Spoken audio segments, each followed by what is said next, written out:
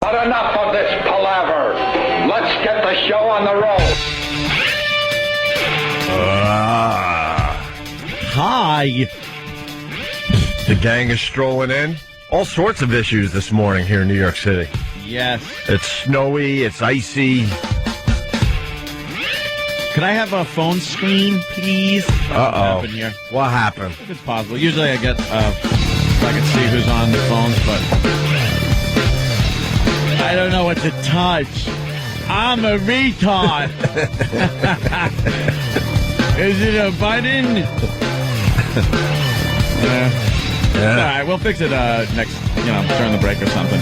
I don't need it right now.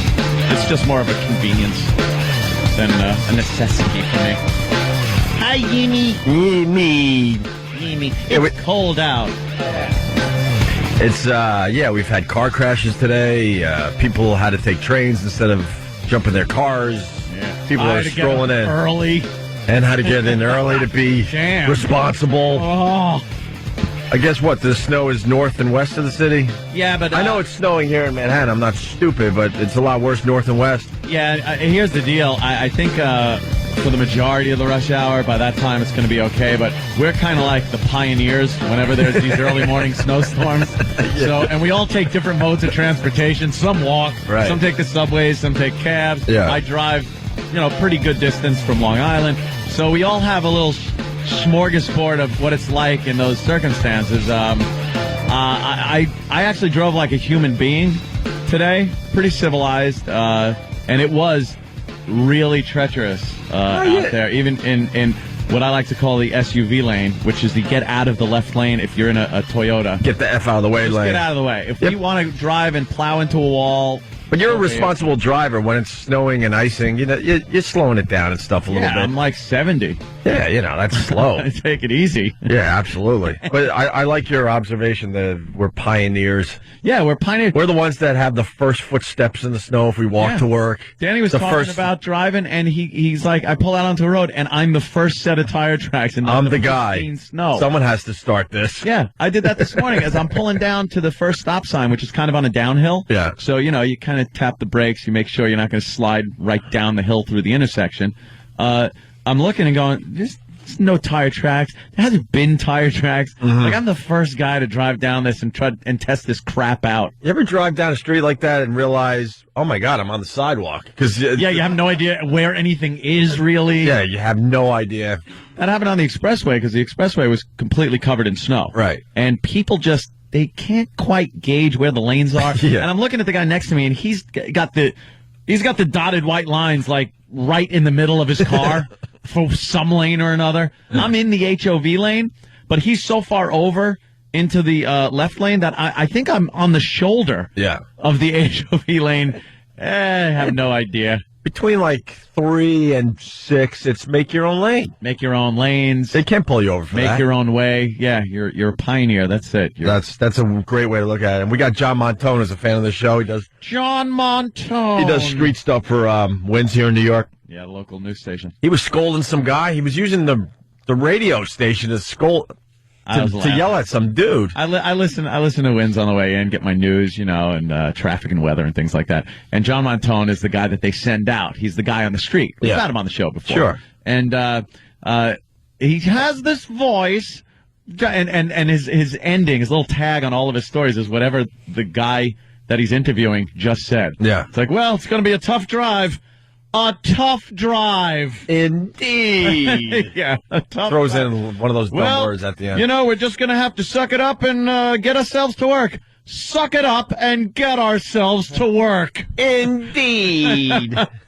So, but he didn't do that today. Right. Today he goes, and to the pinhead in the red Honda who was doing 70 in the right lane passing tractor trailers, hey, buddy. If you're still alive, slow down. He actually said if you're still alive. He reprimanded someone on the air. I was dying. John Montone's a dick. No.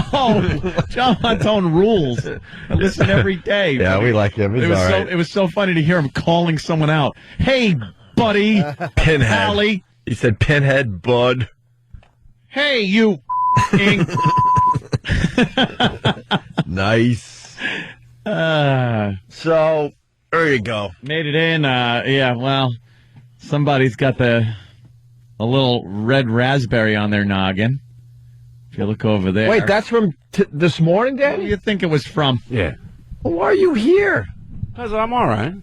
That's no big What deal. happened, Dan? Look at his head. What's He was a in a car concussion? accident on the way in. Yeah, nothing like snow. Nothing like the city preparing for a snowstorm with no salt and no plows on the streets. Well, they got to wait for it to crossed over. snow for a while. No, you know what it is? The city's broke. Everyone's broke. It used to be there would be sanders and plows out when the first flurry came down, when everybody was, doing well. Yeah. Now, I hit that the New York City line on the expressway. They might as well have just drawn it with someone's foot in the snow, because it was that obvious.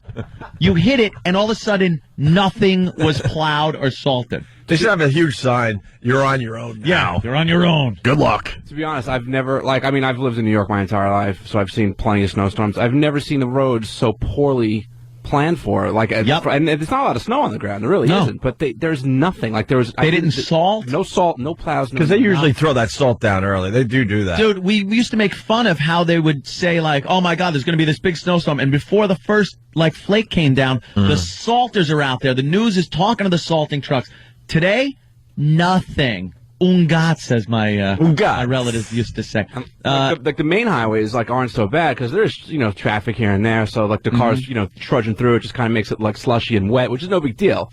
But it's those little roads where you have to get off a highway that merges onto another highway, and there's not a lot of traffic on those little roads like that, so there was nothing there. I think I was the first set of tire treads, and that's exactly where I lost it. And then the second set is the guy that's laughing at which way the first set are going. Oh, yeah. Hey, look at those tire treads. Wow, I didn't think a car could move in that direction like that. I was ice skating. You ever try to figure out how the car, you're like, wait a minute, I'm seeing 4 tire tracks. how do you make a squiggly line like that with a car? Well, I had to figure out It's how. spirograph. Yeah, exactly. Exactly. There you go.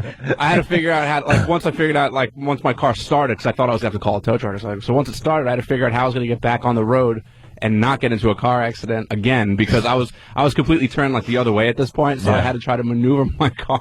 So, how fast were you going? Not fast at all. Probably. Was it one of those slow motion crashes totally. we've all experienced? Absolutely. Where you watch it happen for a good 30 seconds, I know I'm hitting something. Yeah, stop right.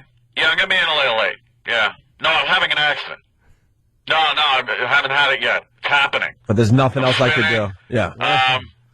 What do you do? Turn into all right, I'm turning into the skid. Yeah. And I'm still going. All right, I'll call you after I crash. It's one of those situations where there's nothing else you could do. You just got to wait for the impact. That's exactly what it was, too. That sucks. I was on the highway, maybe doing 40, 45. I was taking it nice and easy. And then, I get off to get onto that, little service road sort of the LIE. And right as I get off, because there was, no plows, no nothing. So right as I got off, just started skidding immediately. And it's slow, like I said. So I was only doing, so now I'm slowing down from 40, Feel it go right, feel it go left. I'm doing that little, okay, I'll go with, I'll go right with my wheel, then left with the wheel. I knew it was coming from a mile away. So, I just pretty much braced for impact and tried to do the least amount of damage to my car when I hit the car. And your head, it is nice and shiny red there. That is. You got to take a picture of that and pop it up. Yeah, we'll put it up on onaradio.com. So, what was I going to ask you? No seatbelt? No, but it wouldn't have mattered. I still would have hit my head. How? It was on, the lip of where the sunroof is. You know how there's, that little piece of Yeah, but doesn't the shoulder belt ceiling hold you down as well as... well, you know what it was? I was up. I knew it was going to happen, right? So, I'm in the seat, and I'm kind of, bracing. I wasn't So I put my head through the sunroof and closed it around my neck. What I did, I was as straight, I tried to make myself as straight as possible and as far back into the seat as Well, possible. you did have time. I told you, it went on forever. I'm sitting, I'm bracing for impact. I thought about it 4 times as it's happening. I'm like, I just bought this car a month ago. Yeah. And that's all that's going through my head. And I'm like, I know I'm crashing. And I had the time to think about how I wanted to crash. How bad's the damage? How much damage? It's bad enough, man. Is it? I'll need a new bumper. Nah, you don't need a bumper. Headlights, all right? You know what? Surprisingly, it hit just under, so my headlight actually made it. I just drive around like that. Who cares? Yeah, but you know what? It just Like a stinks. goddamn... That's right. You can't. That's right. It wouldn't bother me so much if I didn't just get the car like literally 4 weeks ago. Yeah. Jeez. And it's not even a nice car, and it's probably the nicest car I've ever had. So it's just God. you know what I'm saying? Like, it's a 10-year-old car, and it's the nicest thing I've ever driven. That sucks. By the way, the tow truck guys are calling. They're out there. We know you're out there, just not as many as we're used to seeing. All right, let's acknowledge that. Because like, hey, big fan, I'm plowing right now. We're out here. Shut it. We were talking about before the fact where the Salters were out there. Yeah. We know the city's cutting the budget to crap.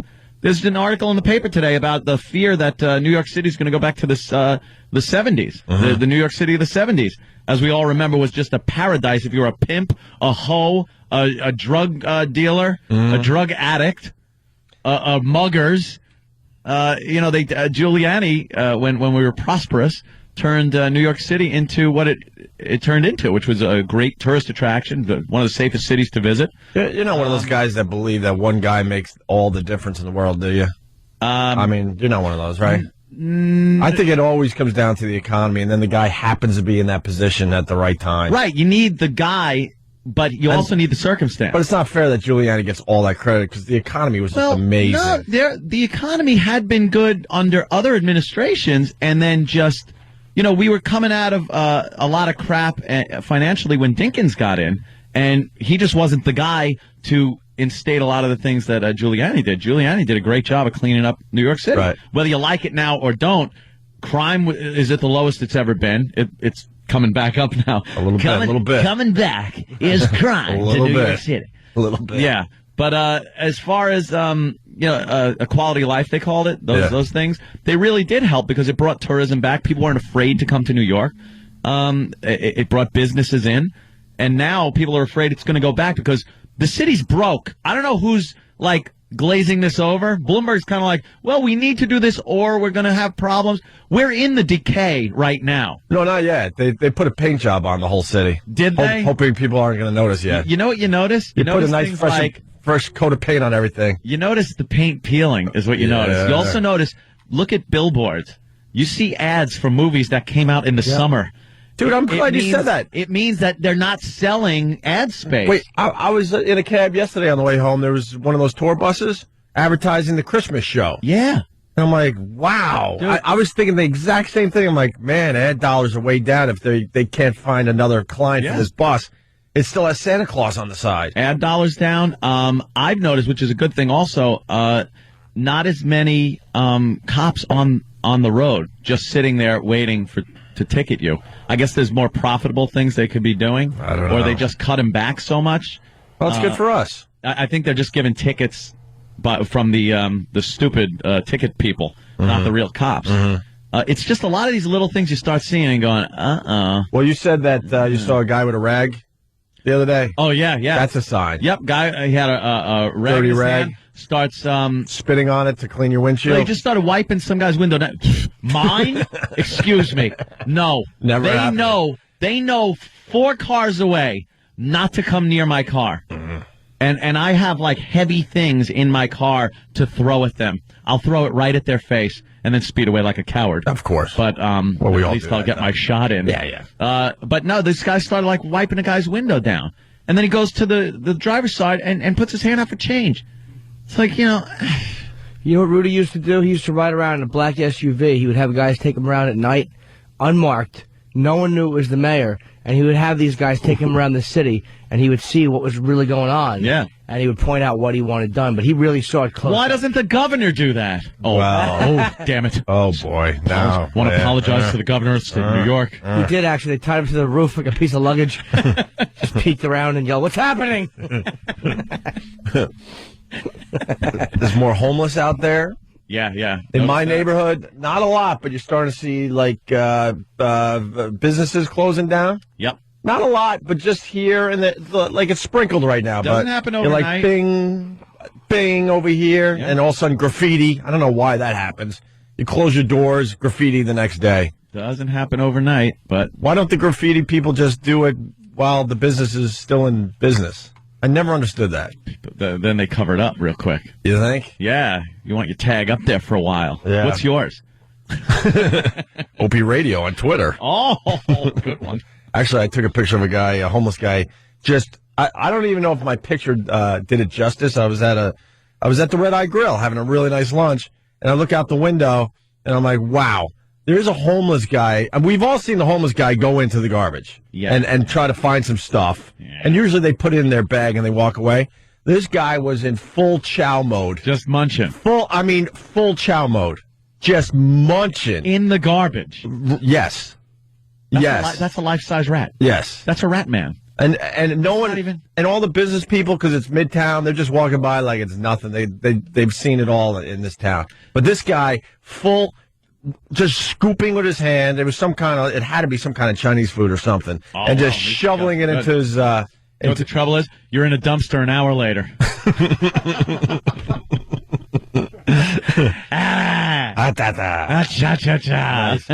But and I'm seeing more of that. Yep. You know, it's the slow, just a little bit, granules coming off the sides of the buildings when you're walking down. The slow decay. Mm-hmm. That's what happens. Right now is a very interesting time. We gotta recover from this kind of pronto, or things are gonna. We're looking at some kind of class conflict or a complete breakdown of our inner cities. You better have room for me and my girl, because if this city goes back to the late 70s, I'm running out of here scared. Dude, you ever see that Twilight Zone where the guy builds the bomb shelter and all the neighbors laugh at him? And then that's gonna be me. All right, good. No, you're going to be knocking, and I'm going to be, I only have so much ammunition and food. I thought you'd at least, invite me in before you close everyone else out. No, that's the point. I want to make the cut. You break the door down, and I give everyone a I want to make the cut. Remember the headline, the famous headline in the Post? What was it, when Ford was president and basically told New York, dead. Drop dead was the quote. Ford That's right. tells New York, drop dead. What year was that, like 77? Yeah. It's not going to get that bad, is it? And who was the mayor back then? Lindsay? Was it Lindsay? I think it was before 77. Really? Yeah. Like 70? I think Carter was in 77. Wow, good job, Danny. Carter was 73? Yeah, that was early. That was 73. Does that look like a 73? I think it was Mayor Lindsay. Yeah. Was it? Ford Bean? 75 about? Ford to City. Wait, put that headline up again. It's one of the most famous newspaper headlines in New York history. It says Ford to City, drop dead. Yeah, the city was asking for federal money because it was broke. And Gerald Ford said, you ain't getting a dime. Vows he'll veto any bailout. Yep. Abe Carey, rip stand. Stock skid down. Abe Beam? Dow down. Wow. Look at this. Stock skid. Dow down 12. Wow. Dow down 12. And that's a stock skid. Oh, my. Would we take that? Like 5% probably. Would we take the Dow being down 12? When it moves 12, no one cares. It's like, it's even today. We would take it down 12 for the next 60 straight days. It doesn't matter. It would be Dow slide. Wow, 12. 12. Holy Jesus. I guess they were working in fractions back then. I'm in the money today. We went up 6 points. Dow's up 6 cents today. We're in a good place. Jeez. That's old. Yeah, jeez. All right. Just warming up here. 877-212-018. So we got the snowy day here in New York. And it's funny when we talk about the weather here in New York, because we're a national. Actually, we're all over the world. I mean, yes, here and there. We don't have a ton of listeners in places like Hawaii or I know people listen in Japan and England, but they're here and there. Yeah. But we have the Netherlands. The Netherlands. We have a nice sized audience across America, and when we talk weather here, they're like, shut up. We got ice storms in the Midwest. Well, this is also, this is stuff that was blown over from the Midwest, and they really got creamed with ice and stuff. We're not going to even get what they said, though. It's going to turn over to rain by the afternoon. We never get so. I know. We get one real deal storm every year. Maybe. All right. Let's take a break, and we'll continue. Opie and Anthony. Hey, good morning to everybody. It's the Opie and Anthony Show. A lot of cars off the road this morning as I watch local TV here in New York City. No one wants to be out there. What happened with that jet, Anthony? You were telling me they gave it back? Well, apparently it's been on order for a while. The City Group decided to, buy a $50 million jet? Yeah, it's a lovely jet. Also, they went and bought French. They didn't even decide, perhaps they should buy something. They said, screw America. Boeing or something. Yeah. But, they bought a French jet. And it was, they ordered it a few years before this whole breakdown of then what's the big deal, National Institute. Well, the big deal is now things are bad, so don't take the jet. But did they pay for the jet already, and they're just waiting for it? They put a big deposit down on the jet, which I guess is non-refundable, but think of the company that built the jet for them and gets like, hey, you know that's $50 million? Yeah. Or the guy that sold it, that got his commission and spent it. Sacre bleu! Oh! Well, now that all eyes are on them, they decided they're not going to buy this thing, huh? Yeah. That would be pretty smart. But this is the stuff that you can't keep an eye on these guys, and the mentality behind it is just something that will be perpetuated with the banking industry. They don't seem to understand that this government bailout wasn't just a business as usual thing. It's you got to get your ass in line. Mm-hmm. You know, you got to fix what was busted. That brought us to this point. No more spa retreats for everybody? Yeah, no more spa retreats. No more of these things. They spent money like it was never going to run out. And, damn, it went elsewhere. So, this jet was the latest in the faux pas of some of these companies that have been getting bailouts. Mm-hmm. And, they had to give it back. I was just looking for an excuse to play Jay Leno for last night. Okay. Well, last night we talked about how Citigroup took $50 million of the bailout money we gave them. They bought the corporate jet. Remember we talked about this last night? Yeah. Right. Well, Citigroup now says today they were not going to take possession of the jet. They said they're going to lose money on it because they put a huge deposit on it, but they now realize it was a mistake. Yes. They said this is the most overpriced jet since Brett Favre. They couldn't believe it. Good joke. But good for Jay. Joke aside, Citigroup, it's amazing, like, when you're getting beat up publicly. It's like if this show gets a lot of crap, the heat from the corporate lawyers comes on, like, nobody wants it. The president was criticizing Citigroup. Yeah. Leno, how many millions of people watch Leno and you're just getting your teeth kicked in by him? They're like, all right, we won't take the jet. Yeah, right.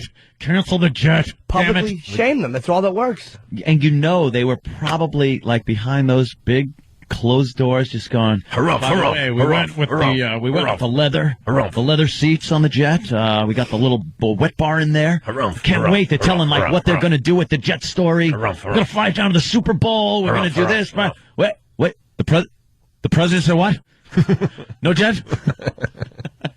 And then they showed, in the paper today, they showed a couple of the Wall Street executives dining at McDonald's. Really? Yeah, a couple of these Wall Street bigwigs having a little fillet of fish. Yeah, but that's McDonald's. Everyone likes McDonald's, though. You know why what, are they making a big deal out of that? Because a lot of these guys take these 2-hour lunches at these... if you've been down to Wall Street, it's loaded with these pub restaurants that are just packed with these Wall Street guys. I've been in there when I was, having my episodes in court. I'd go into some of these bars afterwards, and they're packed with Wall Street guys, and they're eating and drinking and having a great time. And there they are at lunch. There's 2 guys just sitting at some hard McDonald's seat with a fillet of fish, just shoving it in their mouths till they have to go back. You really think to scrape up some Come cash. on, you really think they're petty pitching? Dude. Pinching? It's a great photo. I think they are. To the point where they're going to McDonald's instead of getting their $100 lunches? I think it's bad. McDonald's reported their earnings just 2 days ago, and they had an 80% increase in earnings. Well. And they say it's all due to their $1 meal because nobody can afford it. Yeah, people are definitely eating cheaper out there, but... McDonald's but the Wall Street guys, come on. I'm calling Bravo Sierra. A little bit of Bravo Sierra? I think these guys just like McDonald's. Who doesn't? All right. It could be. I don't know. It's still a great photo op. Yeah, it's one of those, you like to think it's real, right? And they kind of look like they're skulking. Yeah. They look like they're skulking. Because some ass has a camera in their face going, hey, look at you. You can't afford a real lunch. Just being bitch. Yeah, what happened to your lobster and filet of fish and a cheeseburger now, pally? Filet of fish and cheeseburger, indeed. Right. I guess business is not so good, right? That guy. Did I mop the floor of Wall Street? Could you please cut me some slack? We all know that guy. I want to talk about another. We should do a bit right now. That guy. That guy. There's another that guy I wanted to bring to everyone's attention. The guy that has to tell you the joke at work. We got one at the other joint. Really? Oh, and he's a really nice guy, but all of a sudden you get stuck in the elevator. He goes, "Hey, did I ever tell you the time?" And he's rolling into joke I don't know mode. that guy at work. Oh man, I hate to blow up. You're the stuck spot. with him? A lot. Yeah. I think we kind of have the same you take hours. the later elevator than I do. I think that's what it is. Across the place? Yeah. But there's a guy that can't wait to get our attention to tell his latest joke. Oh, I know who you mean. You do, right? Yes. He's a nice guy, but I hate that guy. You don't like the joke guy? No. Do you like the joke guy? No. Are any of those jokes ever good? No. For real? They stink. Maybe if your grandpa... Never knew my grandpa, so I'm just kind of... Hello? Hey, I knew one. I was calling it this hour. No one. That's what you do when that... God wow. damn. Acting. Nice. That's what you do. Nice. When he goes, I got a joke for you.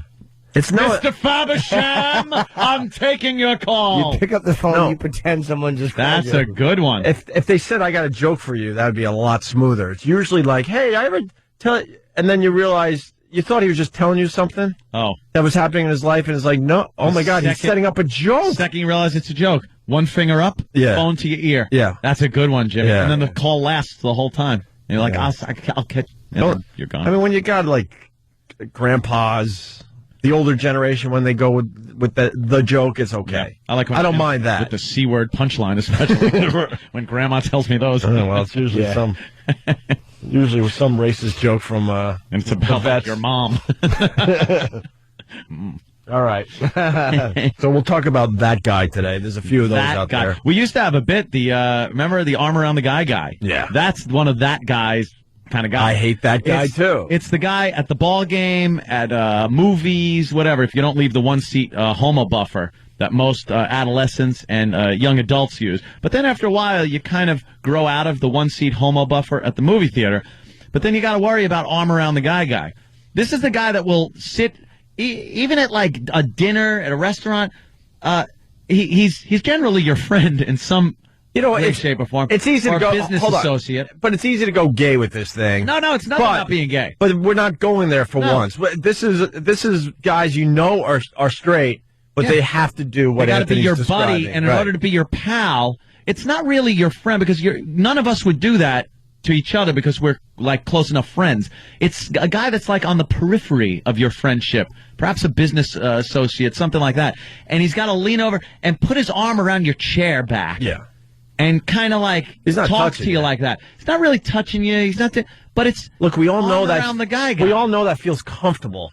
Yeah, but not around me. Right. It instantly puts you in the bitch seat. Like it's some kind of power move. Maybe it is a power move. To put you in the bitch seat. Maybe it is. I usually just take my hand and put it right on there. Well, and that pretty much trumps the arm around why not? the guy. Makes it a nicer experience anyway. For everybody. Sure does. You feel close, he's turned on. Yes. Lovely. A little jizz. Handful of clam chowder. I was going to say a little jizz in the pants makes everybody happier. Right? Does it? Of course it does. Hey, the economy's really bad. Let's get this horrific story out of the way, and then we can move on to maybe some fun stuff today. This is a big story in the news, yeah. You know the one I'm talking about? Oh, yeah. The guy, he used old school faxes? Did he fax or email? I heard he faxed. He did fax, the police right? department. And his intentions. And a news... Danny, you got... Was it fax? And a news channel. Yeah, if it's what we're talking about. Yeah, he faxed. Perhaps the most horrific story of the day. Yeah, absolutely. Who do you think handed it in? Of course. But he also, this guy, they said he pulled his kids out of public school like 2 weeks ago, and he was setting up to do this. This guy was nuts. Yep. This went beyond his job. That's disgusting. And apparently they were under investigation for some type of alleged child deduction or getting money for their children. Gotcha. Some kind of the state government gives them money for their children. They apparently lost their job. I don't know. You know what? I guess the story will come out. If you want to kill yourself, fine. Just don't kill everybody around you because they want to live. You know what was really creepy? Looking at his Facebook page. Really? Yesterday, yeah. Had all family pictures up there and like them just... I think he might have overextended himself. It looked like he had a pretty good house, like pretty nice house, and they showed some interior shots, nice bathroom, Stainless steel bathroom sinks. Oh, nice fixtures. Very good. He was doing. Yeah. Maybe it looked like he was doing good. Maybe he overextended himself when they both the parents there lost their jobs. Right. But again, until this investigation comes to light, who knows what was going on? So here's the story. A man recently fired from his job may have killed his 5 kids, his wife, and eventually himself. Police say Irvin Antonio Lupo contacted a local television station to make his intentions known. The station, KABC, then called police. He faxed a 2-page written statement to KABC Channel 7 in Los Angeles, and he also called that station this morning about 8:30 or so. And in the note, he talked about his issues with his employer, job situation. We're not clear exactly where that is. We're talking to his employer right now. And in the note, he clearly said he was going to kill himself, his wife, and his kids. Lupo was despondent about his wife's job and his job. His letter said they'd both been fired. Neighbors expressed disbelief. None recalled hearing gunshots. Police say a revolver was found next to Irvin Lupo's body. The Lupo children ranged in ages from 2 to 8. Why do you have to kill your family? What's that about? What a coward. Revolver means he had to reload. Yeesh. He had time to think after every... Yeah. He had weeks to think, though. He pulled him out of school. It was bizarre. Why do you have to kill your family and your wife? Let them live. Damn. Let them move on. You're not going to know the difference. A lot of these people have this kind of, I don't want them, moving on without me. I'm much too important. Oh, that's wonderful. Or, you just have jealousy, kind of think that whole thing. Who knows? I'm sure they'll, in the days and weeks to come, find out what the hell the story is with this one. But, pretty tragic. Pretty tragic. Len Berman, who does New York sports, is an awful-looking man. Wow. He's been around forever. Yeah. For years. Ranger highlights. What's the matter? You don't even know what your team's going to be.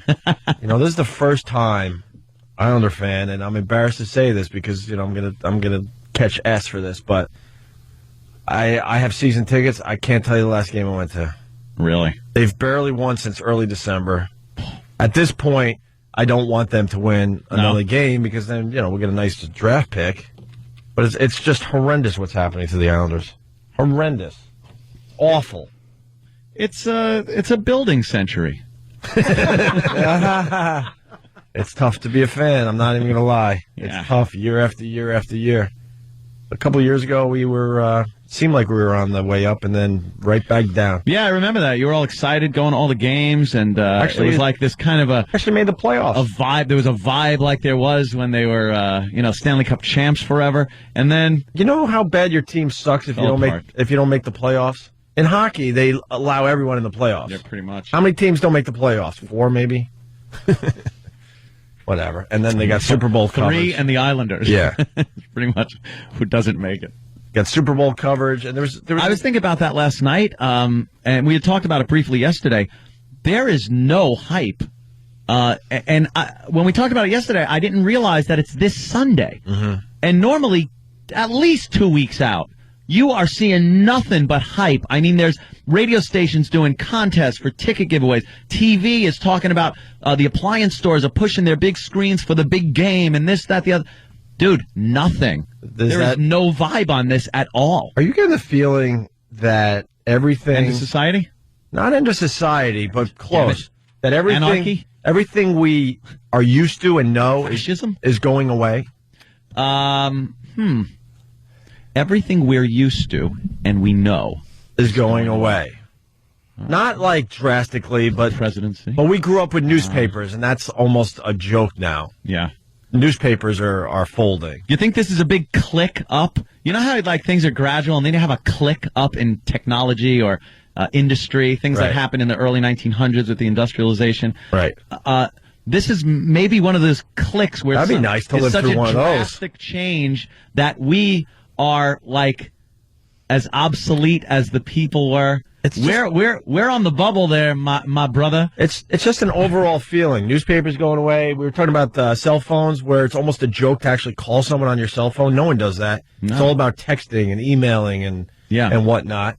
And then you got the Super Bowl. It's not as exciting as it has been. Don't forget, it's two lousy markets, though. Yeah. Bad economy. They've had lousy markets in the Super Bowl. And still, the game itself has a they're able to somehow, live past that fact. Yeah. Well, the advertising with the Super Bowl hype. I think the advertising money is not there. Yeah. The advertising money isn't there, so a lot of the sponsors that put on these big things and hype it on commercials and whatnot before the game. It's just an overall feeling that we're in the middle of a major change. I don't know how many years it's going to take, but it's very unsettling. Look at the business we're in, completely going away. It's a different animal than when I got in. Right. And, I was like, You got baseball where you got Manny Ramirez. He's not even on a team. You had Andy Pettit having to take... Within a couple of weeks. Within a couple of weeks, had to take... 50% pay cut. As a free agent. He was offered 10, and he had to settle for 4.5 because he waited 2 weeks. And no one has picked up Manny Ramirez. That's crazy. There are some economic things that are purely economic, but I think that in itself will have an impact on where we end up after this. Right. It's like, if I could use a stupid analogy, it's like when there's a drought, and then years and years later, you cut a tree down and they could see where the drought was in the rings. Right. Like, I think this will have an impact on where we end up when we're spit out the other end of this. Mm-hmm. And I think you will see some of those things maybe being less important to people, reprioritizing. Like I was saying, when I used to watch Wide World of Sports, and there'd be a packed Los Angeles Coliseum for Frisbee, full of people for dog Frisbee event. Now, who cares? But that was... Well, we didn't have the internet yet. That was what else were we supposed to do? But that's just it, too. Yeah, the internet has done a lot to entertain people. Do you have that same feeling, though? There's a lot of changes in the air? Or am I the only... Definitely. Dr. Kaku says we're becoming a type 1, and within 100 years it's going to happen. That's Dr. Kaku? Oh. Does. You saw him in the elevator again? He has no recollection of me. Do you push what button? I don't know what floor he lives on. Is it like the top one? No, he lives just stars next to the button. He lives in space. It's just an arrow with a question mark. No, he lives on the other tower. But no, I mean that's the big change. I think the next. I think right now you're on the bubble, but it's a 100-year bubble or an 80-year bubble. Or yeah. It's just a weird, general feel I'm getting right now. You look at things just. You look at your parents and people unsettling. Their age, and they don't understand. And I know there are people that do, but I'm talking about the norm, not the exception. Like my mother and Sal have no clue about the internet, technology like that. VCRs even. They got DVD players. VCRs, DVD players. Things like that. Like the VCRs, they caught that wave. How to really work a cell phone. They caught that wave. They caught the DVD wave out of necessity, but. Other things, they didn't catch the wave. They're left behind, and they'll never catch up. And eventually, something will happen where we will be those people that just don't catch up. What do you mean eventually? Have you hung out with a 10-year-old lately? Yes. Yeah. And I have to answer for it. You see what they can do on the internet? 1-877. But you see what they can do on the internet? It's insane. Yes, I have. They can alert authorities. They're very limber at that age. I'm not even talking 10-year-olds, actually. 4 or 5-year-olds on the internet. It's ridiculous. Take a 10-year-old. Ridiculous. 10-year-old now. Like what they know, what they're going to see technologically that we'll have no comprehension of. Yeah. Their grandkids, what is it, in 85 years from now, will be looking at things that 10-year-olds now are like, what is that? We didn't have that now. Yeah. Like, it just keeps going. Oh, man, I don't want to be one of those guys left behind. You're going to be one of those guys. You make a really good point. My dad, I consider a pretty smart man. I could not get him to work his cell phone to check his effing messages. It's infuriating. And he ran his own business and did very well for himself. They're not Well, we weren't people. poor. We were rich, then poor, whatever. But he was an entrepreneur, and he was a thinking man. And he couldn't figure out the cell phone. It was amazing to me. They're not stupid people. I've tried to get my mother to even text to where we don't need a long phone call for me to just say hi or what's going on. Right. Email. Just have something in your house that can get an email, can send a picture, just something that But she doesn't even want to. Like, she's afraid of it. She goes, no. And this is like my open-minded, pretty liberal-minded mother.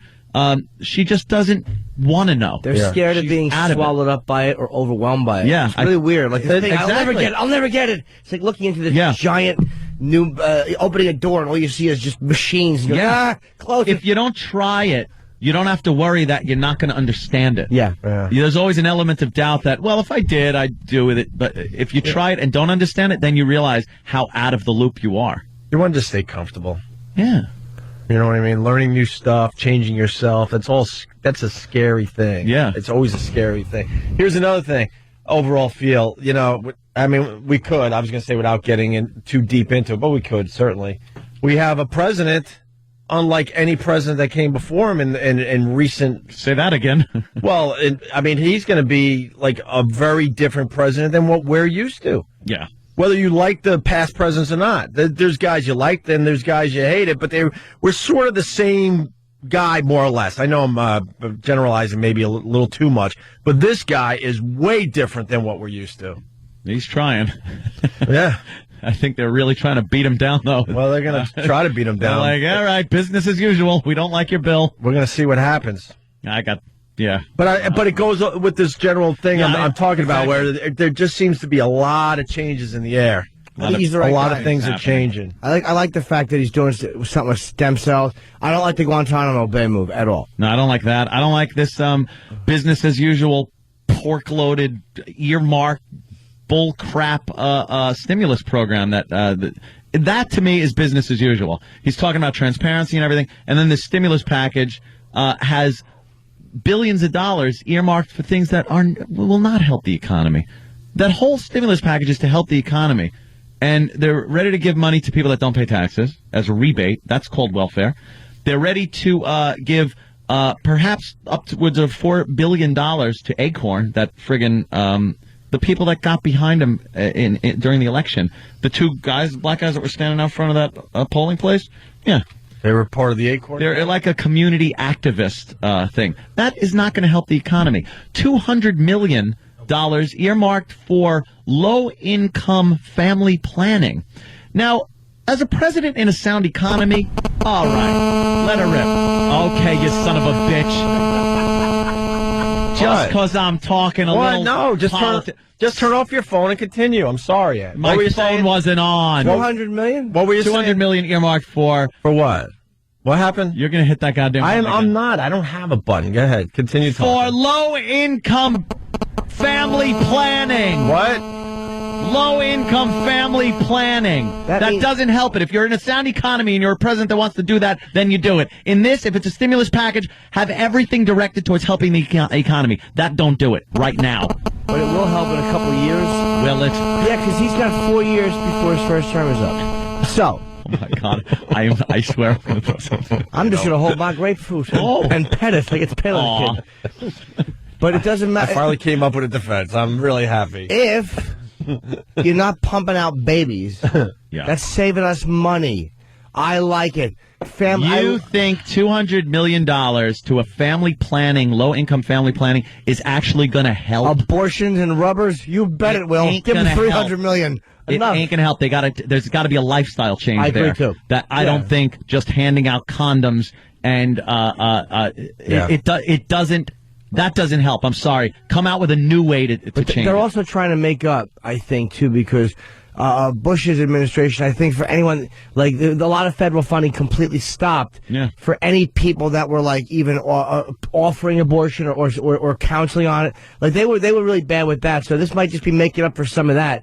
But I like it. Don't put it in the stimulus package. Don't make it an issue where we got to now wait for them to debate a very sensitive conservative and liberal agenda when all this is supposed to be is to help the economy right now. Okay. And you know that Democrats and Republicans are at odds over a subject like that. Yeah. It'll never get through. What do you think of Obama, though?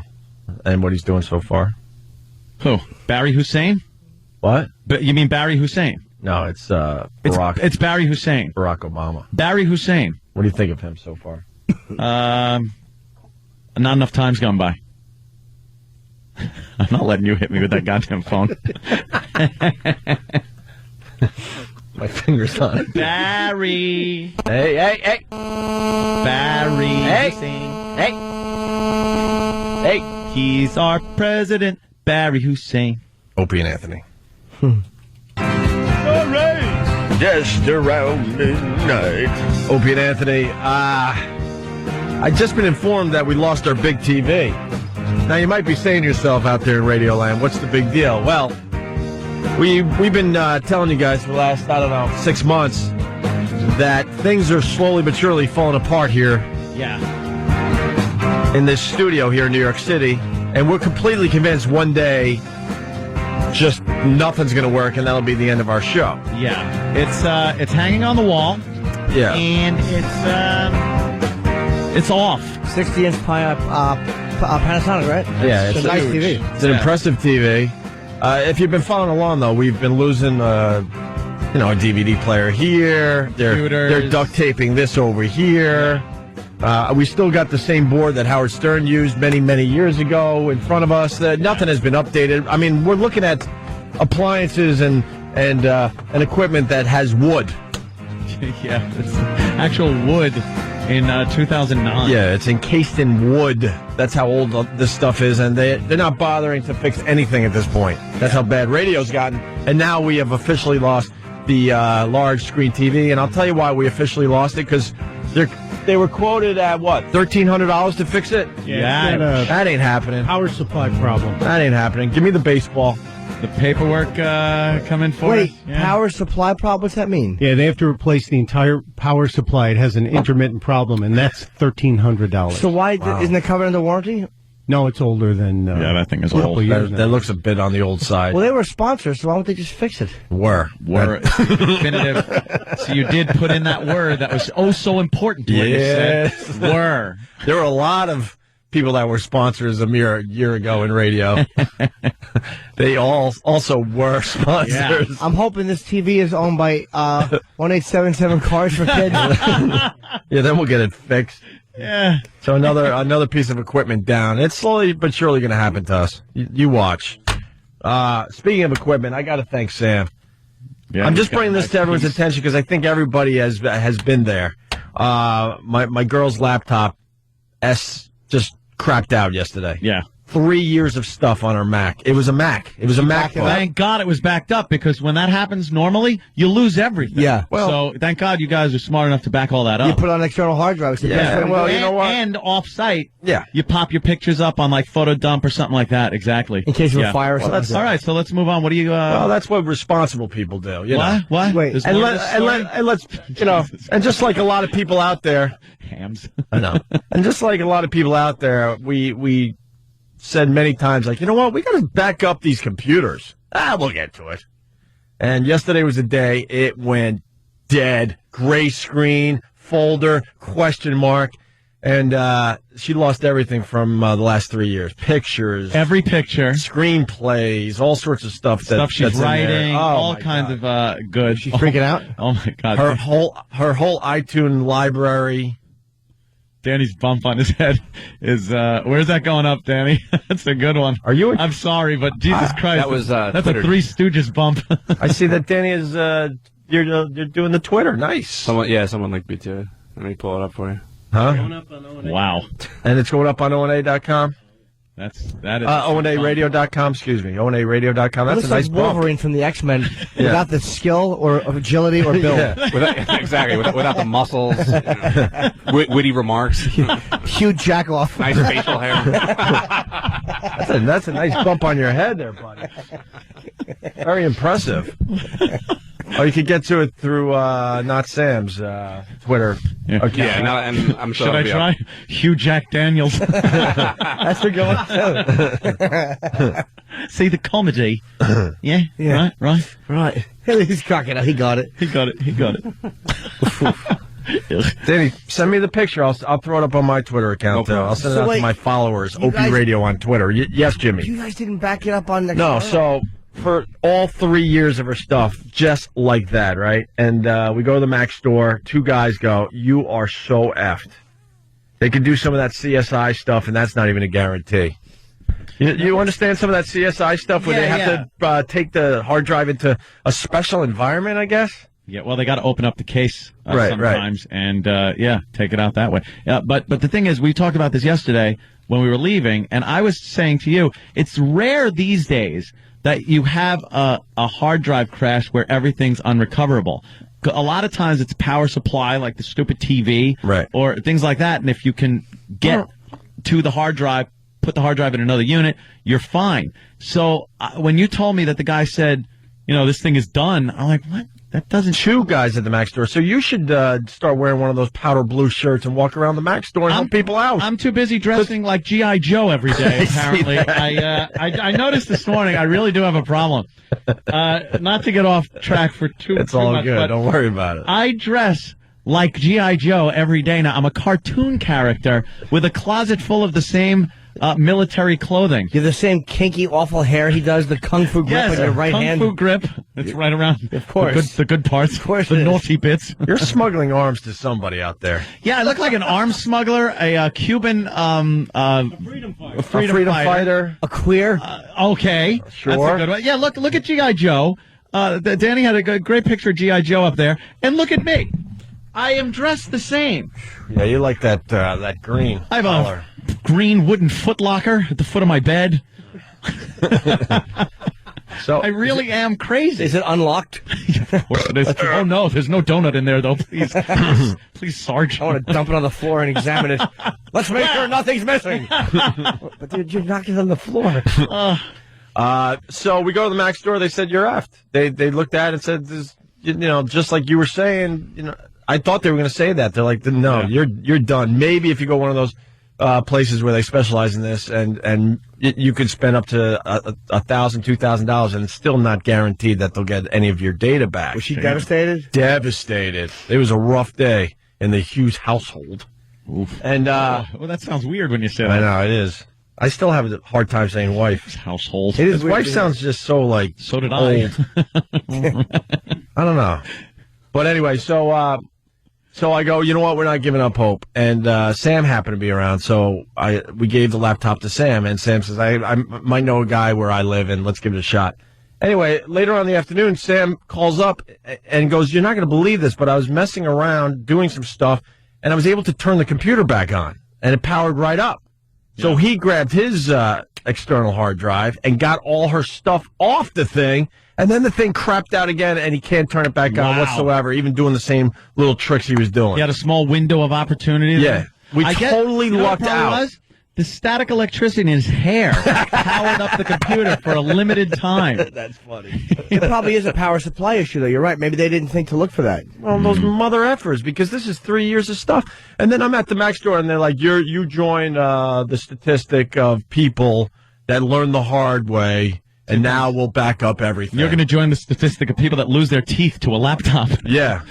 Because we almost just said, all right, here, take this piece of crap laptop and give us a new one. Do you know there's a program they have on Mac, which I forget what it's called. It's called Time Machine. Yes. We had it. Time Machine. I love it. I went back using it? to the Enchantment Under the Sea dance with it. Does it back up? What? Does it back up? It backs up onto something else other than your computer? Yeah. Yeah. Yep. Like it goes to a third party? Automatically. Like you could set it to just back it up every Mine backs up, but I also back it up, I think, onto it. I have one of those Mac airports. Yes. And it backs up onto that, I think. Yeah. You know how it works? Yeah, there's Don't scream at me. There's a terabyte humiliating hard drive connected to that. And it automatically does it whenever you turn it on. Yeah. Everything I own is backed up on 3 locations. That's smart. Me too. And one is off-site. What's off-site? It means it's not my house. Just say not your house. Not my house. Off-site. Oh, you mean like online? I meant at the governor's house. Sorry, I want to apologize to the governor of the state of New York. Yeah, that's right. Ed finally said, I really am crazy, so people are happy. Yeah. Let's go to Dawn in Virginia. This is weird. Dawn. Yes. Hey. Hey, we've thrown hard drives in the freezer before to attempt to get information back off of them, so there's lots of things that are possible. What does that do? Really? But why are the people at the Mac store going, you're so done? They wanted you to buy a new computer. Well, we were going to anyway. Yeah. And because we got the Apple Care, we're going to get a free hard drive. They're going to fix the damn thing. So, but it wasn't about that. It was about losing 3 years of material. Did they physically take your hard drive out of your computer I don't think and so. put it into another computer, I don't another think laptop? so. They ought to have a laptop there, or a couple of them that are just made for that. Just made so you could slam it in. But it was slam it in. But it was pretty much a miracle. Where is Sam? It was pretty much a miracle yesterday, thinking you lost 3 years of stuff. If the OS is on it. It doesn't matter. It's what do you boot do up to get this thing back on? I mean, this thing was dead. Yeah, you could hear it. I mean, the hard drive's not in good shape. You could hear it when it started up that it wasn't running right. Oh. Yeah. Damn it! How many gigs was it? Like, how much do you have to pull off? It's an 80 gig hard drive, and there was like 40 gigs worth of stuff. Yeah, because they're trying to say that we used up all the space on the hard drive. I'm like, there's no way. Half the hard drive was empty. Did you back it up or just kind of copy paste onto another? How'd you get it off fast? I just copied and pasted everything. I wasn't going to run any apps because like a right click and pull it off, right? Yeah, I just. But how'd you get it back on? Like drag and drop. Did you shake it or something to get it back on? No, you just kind of etch a sketch. I mean, I held the power down for different amounts of time and fidgeted with it. I've been using Macs for a really long time, so. Well, then you should be working at the Mac store. Sometimes it works if you hit it. Yeah. I swear, I've taken my computer. When you think your computer's completely broken and there's no hope left, I'm with you. Take it, hold it between both of your hands, and smash it on something real hard, and then power it up again. But the same thing happened to my computer, and I brought it to the store, and the whole folder came up, and they said, "There's nothing we can do. You have to get a new hard drive. There's nothing." And then I said, "Well, we'll try to recover some data off it." So I said, "Yeah, do that." And then when I got the new computer or the new hard drive, they said, "Yeah, we couldn't get anything off the old one." There's something going on there. Yeah. I mean, I backed everything. They don't really. But Sam, you might be onto something. You might have discovered a way to save a lot of people a lot of misery out there. Yeah, and if that doesn't work, a 223 round, will pretty much seal its fate. You're right, though. Sometimes old school, you just punch your just hit something. Your stuff. Sometimes it works. You just have to fidget with it. Right. Fidget with it. Yeah. All right. Sam, because you saved my girl a lot of misery. Why don't you plug your Twitter account? Because I know that's what you want. I know that's what you want today. The name of the game, some eyeballs. Because my wife's going, we got to get him something really nice for this. I'm like, trust me, I got the perfect thing. This is all he wants. He's a plug for his Twitter account. You can find me at Twitter/NotSam. Ah. We're even now, right? Yes. We're good? Even. See, I know. I know. Are we square? We're square. Are we square? It's been a weird week. I get my phone back that I thought was lost. Yeah. She gets all her info back from a laptop that she thought was completely done. She writes screenplays? She's a very I want a part in one. Really? Yes. You want to play the young shock with his finger up his nose?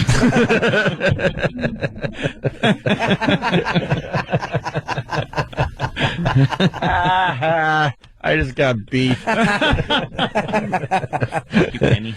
Let's say hi to Jared in Boston. Jared. Hey guys. Hey. If I pony up $1,300, do I get naming rights over that TV you got? Hey, that's not a bad idea. Wow. Whoever gets his TV fixed, we'll call it the blank TV, Jared TV or something. Oh, that's good. I like that. Pretty bad state of affairs when the listeners are fixing your crap. I know. We have to whore ourselves out for advertising dollars. Speaking, by the way, of technological glitches. Sorry, sir. I want to thank Steve and his girlfriend for both, for some reason, sending me messages they meant for each other. Yeah. Oh, no, they didn't. My last text to Steve. Oh, no. I sent him one last night. I said, Angel, we should have Greg Gutfeld on, just as a reminder. Yeah. Jimmy always starts his messages with us, by the way, with a sweetie, Angel. Yeah. Certainly love. I love it. And then Steve wrote, okay, Puddin', I will give Joshua a call, who's the producer over at Red Eye. Yeah. So this morning I woke up, really nice. Morning, baby. Didn't sleep much at all. Miss you terribly. How was the snow? And then the next one, love you so much, Angel. Yeah. And then I really laughed because I got these all together. Who said love you so much, Angel? These are all from Steve. Yeah. And the next one is, and of course, I send you the wrong text, effing phone. And I wrote back, no you didn't. It fell into the right hands. And so MJ, I don't know what it is with your phones, but MJ and I talk. She's helped me with my diet. Right. So the last thing I texted her, she was like saying she's going to help Bob Kelly work out, and she would help me. And I wrote, great, thanks, I'd love that. So I called her with a peanut butter question. Uh-oh. Yes. And she said, how you're going to get punched in the face. Chunky Rottweiler, yes. Oven mitts. No.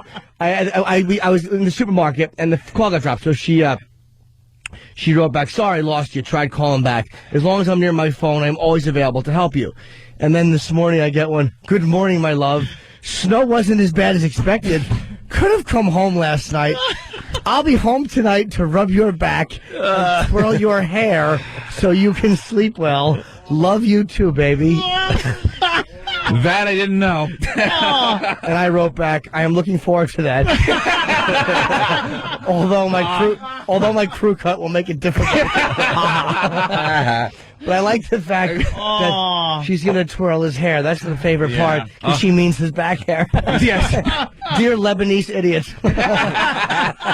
So, I don't know what's happening with these two, but I'm in the middle. These stupid phones, and believe me, your text messages are sectioned off into columns, so the last person I text at night is usually her. Yeah. It just happened to be you last time, so I picked up the phone and started typing my lovey-dovey stuff, and Don't happen with the old iPhone. No, it Yes, it most certainly does. I've done that before on the iPhone because when you... That got fixed with the upgrade. I haven't had it happen anymore. Okay. Yeah, there you go. So keep your mouth shut. All right, fair enough.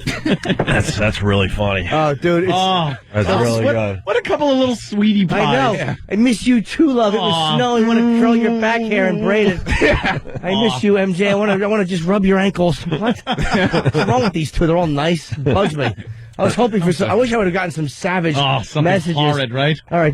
Dear Cuck, wash the special belt with the attachment.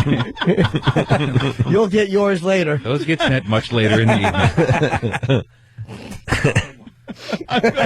Good one. I love a Steve improv. Yes. Oh, God. All right, we got to take a break. Hold on. My girl texted me back. Ooh. Let's see if she realized her error. It's funny. Sure, it was an intentional on my end. It's funny. We got Adam Ferrara stopping by. Your old pal is in Mall Cop. I know. I didn't find out until I bashed it. So well, you know what? I'm making up to do it. It's obviously great for him. It's great for him. Anything good for my pal is good enough for me. He deserves a real break finally in this business. Yeah. Crappy business. He's a guy who's been putzing around aimlessly, getting nothing done for 18. Yeah, working for Leary. He's always worked, man. He's always headline gigs, and he's got 80 gigs. The guy has never stopped working since he got out of high school. Yeah. Take a break, you idiot. Amazing. Why? I don't know. Just sit down for a second.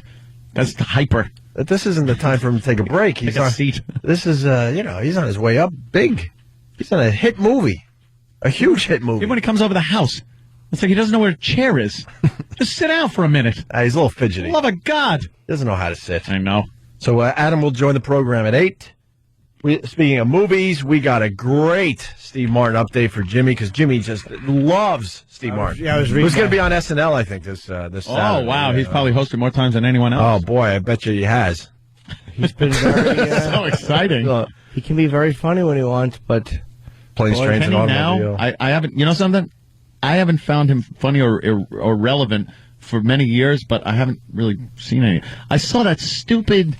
Like Father of the Bride, I think, with once. That was on. And I passed by the television with my gay lover. And it was just awful. It was awful. Well, he hasn't done anything funny or relevant. Well, the guy understands how important it is to have a wedding in a movie. Apparently. And we're going to get into it. We heard about this yesterday, but there are some quotes in this. If Jimmy was growing his hair, he would just pull it all out, because... I did read about the Martin update. And this one is unbelievable. It really is irritating. We'll get into that. Adam Ferrara.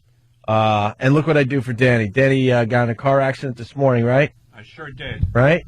Yes. And you got a huge lump on your head. Yeah, you took a picture of it. Do. And look at this, Ant. Look at that. To all my followers, they're now going to see it's up there. a picture of...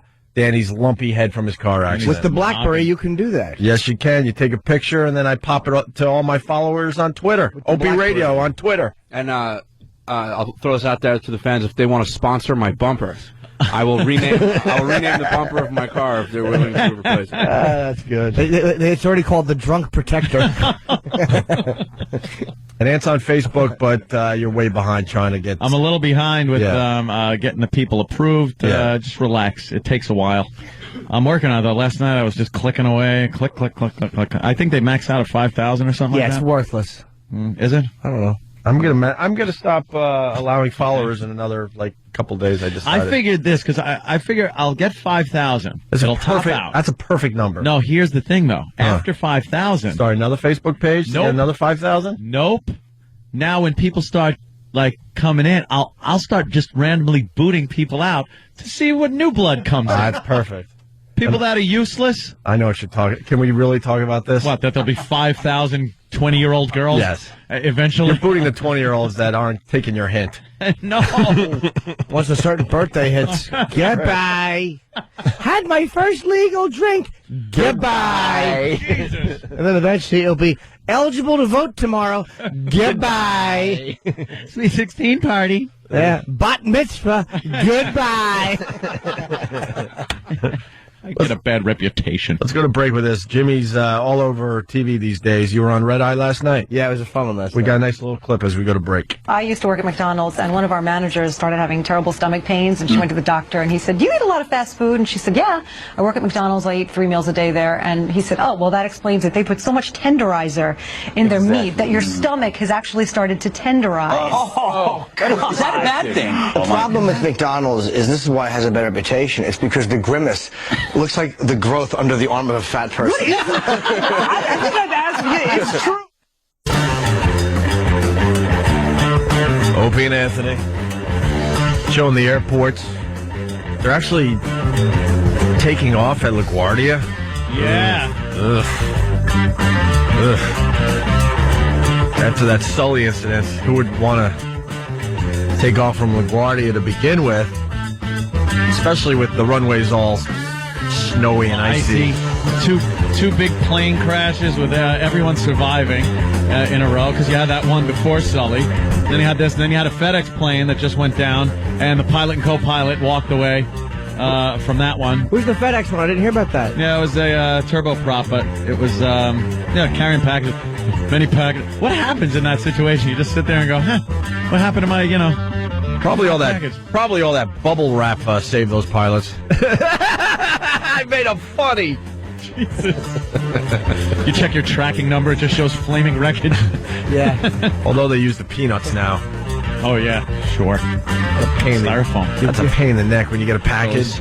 Oh. You can't find it. It's in the middle, and it all just spills out everywhere. It's like a game show. You're trying to slowly pull the product out from the box, and peanuts are sticking to it, flying all over the floor. Yeah. I hate those peanuts. What? What about the peanuts? What do they call that? You can't eat them. No, they're styrofoam. Kramer, don't eat the peanuts. Stop using the word. People are checking out the picture of Danny's bump that you sent out on Twitter. Once again, Opie Radio. Looks like he was hit squarely with a ball-peen hammer. And they're commenting, which is great. Of course. The best one so far. Danny drives like he plays Guitar Hero. Oh, Danny. Oh. Wow, that one. What hurts more, the bump or that comment? I don't even get that one. Oh, Danny. See, because he played poorly when the intern beat him. And you really got to take it because it was someone anonymously said that, Danny. Well, of course. Why would they? What else are they saying about you? I see you looking at the comments. I just. My dad commented. He hopes I was wearing a seatbelt. Thank you, Dad. Is that really your dad? Yeah, I wasn't, by the way. I wasn't. You really got to wear the seatbelt. Opie, how many friends can you have on Twitter? Like 200. That's it? Yeah. It's a very small thing. You're kidding, right? That's why they call it Twitter. What the hell? She's trying to make the curtains match the rug these days. You can only... Oh, sorry. I got distracted for a second. You can only have 200 friends? Yeah, something like that. That's horrendous. Maybe like 1,000. Who wants Twitter? Well, it's not about numbers. It's about, numbers. No, it's... I'm on one site. You can have 2 friends. Yeah. What is that site called? Loser. That's not funny, but it's true. Kind of is, No, it's not. Let's start a service where you can only have five friends. Water, mouse. That wasn't bad, though. I know. I liked it. Mouse joke, I mean. Yeah. Hey, I thought about that goddamn mouse joke all night, and it made me laugh just thinking of your face. Like when I turned and looked at you, made me crack up laughing. There's nothing better. Well, obviously, killing is just better, but when you have to bomb, there's nothing better than looking at Jimmy's face, the joy in his face.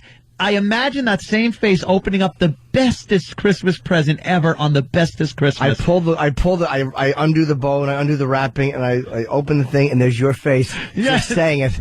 Yes, saying it. And you are just smiling away. Because it's like I've bombed so many times. You know the hot, itchy scalp. And you know the feeling of swinging and missing and you know you've swung and missed. They should have given the mice little things of water. Boo. 23 years ago today. Wow. It's a big day in history. 85? Or 86. 86. Back to the Future. No. No? It's not a movie. Oh. Although your Pink Panther update is right around the corner. Wow, don't tell me the Space Shuttle Challenger. Yeah, that was 23 years ago, yes. Yes. What was the famous quote, Mr. Reagan? I saw it on the presidents on the History Channel recently. They slipped the surly bonds of earth and touched the face of God. Yes.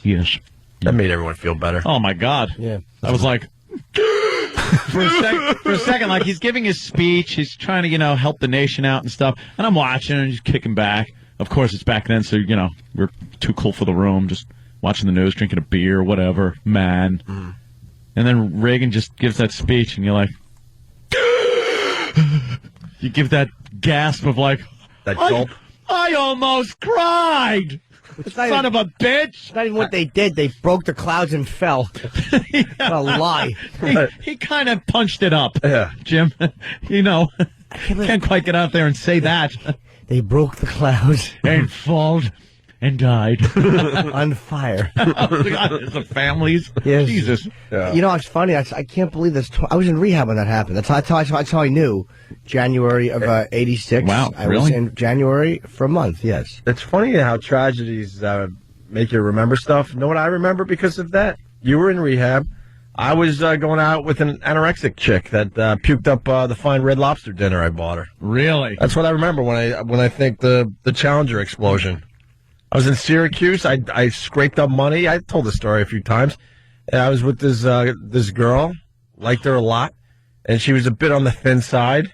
And we went to Red Lobster. She ate everything. She ate all the shrimp and everything. And she went to the bathroom just before dessert and came out with the watery eyes. Oh, my God.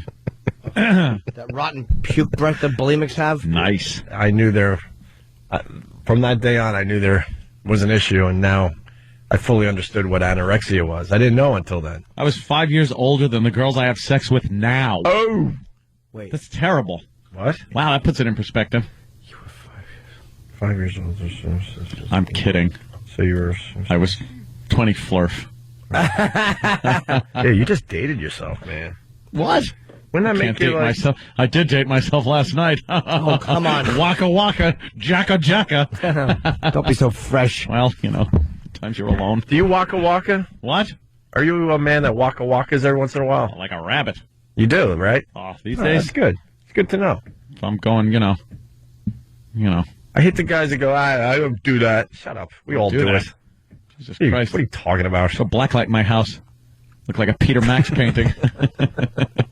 I've only done it like 5 times in the last month and a half. I've been banging so much. Yeah? I told Aunt before, I've been banging so much lately that my legs... What do you think I jacked to? We were on a cam in front of Anthony. And my legs and inner thighs and abs hurt. Because I like to have sex like kneeling. Yep. That's how I like to do it. I guess everybody does, but... Yeah. Even when she's on her back, I like to kneel. Really? Yeah. Oh, okay. Yeah, I can see that. It's a good one. We were talking about the sideways. I love that one. Sideways rules. Girl on the side. She looks like the she's leg on top is now bent. She looks like a jogging trophy on her side. Right. Yes. Yes. Perfect. Yes. A jogging trophy on the side. And then you just kind of, swing that. You got to stop them halfway because they think you're flipping them over. Yeah. You got like, oh, no, hold up right there sideways. Mm-hmm. Don't go. We'll get to that later. I just dated myself. For the people out there, believe it or not, white people used to go to Red Lobster. Yes. That is true. I think I just dated myself. White people trash people, because I remember people like, Opie, what are you, black? Because it's really... Oh, that's racist, first of all. Well, it's a known thing that... Is that racist? That a lot of black people like the Red Lobster, but there was a time that it was a place where white people went as well. Yeah. Right? White trash. Like, I used to go there, and I was probably the biggest white trash. I still am. But I used to go there with the ex-wife. Took her there. And that's why I pay so much to keep her in the lifestyle she was accustomed to. Jesus Christ, the injustice. That's really funny, My man. God, man. Did you? Never mind. Yeah, we'll talk about it. Yeah, I know. You're getting in a close. few months. You're getting close. Last payment is right around the corner, my friend. The installment plan. Mm-hmm. So, Steve Martin update? Yes. Steve Martin. Who wrote this, by the way? Is this a blogger, or I don't know who it is? I don't know, to be honest with you. But if these quotes are true, it's going to just drive you even more crazy there, Jimmy. We're only about 10 days away from the Pink Panther 2 movie, A Pox on Your House, it's called. And it is with a heavy heart that I report the formerly funny Steve Martin wants a 3rd movie in the series. I really officially hate Steve Martin. Yeah. Hate him. Official now. For real, yeah. Right. According to WENN, Martin convinced the film's... Huh? When? Yeah. They're all capitalized, so it stands for something. Literal gem. It's got to be a radio station, I guess. Martin convinced the film's producer to throw in a wedding. Because anytime his movies contain weddings, they do well. I said, I have to tell you that every movie I've done that ends in a wedding or holding a baby has been a hit. Said Al Pacino after doing The Godfather. You're a real douche, Martin. Martin explained. Oh. Yeah, Clouseau's going to marry. Well, the best wedding and baby story came out of Modesto. Did you do that story? I must bring the anchor. Yes. Ooh, what is this? It floats. Got to give this guy credits. Getthebigpicture.net. Give him a little love today. And because his raping of Peter Sellers' Jacques Cousteau is no longer a bachelor, Martin's patting himself on the back about his remarkable achievement. I do believe we've taken the Pink Panther somewhere else and, in a sense, made it our own. Yeah, the dump. God, does he made suck. it our own. Why don't you create your own character and make it your own? You did make it your own. You removed the humor. You surgically removed the humor. Anything funny from the originals, yes, gone. You've made it your own. You've taken a brilliantly funny character in a bunch of brilliantly funny movies, and you have charmlessly wrecked them. Yeah. He sucks. You watch the old Pink Panthers when he is doing the parallel bars, and he just dismounts and falls down a flight of steps because the parallel bars are by the upstairs stairs. It's fantastic. He falls right over the Dude, he just dismounts and falls down a flight of steps. Mm-hmm. And then Steve Martin tries the same garbage, and he's just terrible. Brilliance of Peter Sellers. There's a clue in Martin's... what happened to this guy? Okay. Seriously, he made the Pink Panther his own? Did he also make Cheaper by the Dozen his own? There's a clue in Martin's comments about a possible threequel. A clue even Clouseau could sniff out about how unfunny and completely irrelevant Steve Martin has become. Bravo to this guy. Yeah. It would obviously open with Clouseau's honeymoon, admits Martin. Him taking Nicole across the threshold and she's wearing arm pads and a helmet. That's funny because he's clumsy. Yeah. Well, then the guy writes, nope, not funny, not original, not interesting. Not funny. Not funny. Do the bit. Do the bit. Do the bit. Do the bit. Do the bit. Yeah. Do the bit. In fact, the only interesting thing about any of these movies is where Steve Martin's shame went. Perhaps if he finds it soon enough, he might also be able to track down his sense of purpose and his obligation to an audience to entertain. See, that's not even in a way accurate because he does entertain the audience. They love these movies. He's giving the audience what they want, but it's still a sickening ripoff. And as a comedian, he should be called out. I don't know why comedians aren't killing him for this. Yeah. Well, why aren't they murdering him for this? But I mean, it's Jimmy like Norton. You know what? Comedians like to kill Dane Cook. Oh, Dane and Louie, or they look. Hey, Rogan. Oh, I love Rogan because Rogan will call anybody out. Yep. Rogan's the exception because Rogan beat them up. But Rogan's got balls. He doesn't pick and choose soft targets. But guys yell at Mencia. How about Steve Martin? Where are comedians murdering this guy for destroying what is a comedy, a legendarily brilliant comedy performance, a series of them that was so owned by a guy who died. They were so owned and so defined by sellers, and he is destroying them with an unfunny, just like a high school French accent, and it's soft and it's weak. And it's terrible. And comedians are not murdering him for this. They're too busy calling out Dane. You know, it's really, why, because they want to work with Steve Martin in a movie? It looks like a parody. You know what I mean? Yeah, it looks like an unfunny SNL parody of the original Pink Panther movies. You guys want to be comics? You want to balls? Leave Dane alone and start attacking this dope. They're so geared to, I think, you know, parents taking their kids to see.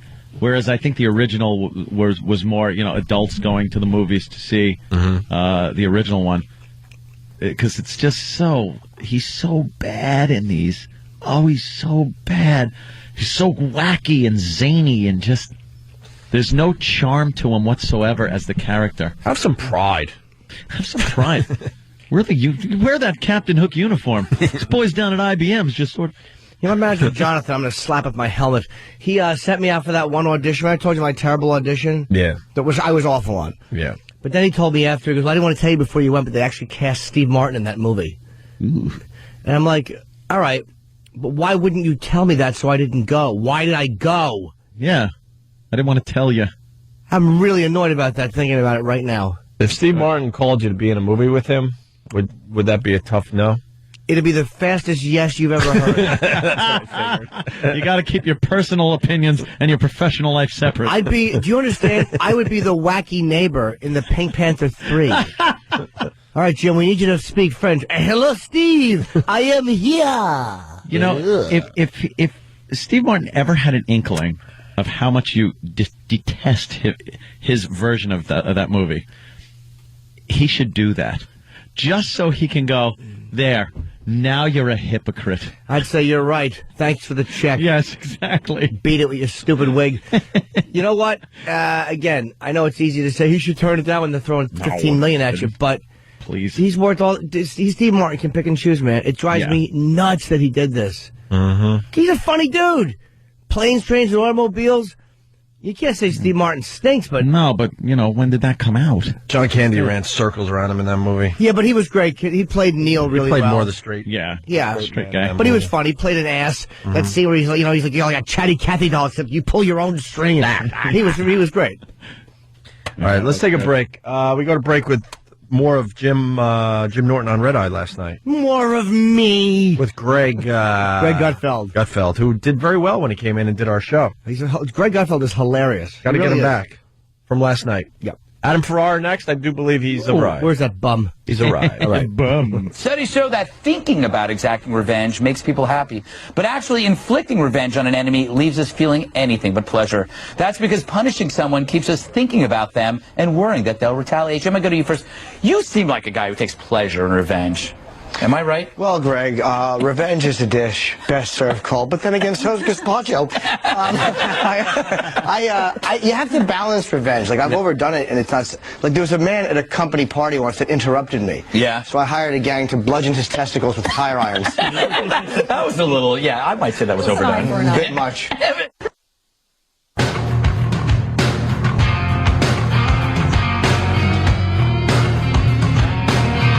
Hey, they may be gay, but they're still penguins. Jim, these guys would steal other birds' nests and then raise the chicks as their own. Doesn't that prove that gay couples should be allowed to adopt? Well, I don't know, Greg. First of all, what do you call a gay penguin? A glacier biter? I don't think they're even... In a couple of years, they won't even have any glaciers to bite, Greg. That is so true. I don't think these are gay penguins. I think if they live in minus 20-degree weather, they're just using each other to keep their penises warm. Very nice. Are they going to dump out of that because it's radio, even though that was on Fox News Channel last night? Another clip from Red Eye last night that Jim Norton did. Red Eye. Yes. Yeah, that glacier biter. I couldn't think of anything that was the equivalent of pillow. Yeah. It worked. Squeaks by, and then you're killed with the next line. So I'm still critiquing Jimmy. Get out of here, Anthony. Shut up. You're right. Did I just mention this show coming out Friday morning? Okay. It's for Tower Theater. I'm doing with Artie Lang. We might tour together. We're doing at least one show in Philadelphia. up at Derby, February 21st. Tickets go on sale this Friday morning, livenation.com. This will probably sell out. Yes. So Saturday, February 21st, me and Artie, Tower Theater in up at Derby near Philly. Then you want to make sure you got at least 50% from our show and 50% from his show. I'm not, it's funny, man. I've had me and Artie been fine, so I'm not worried about the Howard fans. I want more O&A fans. Of course I do. That'll be nice. See what happens. I don't want to get booed. I think comedy just brings everyone together, Jim.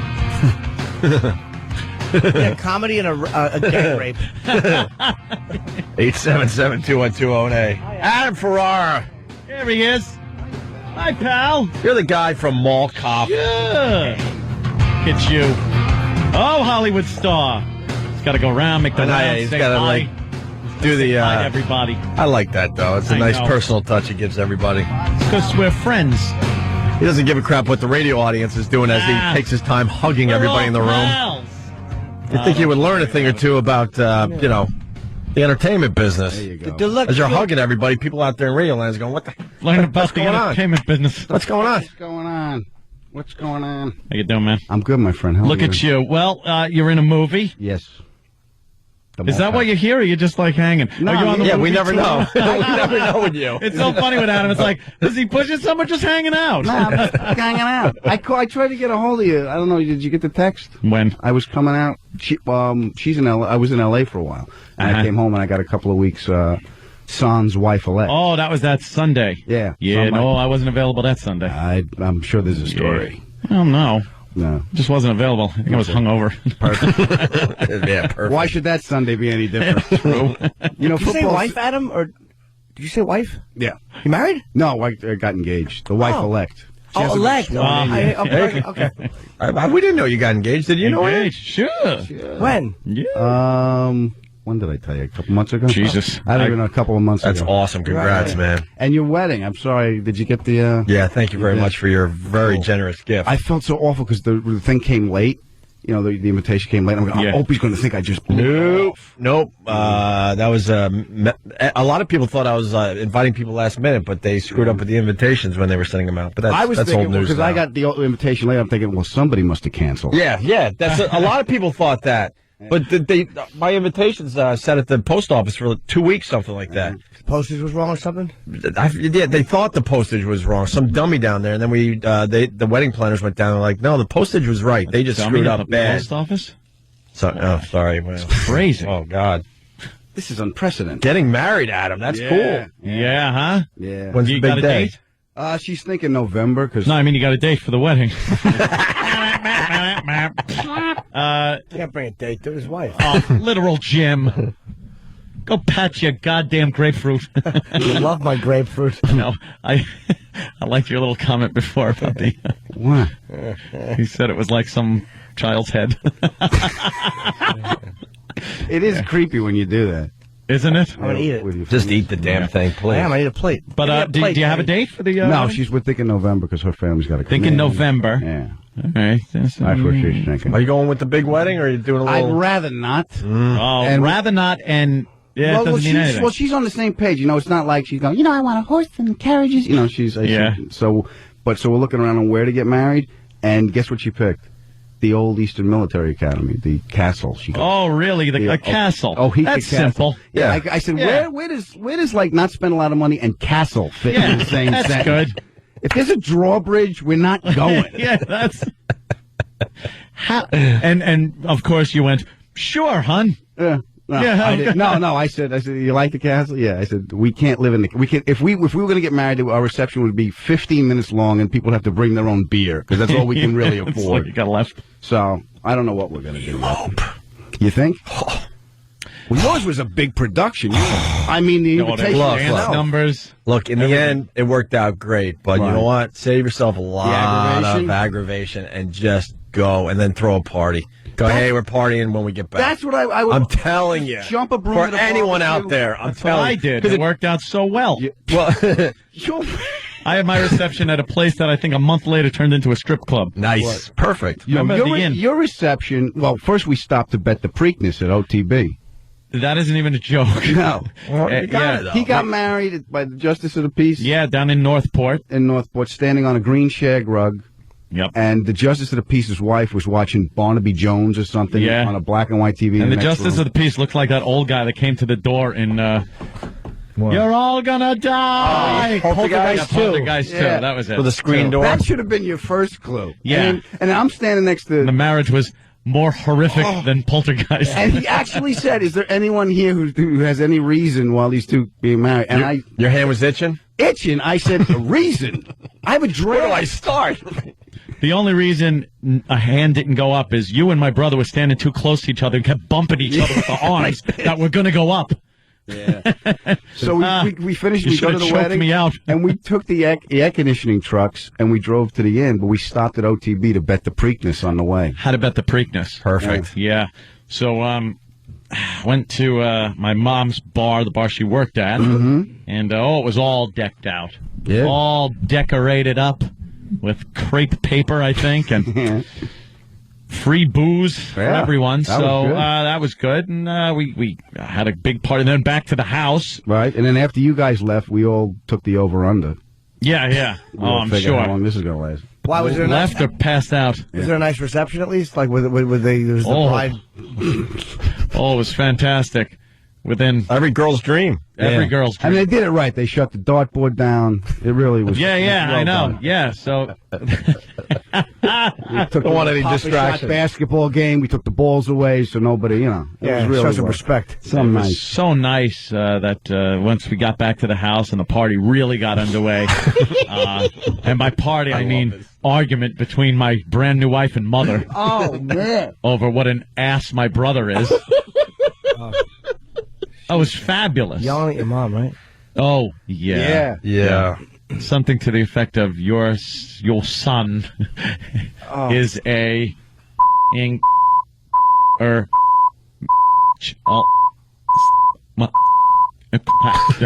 right, yeah. And this is my day. My day. I'm the bride. Oh, yeah. Yeah, it was yelling. It was girl yelling with alcohol. So yeah, you actually heard the yelling. I heard tale of such. It started, and we just kind of. I was right there trying to hey, let's dance. And I actually felt kind of bad because I was like, someone should help him, and I said, well, it ain't gonna be me. No. But the good news after that day, you only had 8 or 9 years left. So yeah, and then another 9. And then another 9. Whatever became after the marriage. Were you being Fix-It, Anthony? Were you trying to fix it when that was the argument? I was running around like a video game character trying to plug up like leaks. I was but I couldn't do it. I was trying to do damage control, and there was just too much damage being done. You were Scotty in the engineering room. The place was burning. It was done. Burning. And finally, I just decided, let me drink to the point of just, where I don't care about what's going on. You were like the father in Boogie Nights that just sits there while the mother was yelling at the kid. Wow. Yeah. Just sitting there drinking. Whatever. What a day that was. Yeah. What a day. Hey, Adam, we got some numbers coming in. What do you got? For the castle. Castle numbers? $10,000 site fee, and then $200 a plate after that. Yeah. Holy mother of pearl. Yeah, you guys want to come, it's going to be a door deal. We're going to need a couple of more movies. Yeah, hey, you got to be kidding me. I better hope for the Mall Cop sequel. Yeah, that ain't gonna... Because that's not a site fee. Yeah, come on. Site fee. Dude, it becomes about everyone else. New York has I know. to pay that? The wedding... Missed his payment. Sorry, Governor, I want to apologize for that. The wedding is not about you in the end. Well, the whole it's about making everyone else happy. The whole ring thing was like, because I go to buy it, because I went to my brother. He's like, go see my guy. Everyone has a guy. The guy. Yeah. So you go to see. So I go, the back of the bowling alley is the guy. Sure. So you buy your ring. So I get actually a buddy of ours' wife hooked me up, and she goes, "What size is her hand?" Because the diamonds sit in the hand. Who knows? So None of us know she goes, go home and look at the hand so she have an idea. I'm looking at the hand at night, and I'm like, oh, my God, I'm marrying Dan Marino. Look at the mitts on this kid. Holy. So I bought the ring, and I asked her father permission. I actually... Wow, traditional. Yeah. Like his armies did invade my father army's land or whatever. Right, it is. of course. And I'm thinking if he says no, I'm like, well, then you got to buy this ring, pal, because you know how big that Harbor Seal daughter of yours is with that flipper. So, so I asked him permission. He actually says yes. He goes, I'm very happy. I know I don't look it, but I'm very Wow, happy. really? That's kind of He actually said that. a little backhanded. What is that? I don't know. I'll tell you what that is. I'm glad she's getting married. I wish it were to a more successful comic. Oh, God. I wish it were to Dennis. Eat your grapefruit, you dick, you. That's funny. Damn. So That's very nice you asked the father, though, man. A lot of people wouldn't, it's tradition. You gotta ask the father. Just Even if he's the same age as you, you still gotta do it. No, this guy's like Any position I've ever been in, I wouldn't have been able to find him. You had to call the dad up. Hey, kid, I got a question. No, I can't take calls after 10. he's slightly older. Let's relax here. I'd like to it's talk to you about something important. Yes, Mr. Hughes? Hey, it's Uncle Greg. How are you? We're pals. Big Ken rules. That's cool. It's tough to call him my father-in-law. He's Big Ken. Yeah. You know, it all works. I like the chicks where the father's out of the picture anyway, so I never had to ask. I knew I was doing something right with my girl because it was the first girl I went out with in many girls that had a father in the picture. Let me tell you. That's where you and I were similar. We were always dating these broken girls that didn't have the father around. It's okay because that doesn't come with any baggage. No. Father's Day. Comes with a valet. Father's birthday, Christmas. Should I go on? It looked like when Fred Mertz tried to pack Ricky's car for the trip to California. It's that much baggage. Oh, my God. Oh, come on, Rick, it'll stay. My father... Get in the house. I'll pack it. Get in the house. The best one ever was... a good, strong rope. The best one ever was just a normal, wonderful day. And what's wrong? Oh. This is the anniversary of him leaving our family. Dude. Oh, how the F was I supposed to know that? You mark that on your calendar? It's more accurate than the Aztec calendar watching tears come out of the eye. You know exactly what day it is. Oh, my God. Let me see. Those tears, snot bubbles, it must be Father's Day. Right. Oh, enough of you. Oh, my God. Oh, my God. Boo-hoo-hoo in my lap, you silly wounded goose. This will make you feel better. Drink up. It's I miss Daddy shake. Hey, I'm not saying there's... Free with one shut eyelid. I'm not saying there's no benefits. I mean, there are benefits. Trust me. The choking will take your mind off of it. Oh, my God. Well, what are you going to do about it? They're crying out of Something nowhere. about the pain. And you go through your brain there, like, okay, wait, no holidays. What could it possibly be now? What is she crying about now? Oh, it's got to be some daddy thing. Oh, daddy. Ew, enough. But if they don't have daddy issues, I don't get to bang the hot ones. It is a catch-22. It is. It's certainly literally to catch a girl. It's 22. Yeah.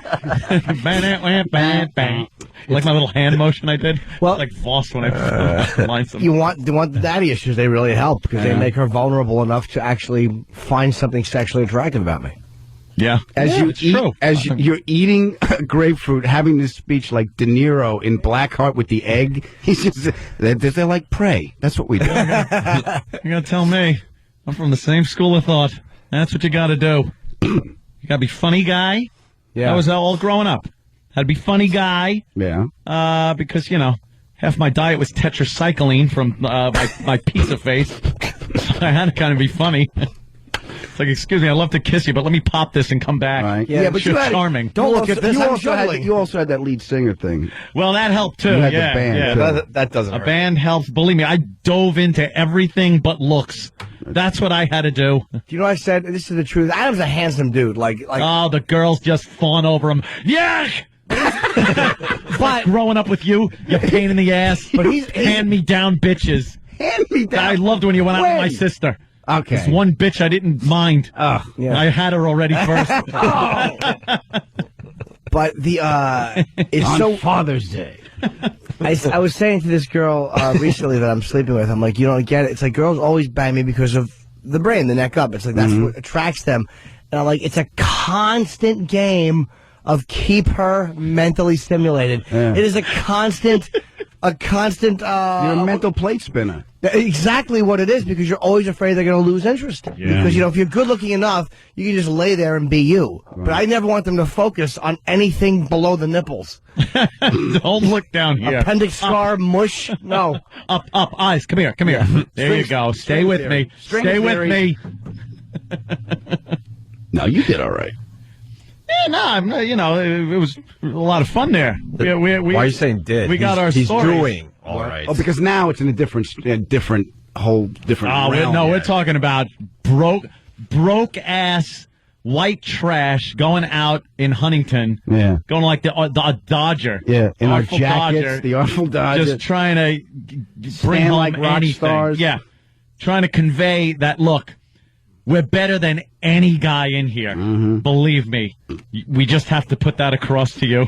And that was the toughie. Oh, yeah. Houdini. That was the tough nut to crack. Believe me. Gigs were easy. Yeah, gigs are good. Gigs were really easy. That's why, when you were with a band or something, when Adam started going out and doing comedy, Jesus Christ, he'd get done with his show, we'd go out to the bar, and a little harem would just come around. Adam, these giggling girls would come out. Oh, you're so funny. Hi, how you doing? I'm his pal. Let's go to the apartment. You like rock and roll? We can stack beer cans. He'd do that when the band played. He did that, and he would always make his entrance because your brother came out, Joe Buck would come out, and then Foot would come out. Yeah, and then he came out at the end like David Lee Jr. I had to wait. Yeah. Wait. What did Foot play? Keyboards. Yeah. It's a keyboard player in his mother's dress. Why? Just to make it more difficult to get laid. Yeah, exactly. That's an attention getter. Oh. It was, and it was his mom's dress? I never knew that. Oh, yes. Well, who else would he wear? It would be ghoulish if it was somebody he didn't know. Hey, you go to Lane. Yeah, the band was good. The band was tight. Well, which band? I mean, there was a bunch of them. The last one. That was it. We had to stay in bands the entire time. It was like just this, everybody was. It was a band gangbang. Yeah. You had the East Islip crew, and then our guys and other guys, and we'd constantly be trading. It's like the Little Rascals. I got a horn. Yeah. And then we'd just, find enough guys, get it together, practice a few times, go out, and hope to get laid, because that was pretty much the goal. Money wasn't it, that's for sure. And I played the lights. Yes. He makes a light board out of it, like Professor Q makes a light board out of an Atari game with the knife switches, and he's got to hook it to the 220 with jumper cables. So before he's going in the back, he's unscrewing the service in the bar, and he's got these giant Lilko gloves on. Are you serious? I wanted to be safe. Yeah, and he's convincing me that everything's going to be fine. I'm like, don't be so short, Ralph. I ain't got no Lilko gloves. Don't worry. I step it down to 110 from the 220. So you don't have to worry about a thing. And he's explaining this to me like I know. Yeah. And I said, oh, well, he stepped it down. The switch must be fine Has now. to be good, right? God damn. You made your own lights? Oh, yeah. That's be at home with the crazy. soldering iron, just putting together dimmer packs. That's lights. It was like Ted Kaczynski. He was like in a shack. like a mad scientist. And just building stuff. Made a bazooka. Remember the bazooka? I used to fire it at the drum set. Yep. For real? And the grenade launcher. This was before Now you fire at 20-year-olds. Yeah.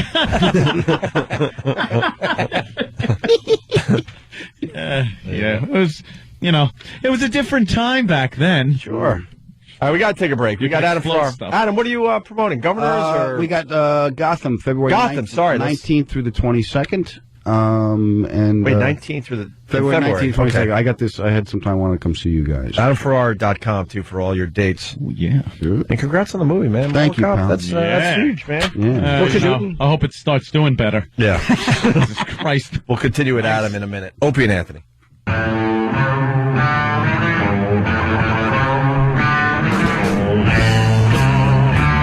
We got Adam Farrar in studio. Very good to see him. Hiya, pal. He calls me pal now, Ant. I like that. Hey, we're all pals there. Hey, it's about time. I've only known you 14 years. You came with Anthony. I figured that one out a long time ago. And I met first time in L.A. Hey, let's go see my pal Adam. Remember that? And we're all just hanging out in a hotel room. We're newbies to the entertainment business for the most part, and Adam's giving us all sorts of advice. This is what you got to do. Adam was the first one out of the chute back growing up. He was the guy that took the plunge, had the crappy jobs with us, all that garbage, and then took the plunge and said, I'm going to be a comedian. I'm like, all right. We'll see you back at work Monday, whatever. He never returned. The guy never came back. He moved out to California. Yeah, they don't tell you it wasn't that easy. I'm going to be a comedian, and this guy, I'm going to be a cowboy. Yeah. But, yeah, he was the first one out of the gate. And it's got to be said, I mean, Adam's stand-up is awesome. Hysterical. I've really good. I've never heard a bad word about the guy. Like, business-wise, professionally, it's disgusting.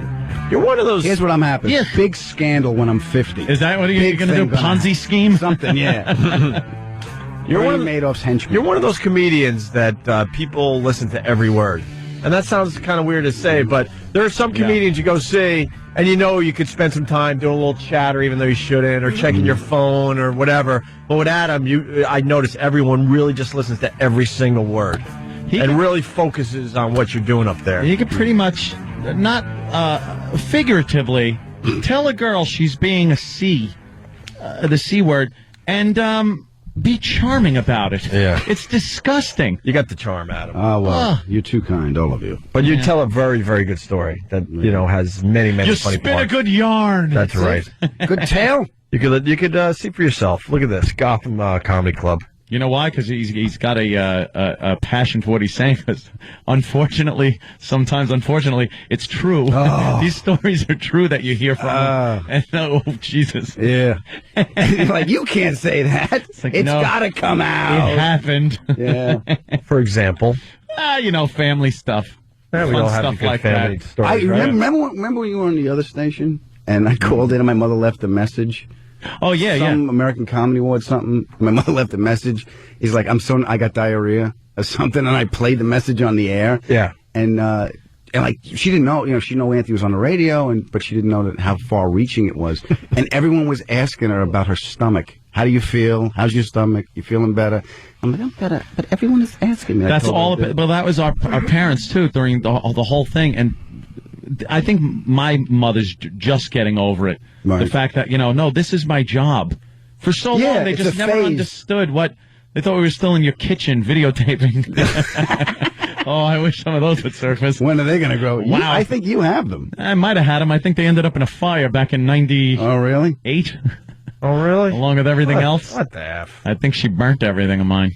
Me and fires with these relationships. Jesus Christ. Yeah, but they Smokey the Bear when I break up. Grand theft auto. Yes, a little bit of that. Whatever. God, I can't not just hurt feelings. There's felonies involved. When women are done with you, they want to cleanse. They want their soul to be sucked out. Yeah, you have such a burning effect. sage waving it around them. He must have a hell of a peace. He does. When he does. The girls realize, oh my God, I'm not going to have that peace anymore. They just lose their effing mind. Yeah. No, they just want. You ever see Roy Rogers cowboy walk out depressed? You go way back, man. Have you seen his piece? Years ago. Really? Where? Yeah.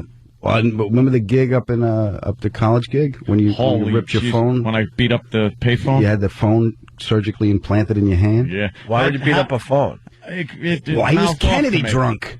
Oh, we were. Me. All right. At least I didn't have. I go to commercial. No. All right. We just got back from commercial. Yeah. All right. At least I didn't have coming out of my room. All right. Wait. Goddamn Cloverfield. Oh, yeah. Adam hooked up that Really? night. Did you pull a fatty? Hooked up with Moby Dick. That's funny. But the funniest thing was like nothing wrong with everyone's sleeping because it was a little apartment. He tried so hard. But both bands were there and they were all strewn out. It was like Jonestown after the Kool-Aid, just laying. And I'm trying to get her out, which is pretty much like a circus act, trying to get the elephant to walk through the little thing. How big? How big? She was a fatty. Yeah. And you look at her and you just went, you didn't go like, oh, she'd be cute if she was. You looked and went, all right, he was just chubby chasing. No, she was cute. She's I don't know, cute. I was looking at the body. Okay. She was fat. You're the hottest guy she ever banged. Like, she's still. Oh, my God, still, yeah. You're the one that got away. Yeah. got away. Ran away. they're all laying there, right? I get them out the door. I open up the door, and they're all laying in wait. Yeah. Like little snipers. They're not saying anything. I shut the door. I say goodbye. I actually think I get away with it. They don't wait till I turn around. They wait till I get to my bedroom door, and then all of a sudden the alarm goes off like, we saw her. Fatty, chubby chaser. What'd you do? What'd she eat? She ate the bass player. Good one. All right, let me say hi to Bruce in Louisiana. He's got something for Adam. Bruce, what's up? Yeah, I just want to tell Adam how much I love him. He's one of my favorite comedians, and he came up with my favorite term. I use it all the time. What? I'm not 100% sure if I can say it on the radio, though. Ooh. Well, give it a shot. Somebody will. It's not Adams. Somebody will hear it. It's pissed mist. Yeah. Oh, yeah, I yeah, love that. Well, it's used in the angered term. Yes, yeah. Like when you say you're pissed off, you're angry. Right. Yeah. That. So when he walks, shut up! No, go ahead, sir. Jimmy is such an instigating ass. Because that gets so annoyed. It's annoyed, and I love it. No, but at them, not at them when they just start stepping on him. He'll be going to say something, and they have no idea that he's coming. I can see him. He's coming around third, and he's got his eye on home. And all of a sudden, the mascot runs out and stands on the baseline. Yeah, but you're in the back poking the mascot. Go ahead, it's fine. Get the T-shirt gun. Get the T-shirt gun. They'll make you part of it. Oh, it's hysterical. Anything else, Bruce? Budinsky. What were you saying? That's it. Thank you, Bruce. All right, yeah. Thank you. Thanks, there goes Bruce. That's funny. Yeah. That's when you come in and you know that there's a problem going on in your relationship. The chick is mad at you or whatever, and Adam would say, there's just this pissed mist hanging around the house. It's a fog and a werewolf movie. yeah. It's a feeling when you walk in. Yeah, you know that feeling. I'm in trouble somehow. I did something. I know something's off. The worst is the car because you got nowhere to go. You're driving home after something happened. Oh yeah. Yeah, and you get that no talking thing going on. Or they tisk at you. So, did you have a good time? Oh boy. Here it comes. Where are we? Here we go. Where's it? I'm aiming for a tree. What does Nav say where we are? Where is this? What did I do? We're miles from happiness. Miles. Can I punch Bliss into the nav system here? Can we do something here? Can you navigate me to Bliss? Because this ain't it. Yeah, can I make a left at I swear, honey, I don't know what I did? Am I the only one now that as soon as there's a weird vibe, the first thing I think is she cracked the computer password? That's funny. I didn't clear my history. Oh, Damn my it. God. Damn cookies. How do I explain? I was a photographer for Garanimals. Okay, listen, I'm a big fan of Pete Townsend. Yeah, doing research. Sometimes that camera just goes off. Oh, God damn. Yeah. Well, that's good. I'm glad you're getting married here. Dawn, of course, my sister Dawn. Yes. Was dating Adam many years ago. Many years ago. But she is now a mother. I know. Congratulations. Look at that. Isn't that Ro must be going crazy. Oh, she is. She was regardless, child or not, she's just going crazy. I'm convinced of that one. Yeah, she wanted to be a grandmother forever. Yeah. And pretty much took that. Yeah.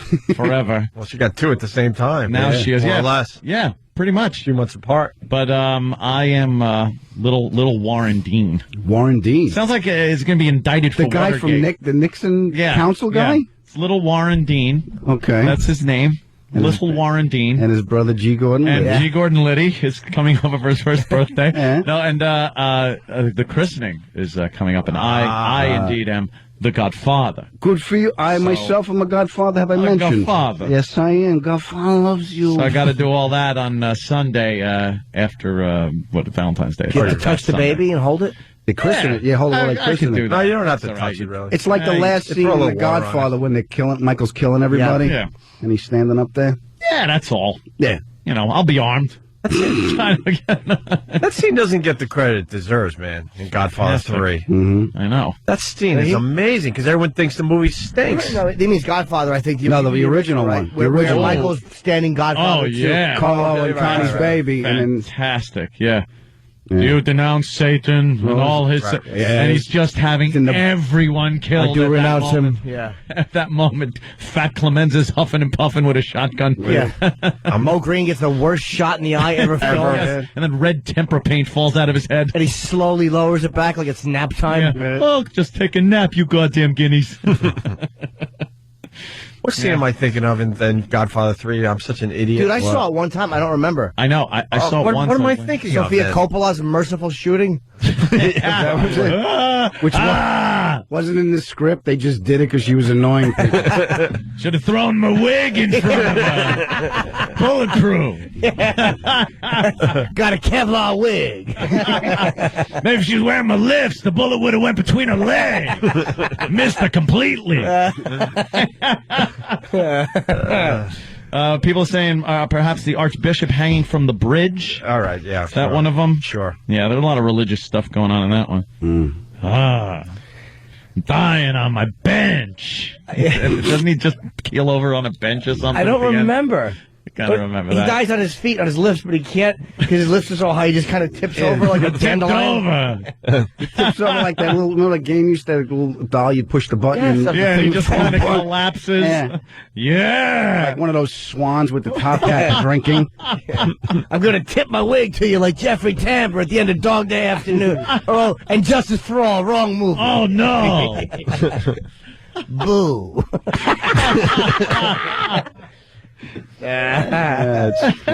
What else is going on? Another slow news day. We got the snow in New York. I want to get a righteous kill now, and I got it. Someone's got to get it. Yeah. Freeze frame the scene where Pacino dies. Thanks. No, you just wish it was you instead. Because you actually start looking through the movie box for the hour and 45 minutes you wasted. Did they replace this? Yeah. Hey, Rooster, Turk. But you got to look for the lifts on his shoes. You want to just snuggle with him. Yeah. Those big lifts. Yeah, with his. Gotta freeze frame that and see it. I gotta see I that. want to make a poster out of it. Oh, Rotten fantastic. lifts. My lifts. We're obsessed with how short Pacino is. And how tall is Somebody get my wig. Where's my wig? Where's my wig? Yeah. Hoorah! Somebody pick me up so I can order my breakfast. He's a twerp.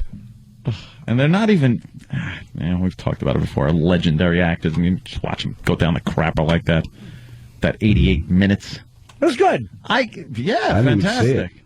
I didn't even see it. Is right. I just saw a bunch of. Did you get the screeners?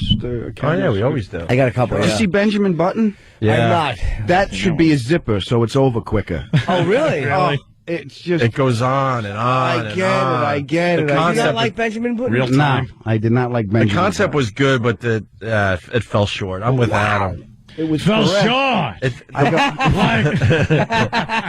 The movie needed a half hour shorter easily. It could have been, and then it might have been a much better History movie. Channel documentary would have been fine. Yeah. Oh, look how cool he looks there, and then you're done. But it's He's living life backwards. Yeah. That's kind of the way I'm growing. I was born really tall. And now I'm shrinking. Shrinking into oblivion. Yeah. It's up for a lot of Oscars. I don't know why. Wasn't that good? Hey, did you see Mulk? No, I did not see. I Milk at home. Milk was Milk was good. movie. Yeah. I saw Frost Nixon. I liked. I liked it too. Yeah, you was like that good. one? I did. Yeah, like it was that. cool to think he see did a good Nixon. someone playing. No, he looked nothing like him. Oh. Frank Langella was Dracula. I know, that's all I remember. Is him as Dracula. And Sherlock Holmes. He was Sherlock Holmes. Was he? in the I play, remember yeah. that one, but as Nixon, he's like got an English accent or something. Even though, does he? I don't even know. No, he I pulled think it it off. was He just good. doesn't look like the guy. What about Slumdog? Slumdog I haven't seen yet. We just saw it 2 days ago. Yeah? Ant's going to probably see it tonight. Yeah, I had to go for comedy. That movie's last going to night. win a lot of freaking Oscars. Yeah. Oh, my God. They're protesting big time over Slumdog Millionaire in Oh, India. yes, in India. Because I guess that's a slang for people who live in, but they live in garbage dumps Yeah. in India. It's like, It's probably like using the N-word here. yeah. But they're called slum dwellers in Bihar's capital. Were protesting against the movie that demand the filmmaker remove the word dog from the title. But I don't think he's calling them dogs. It's the same guy at the Train Spotting, I think, right? Is it the same guy? I believe so. Is that him, Danny? Is it really? Yeah, I don't know if you did Trainspotting. I know he was the guy behind 28 Days Later. Yes, he was. Oh, your head is totally red now. Yeah. It's cool. Visual joke. Danny's wearing a red cap, Yes, mind you, it's- and he bumped yes. his head in a car accident this morning. Yes. Thank you. You did? Yes. I certainly did. Danny now looked at the tip of a dog's penis. Oh, you can keep it on. Yeah. Put that back. Yeah. Really? You all right? Yeah, I guess. You don't really know the signs. Pull your hair down over it. Yeah. Gosh. That's a big red bump, man. Yeah. You took a nice hit this morning. Anyway, guys, so they're protesting. Badly, they want the word dog taken out, but a slum dog, I think, is probably the slang used by upper caste people for the lower caste. So I think it's sarcastic. It's not knocking them at all. It is. Adam, what was your favorite movie of the year? Well, I still want to reserve Mall the right. Cop? Mall Cop, yes. Mall Cop. Of all the movies you saw so Of far. all the movies I saw so far, I liked, and out of the three I saw, I didn't like Revolutionary Road, so I'm going to go. You still haven't seen it? I'm going to see it today. I didn't like it. Dude, how depressing. Why do you need to feel that depressed? I hated that was movie. watching. I was watching. You should not watch those. Why, he gets depressed easily? Well, who doesn't? Are you a sad boy out? You cried get during the movie? sad? I cry on the inside. Do you have sad eyes? Sometimes. Sometimes, yeah. I turn the other way. I get pissed. Yeah. I get angry. I'm like, I don't need to feel. I want to escape. I got problems. I don't mind feeling emotions when you go to a theater, but like Revolutionary Road takes it to a place. It's like, all right, I get it. Why dream of anything? Yeah. Wait, you don't. No one should dream of anything because I don't want to ruin it for you because it's you're miserable. just going to end up in a house and why you want to nowhere, see that? living a mundane sad life. movies. I hate sad movies. I got my own problems. I dress like a Sandinista. Idiot. You think I got? I'm a mental patient. All I right. want to sit Well, there and now get that- all freaked out over a movie. Now that it's out on the table, General. Yeah, I know. Adam, I dress like G.I. Joe. How nice was the secretary's boobies, though, huh? Yeah. Yeah. I mean, all right. but it's still. Anybody want to see Che with Benicio del Toro filmed in actual time of his life, apparently? 4 hours and 17 minutes, those pompous asses. Are you kidding me? They're showing it in 2 parts, and you could buy a ticket for part 1. You can't even buy a ticket for the whole movie. Maybe you can. I just want to buy for part 2. Yeah. And then see if you can figure out The what Artsy Theater has it part 1 and then part 2 as basically Fartsy 2 Theater? separate movies, huh? Is that a duplex? The Artsy and Fartsy Theater. Yes. Thank you. Part 1 and Mouse Artsy. show coming up. Part 2 will be held in the Fartsy wing. The Fartsy. Fartsy wing. He walked out of a press conference because they were asking him too tough of questions. I like him as an actor, but it's like just another. Stop trying to make statements. These babies in Hollywood try to get political, and then they're called out by people that know more than they do, and they got to sulk and walk away. Yeah. Shut up. Word. Shut up. 4 hours and 17 minutes. Word. That's crazy. What's the matter with you? You know what's more of an outrage? I think he had sex with Scarlett Johansson in an The elevator. elevator. I heard that too. God, is that annoyed up? I know. Ooh, lucky girl. Oh yeah. She's slutty. Yeah, not as hot as she used to be. What? Fantastic. What? She's losing a little bit. What? She's lost I'm nothing. the only one. A little bit. She's fantastic. A little bit. A little bit. What? A little bit. No, you're showing me the. Danny's already all over it. Well, these pictures, yeah, amazing. Well, you could say that about Dakota Fanning too. Scarlett Johansson, 2009. Ever since she got a driver's All right, license. that's a recent picture. Is it? What year is that Look picture? at that goddamn picture. Then I'm insane. Opie, Then I'm bite insane. your tongue. What is she losing? I'm gonna. You know what? Sometimes you got to cut your losses. I will openly admit I just lost the battle. Holy crap! Is that really the latest picture? Pretty close. I don't know if it's like really recent, but I will find one, and I guarantee you she looks just as good as this picture. She's wonderful. My favorite. She is dressed legally dressed in that picture. Wait, and it that's only my goes favorite up right to there. like the Which middle, one? and it's completely jackable. This is my favorite Scarlett Johansson picture ever. Maybe we could put it on O&A Radio. That one? Yeah, with the long sweater that's completely open. Yeah. Holy mother of God. Oh my God. Holy Jesus, Palomino. Would you, Aunt? Oh no, never. I would kick my girl into an elevator shaft Oh, to bang her. Beat it. Wow. Oh, that one's good too. what's that? What's that? Right there. Get it. Right there. You're just about on it. naked one. Hit it. There you go. I'm a fan of little clothes. Me too, a hat. Go to the naked one. Put on your socks. I so lost that battle. What's that one in the middle, Dan? She's naked. Oh, That's not her. That's a Photoshop, Jimmy. Oh. Yeah, that's Photoshop. God, those are nice breasts. You could use that though. You could have those. That Just would be cut and usable. paste. Big, fat, heavy ones. Take them with you. All right. So full of Take that with you. Put that on the iPad. These are for you. big, heavy feeders.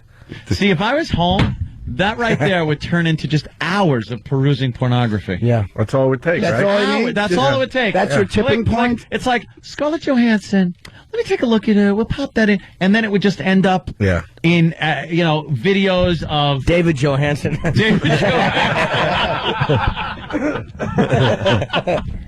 You get to those video sites where it's just when the categories come up and they're all the favorites. Starts with A, amateur, ends with zebras, zoology, whatever. You expecting medical advice on horses? Yes. And you're like, I guess you suck the poison out, don't you, Doc? Look at that. A day at the races. Oh, yeah. What's better than a bestiality film when the dog's panting? You ever hear the dog?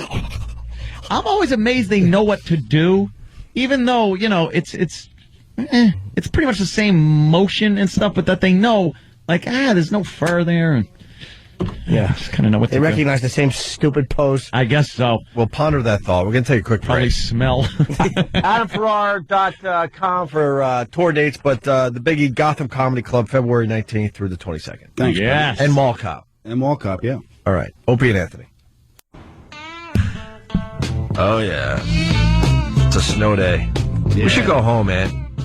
What? Let's just go home. No, not yet. I'm waiting until everything clears out. Let's stop snowing, right? Nah, we'll do a little more radio for everybody. I'm having too much fun doing radio today. With Adam Ferrar. Yes. I've been on the dumbest schedule, but apparently it seems to be working. What is that? I get home, and I immediately go to sleep. And I sleep later and later every day. Yesterday, I woke up at 8 p.m. Right. And went to bed at noon, 1 around there? I went to sleep right when I got home. It was about 1 o'clock. I slept till 8 p.m. straight through. And then I was up until 2 in the morning. Then a little nap. I'm in. I got up early. Right. I'm in because I was pretty wide awake. I don't know if it leaves me any time for a social life whatsoever, but it's working for you. That's why I sit around wearing cartoon character one set of clothes. In my closet. It's sleep deprivation, pretty much. That's a nice schedule for yourself. It's and then perfect. tomorrow he comes in and goes, listen, I took a little nap, I got up, I addressed the troops, Yeah. I walked around. I fell asleep in front of the... Oh, sorry, I had to give Pal Talk there a little... I fell asleep in front of the Pal Talk camera one day, and Keith decided... he came in and decided to just bare his ass right next to my head. Well, he has to. For all to screen cap. It was a wonderful day. That's funny. I fell asleep with the military channel on last night, like Hitler's bodyguard. Oh, that drunk. Oh yeah, and I'm having these weird dreams about being on a train and it's bulletproof. Yeah, yeah, when you fall asleep to the military channel, you'll have some weird ass dreams. And then you wake up and that's the oddest thing too. You fall asleep to one thing and you think it's safe, and you wake up. I woke up to softcore porno the other day, and I was watching, I don't know, like that movie where the kids are stuck in the airport for Christmas. Sure you were. No, I swear. Why would you? Sure you were.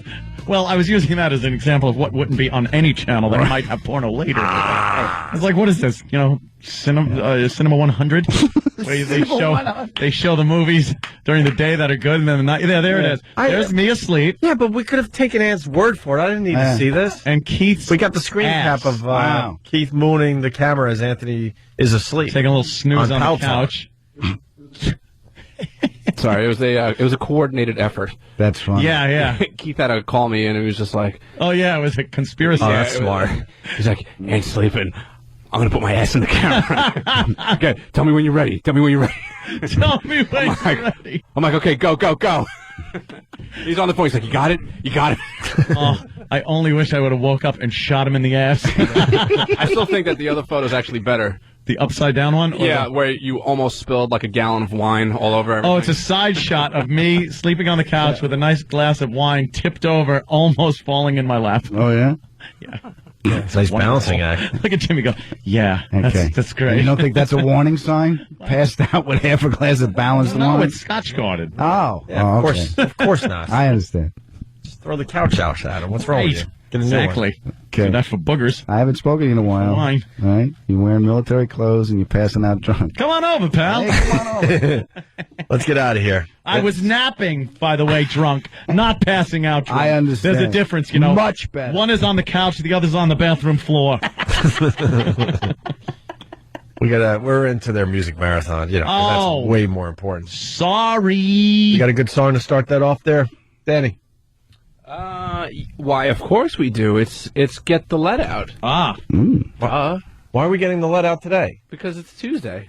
Wednesday. It's Wednesday? That's what you do on Wednesdays. Wait, Wednesday they get the let out? Yeah, it's some kind of lead lunch, right? It's not lunchtime. 9:04 in the morning. Well, you're getting Mr. Mountain Roberts? Hop anyway. Oh, all right. Well, thank God.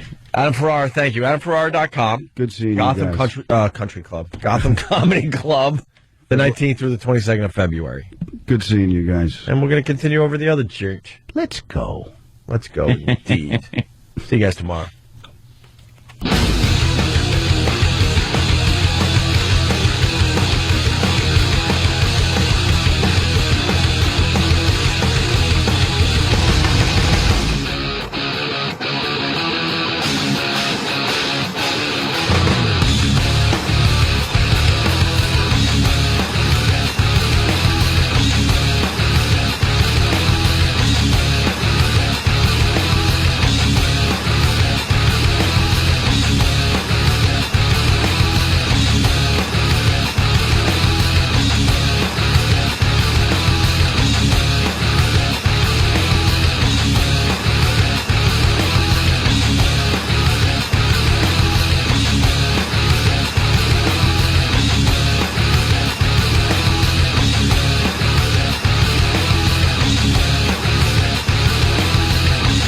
All right, can you hear me now? You know what? I can't do a show this way. Bizarre. Let's just go home. No. We can stay here. No, let's just go home. No, we can't. I'm in big trouble. Dan, what are you doing? I got headphones. Oh, Dan, what are you fixing? It sounds very tinny and awful, tinny right? and stuff. Why do I have headphones? That's weird, right? I shouldn't. We're on wirelesses. I shouldn't. Wirelesses. Well, how about who's here? Do you have headphones? Engineering? Mars, this is just. I can't hear him. This isn't a best Who of. are you? Oh, Adam Ferrara. Yeah, hi, Adam. Yeah, but I can't. This is like, Watson, come here. It sounds like a tin can. Oh, well, whoa, that was getting a little better or something. That's okay. That was weird. No, because I'm turning up the volume to get volume from my wireless. Are you? And I'm turning up your volume, I think. Okay, yeah. How about we play another little bit? Who's here from engineering? Anyone? No, Mars is out today. Oh, fuck. We're going home early. Because this is going to be a pain in the ass for everybody. What are we, Opie, I didn't know what we're doing. I'm frightened. Jimmy's all no frightened one can now. hear me. He's frightened. That sounds like a ham radio. Frightened. It's like CB. My headphones are fine. CB radio. Oh, yours are good? Yours are good? No. Mine sounds like CB radio. Oh, really? It's very tinny. Breaker. Wow. You got the Wrangler. Hey. Talk to me, my boy. I think, Where are you, Dreamweaver? You got your ears on? I'm up here doing what I'm supposed to be doing. What y'all doing? Heeing and sheeing? Why isn't Mars here It's always today? better when that's one What's she person. wearing now? What? It's always better when he and she is He one and person. she. You know how it is. Why isn't Mars here? He's actually got a fucking, he's having surgery on his asshole. Get the ass to Mars. Yes. Did Mars fuck up everything just to show that we need him when he's not here? I That's a good way to keep your job, though. I understand everyone got nervous when, Poe was showing the door. But Gentlemen. we miss Poe. We wish him nothing but the best, but now I'm thinking Mars is like sabotaging because he's like, look, I got to make sure people realize I'm important. We're a victim of sabotage. Right.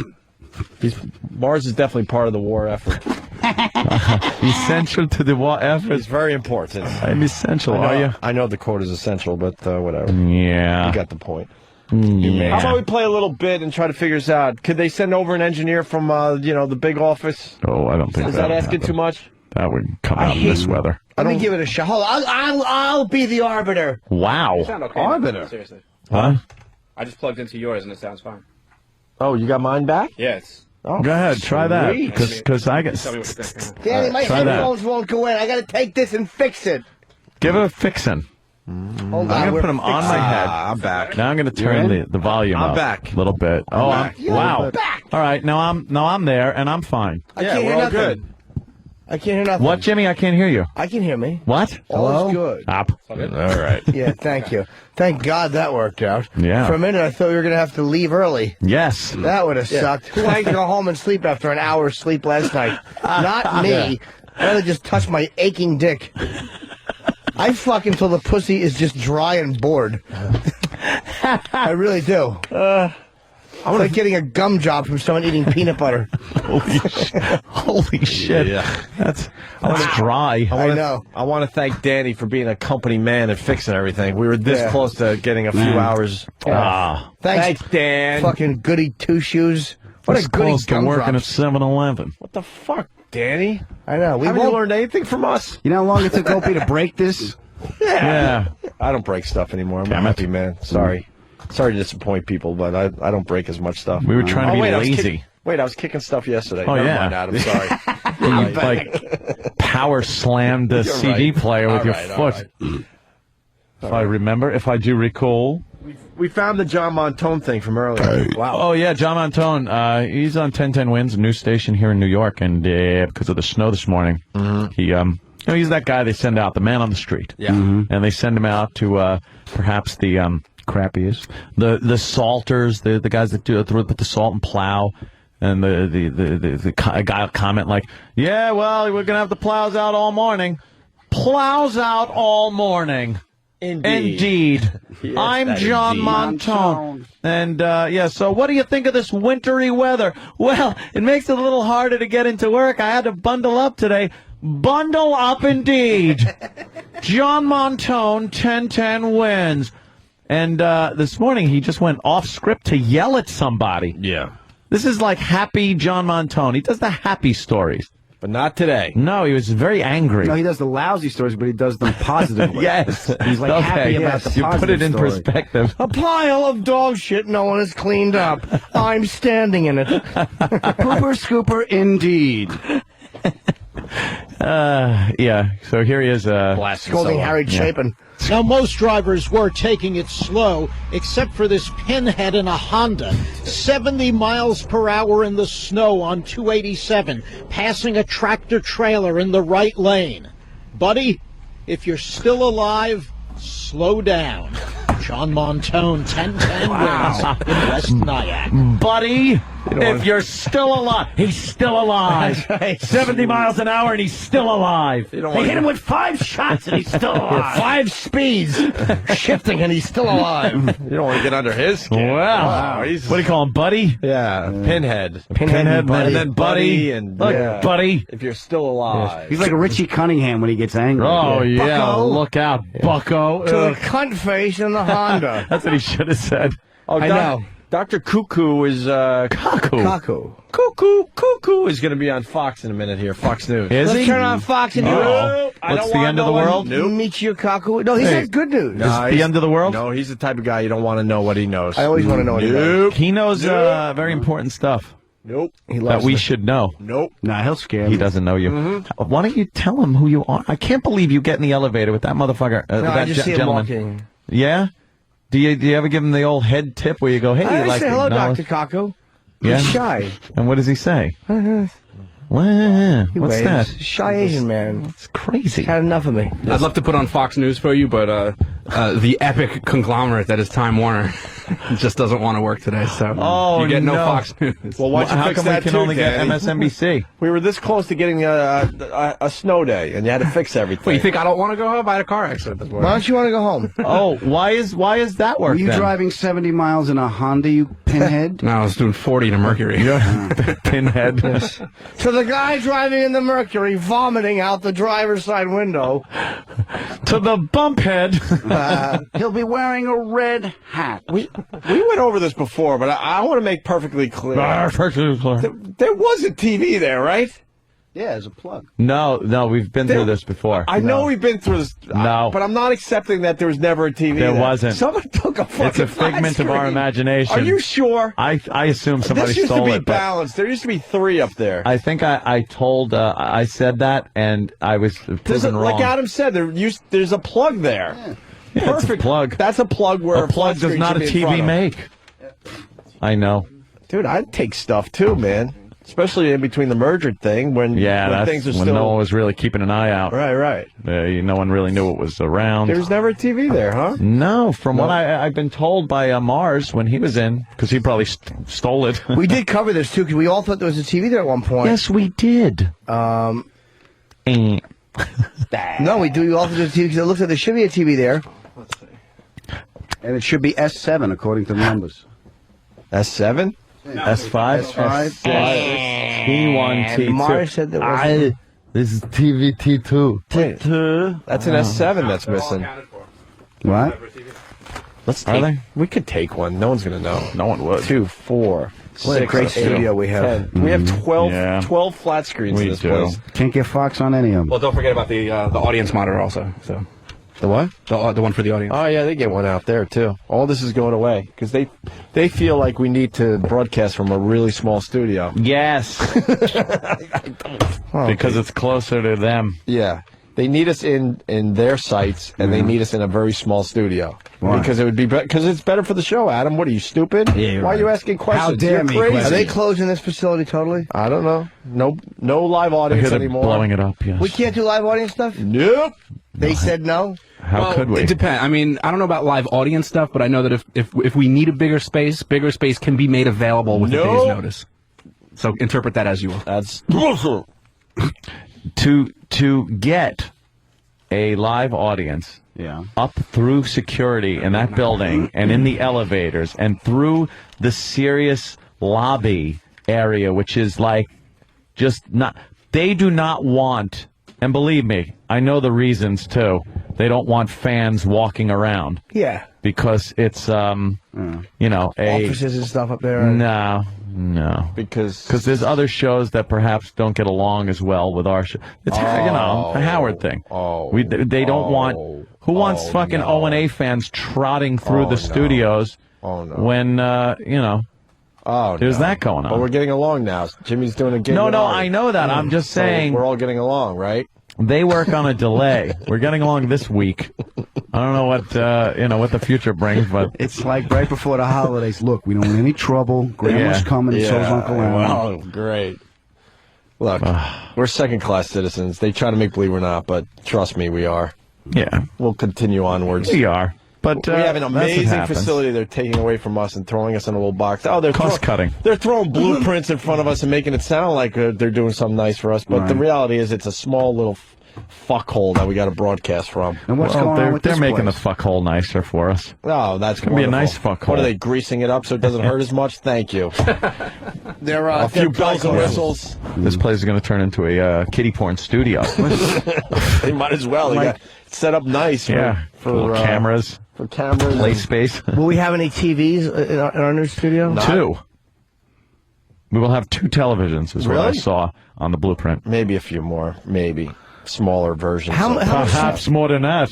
Is it as big as our old fucking space used to be? It's about the size of when the wall was up across. Yeah. So we're just going back to where we were before. Yeah, exactly. We're going right back to where we were. We have to be good boys because, that's what you do nowadays. Yeah. Well, you got to be good because the economy's bad. Yeah. So they got an excuse. Everyone has an excuse. Right. Because they could go, well, the economy's bad. Right. Hey, this guy needs some cash. Now the economy's bad. This guy needs this. Now the economy's bad. The TVs are breaking. Everything's breaking.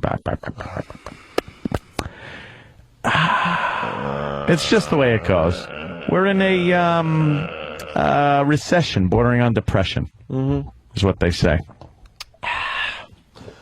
All right. Moving on. Everything's fixed. Everything's fixed. Good. We're in good shape. The hell? What the? We were then going to do the. Then what happened there? Dr. Doom. Look, buddy. Oh yeah, that guy. John Montone.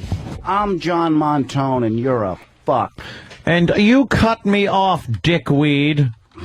His name should be John Monotone. It is odd that his last name kind of sounds like his delivery. Kind of monotone. Hey. Yeah. All right. We're going to take a quick break. What? Well, now that we got the equipment working. What?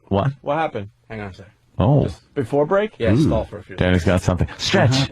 Stretch. Why do we have to stall? All right. I'm good at that. I gotta check the live read schedule. You got to check the live read I'm good at schedule. that. Let's stretch. All right. Something funny. Right? Yeah? Yeah? All right. Why don't we start with Jim? Yeah, he's cracking. He got it. He's cracking up. He got it. He got it. Right. Yeah. I love when he points at the monkey on the fucking coat rack.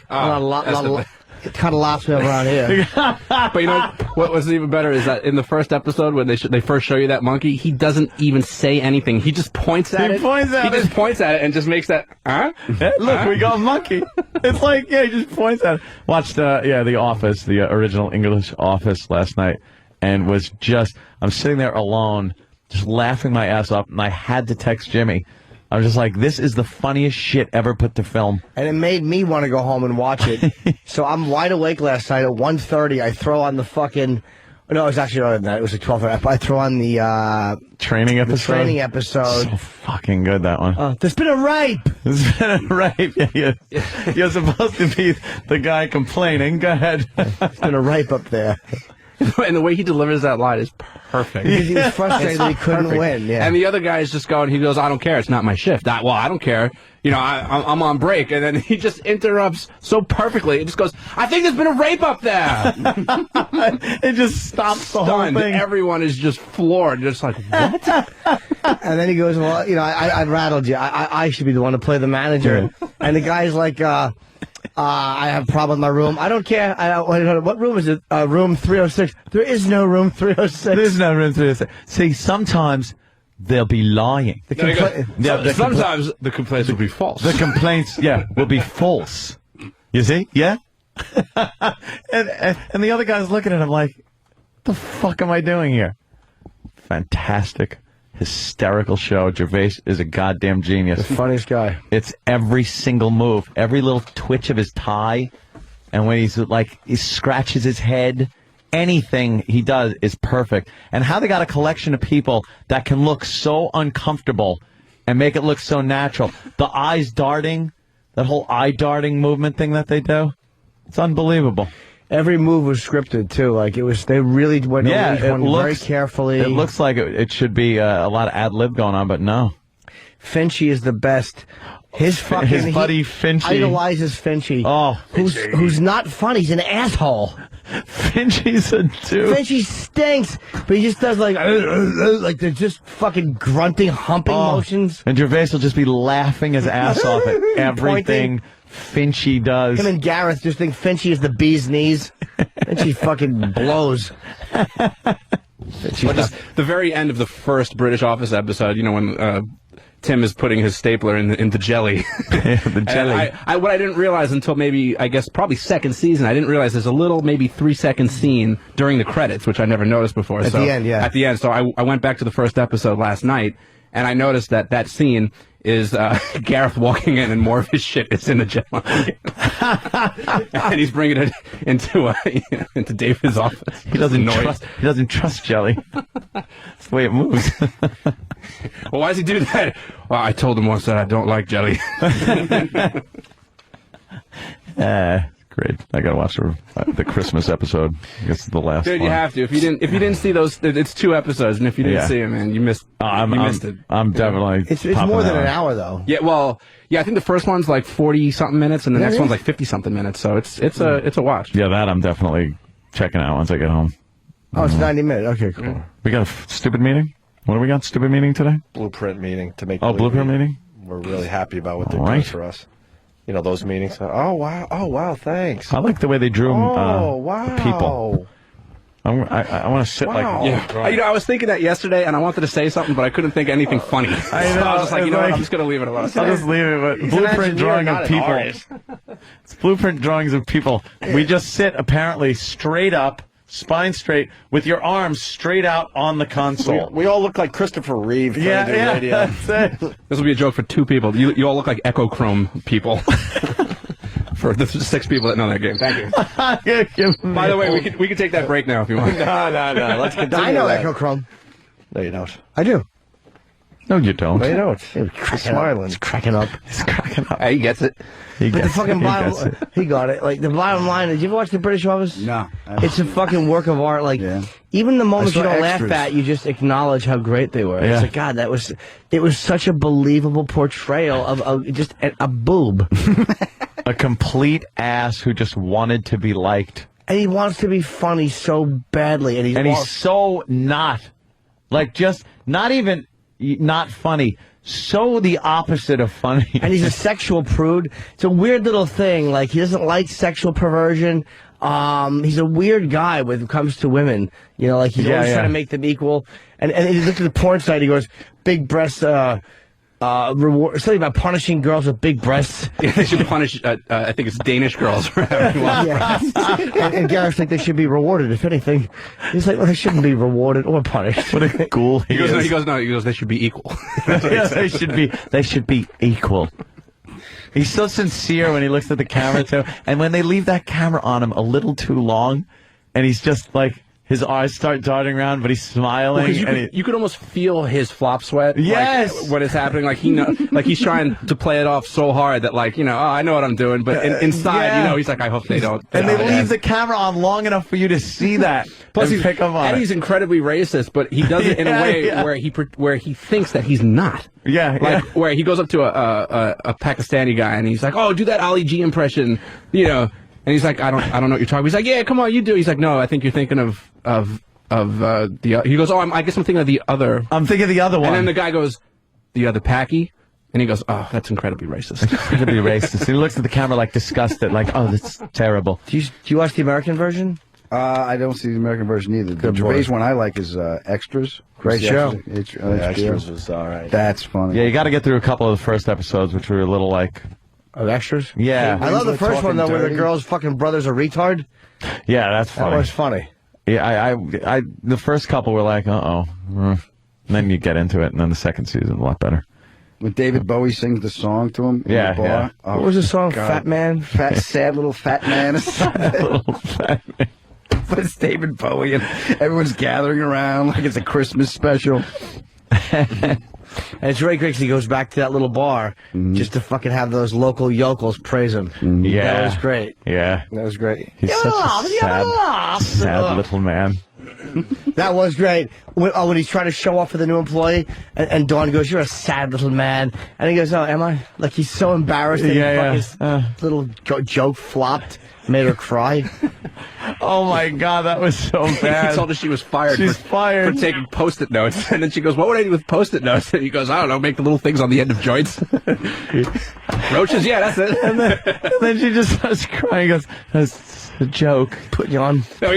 He goes, how much are Post-it notes? 12p? And he goes, well, he's like, yeah, but then you steal 100 of them and you've made a profit.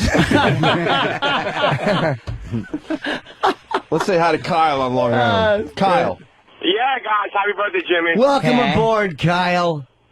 Well, here's the deal. I was obsessed with the British Office. I refused to watch the American version because I didn't think anyone could compete with Gervais. But you guys need to give it a shot. Steve Carell is a comedic genius. A lot of the first scripts are copies, almost direct copies of the British one. Right. The first, 3 seasons are just as good, if not... I mean, it's blasphemous, but it's not better than the British one. I do like the American Office as well. I absolutely don't think it's better. It's a different show. It's a different show. Yeah, the English Office is amazing. Yeah, but I'll agree with this guy. The first 3 seasons of the American Office I thought were very well written, and I thought they were good episodes. And then I started to notice 4th season things started to get just a little wacky. Well, because it's one of those shows because they didn't have the material. Yeah, because it's one of those shows you shouldn't have too many seasons. And it's like That's how it's set up. Yeah, like Michael Scott is supposed to be the Gervais character where he's trying to be funny but he's not, and he's just this awkward, cringy guy. But now, like Carell's Michael Scott almost seems like he's a little retarded. You can't change the character like that.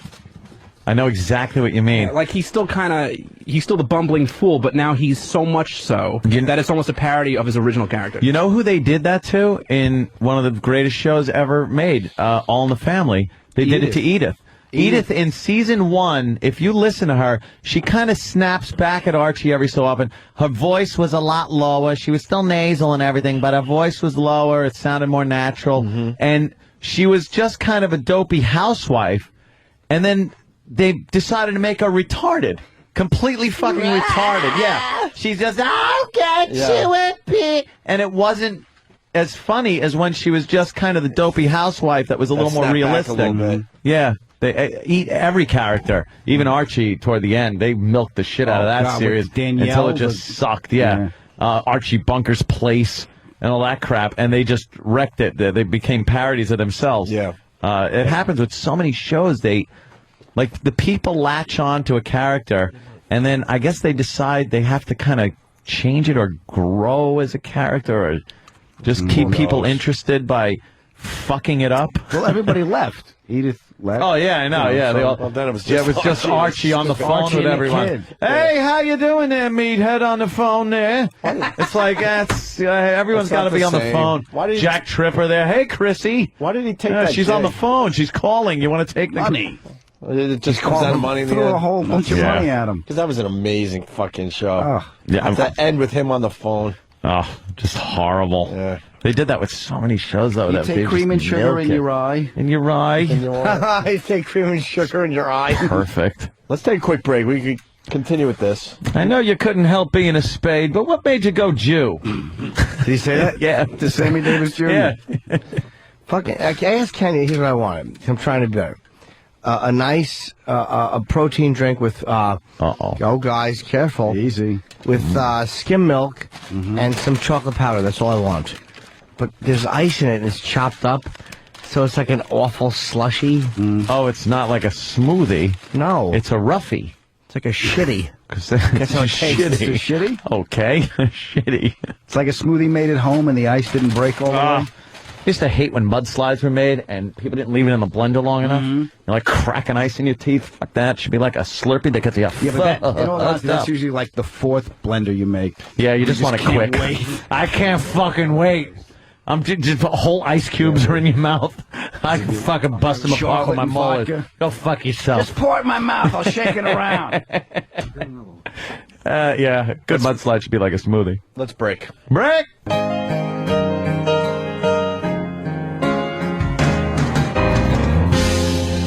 So what becomes of you, my love, when they have finally stripped you off the handbags and the glad rags that your granddad had to swear so you goodbye?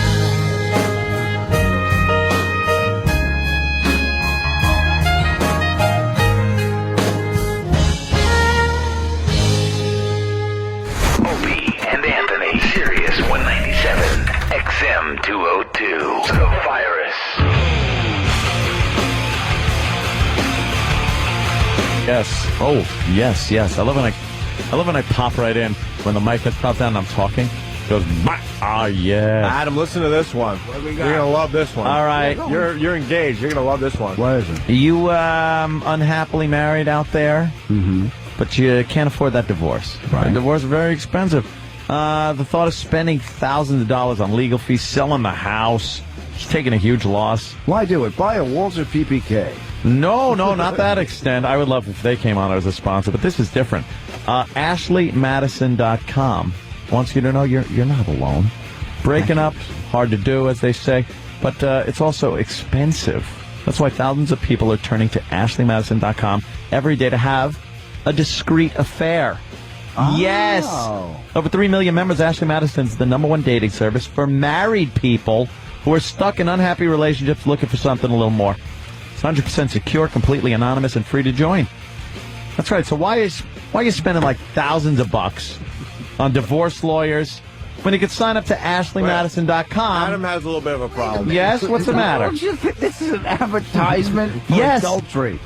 Yes, but it's called AshleyMadison.com. Is this like H&R Block? If you get audited, they'll cover you. So if like you get caught, it's 100% guaranteed secure. Nothing's 100%. Suppose something happens. Does Ashley or Madison show up and go, all right, wait a minute, it was our idea. He didn't want to do it. You're on your own. You're on your own. I don't. Well, it says it's 100% guarantee. It's secure, completely anonymous, and they guarantee that you're going to have weapons of mass destruction. You believe everything? More people. Yes, I do. I have been to the Ashley Madison site. Okay. So I believe it. It's secure, and they're looking. If you're looking for fulfillment outside your marriage, let's say your wife is all right. She takes care of the kids. She does the cleaning. She cooks. Does all that. But the bedroom, fucking dud. Nothing. Dud. What is a man to do? What are you going to do? You're going to cash in the good part for the one part you're missing. No. You go to AshleyMadison.com. Now you're getting some from a chick that is in the same boat. Maybe the husband's a great provider. Right. He's good with the kids. He's this. But, maybe he's a little short in that area. Okay. Maybe he comes too quick. There's plenty of examples of why maybe she doesn't want to have sex with him. You two meet on AshleyMadison.com. Now you're fucking. Okay. You're having a good time with each other. You're out and about. If it works out. And it works out because you're both in the same boat. You don't want, you're not just picking up some whore at a bar. Did he turn yet? This is He turned you out? This is picking up a whore on the internet. No, it's not a whore. It's someone in your situation. I'm not going to be ignored, Dad. It's not your. It's exactly like the situation you would be in. Mm-hmm. The miserable husband, the miserable wife. Now they get together. That's what I want to do. I want to go on the internet and find someone else's miserable wife to hang around with. No, but she's only miserable because here's the rub. She's only miserable. The rub should be in your lap. It should be because she's only miserable because she's in that lousy marriage, a sexless marriage. She might dig the guy the rest of the time. But then now you're giving it to each other. Now you're going home and going, I'm getting my sex. Right. I'm having this discreet affair with AshleyMadison.com, thanks to them. And I get the rent paid, the mortgage paid, the car payment, kids are taken care of. I don't have to worry about divorce lawyers and everything like that. Yet. Not yet. Okay. Why is she or you going to say anything? The credit card bills go AshleyMadison.com. Do you think it's secure and anonymous? Do you think it's going to be dumb enough to say, have a credit card that comes back and says, for screwing other women? No, it's discreet. Say Ashley, what's it going to say, Crabtree and Evelyn? It's discreet. And 100% secure. 3 million members right there. Okay. #1 dating service for married people. AshleyMadison.com. So morally wrong. It is not morally wrong. You're making moral assumptions based on your own opinions. Yeah. I think this is fantastic. Okay. Thank you, Herb Tarlick. What else are you selling? Did he turn you, Adam? No. Not at all, huh? Look, using the service. Perhaps, well, you know something? You're talking to a guy that's just been engaged. Of course. Right. You're talking to a newlywed. Opie. Right. Of course these guys aren't going to understand. I was in a horrid, loveless marriage. I understand what Ashley Madison's all about. But you did what you do. You got divorced. No, what are you gonna... I went to Fisher Price. I know. But go to Ashley Madison. AshleyMadison.com. What you're listening to is Anthony trying to save a sponsor. Of course. Why do I have to save it? Everyone knows this is fine. You guys are the outcasts, the ones that people are going, guys, shut up. This is great. Of course it's great. It's AshleyMadison.com. They're going, Opie and Adam sound like idiots talking about it. Okay. AshleyMadison.com. Find your lovers here. All right, Adam, I got one for you. What do you got? Finally. Oh, we're in? Flowers. You can relate to flowers, right? Flowers. You had a little problem with the last flowers, yes. The last advertiser, but how send about to your wife after she sees the Crabtree and Evelyn bill? No. Proflowers.com, my friend. Making it easy to get your flowers for Valentine's Day. Absolutely. They have a pretty fun script to read here. Should we go with the script? Oh, is it you want to go like script? Characters? Not really, just fun bullet points to hammer the point home. All right. Can you tell it's a snow day? We're really fucking Make it your own. Times are a little tough, but that doesn't mean you can leave your woman high and dry on Valentine's Day. Oh, suggestive. Valentine's Day is, no kidding, that dry thing, right? Yeah, a little bit. Valentine's Day is just about 2 short weeks away. Just about 2 short weeks away. Ed. Yes. Forgetting won't be pretty. Nope. Order now and be done with it. Visit proflowers.com. Click on the microphone in the upper right-hand corner and type in the password Opie. That's right. We've used ProFlowers for years. It says we've. Their customer service is outstanding and your flowers are guaranteed. That's not how you spell guaranteed, is it? Well, they spelled weave, W-E-A-V-E. G-U-A-R-E-N-T-E. That's not how you spell it. G-U-A-R-E-N-T-E. I think I've been spelling guaranteed wrong my entire life. What, G-A-R-E-N-T-E? I take pride in my spelling. Wait, how do you spell guaranteed? G-U. Right. A-R. Right. A-N. T-E-E. It is an A-N, right? Why wouldn't it be? Thank you. Okay. They have This an is E-N. Guay Renty. Yeah. Guay Renty. All right. Basement for the Padres. Anyway, the flowers stay fresh for at least 7 days with proflowers.com. That's what you need to know. Get 18 red roses, free ruby red. Do you say vase or vase there, Adam? Vase. So you're fancy. Yeah, rich vase. Flower holder. Yeah, we say vase. Pot. Us Long Islanders say vase. Vase? When did you pick up vase? I have no idea. You get it for I had to go with $39.99. $39.99? 18 red roses 18. and a vase. Nice Go to the deal. microphone on proflowers.com, password Opie. This offer is going to expire Friday, so order now. Proflowers.com. What? All guaranteed. Yeah, if you use this service, then maybe you don't need the other service. Could you make your own card up, you think? Probably, Yeah, I'm sure you you like to call say up. that little something special? Yes, you can. I know this because I've used ProFlowers. You call them up, and or you go online and you type in exactly what you want the little card to say. When they open it up, it says, "Aw, How about hey, sweetie." Like And if they you did spell it the same way they spelled the copy? If you did something wrong, you just go, "Sorry, I did that." What was I gonna do? She was drunk and passed out. Not stick it in. Have some flowers on. Listen, I had a coupon for Crabtree and Evelyn. Oh, Yeah. Or how about chew on these, you horse? If you want to be funny with your girl.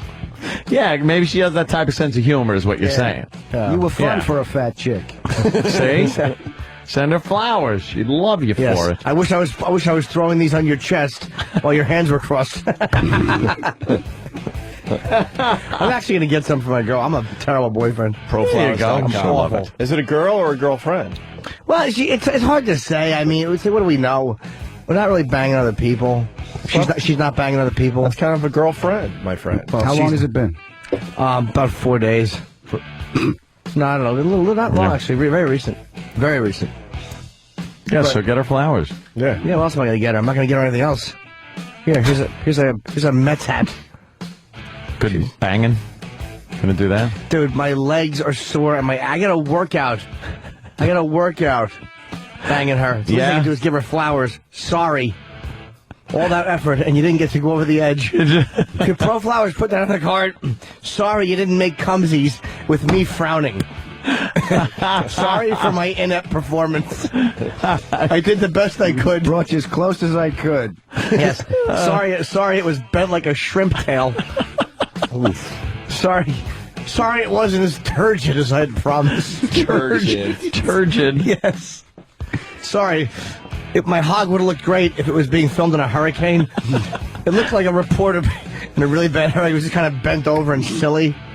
I was so It's like sad. Pacino passed out on his lips. I wish there was a wig on here instead of a little teeny helmet. Pro Flowers. Proflowers.com. Yes. We're in the middle of spots, so we should probably let them continue, and then we'll be back. It's a 6-hour read. No kidding. We've been doing reads for the last 10 minutes. What's wrong with us? Why not? Why not, indeed. Proflowers.com.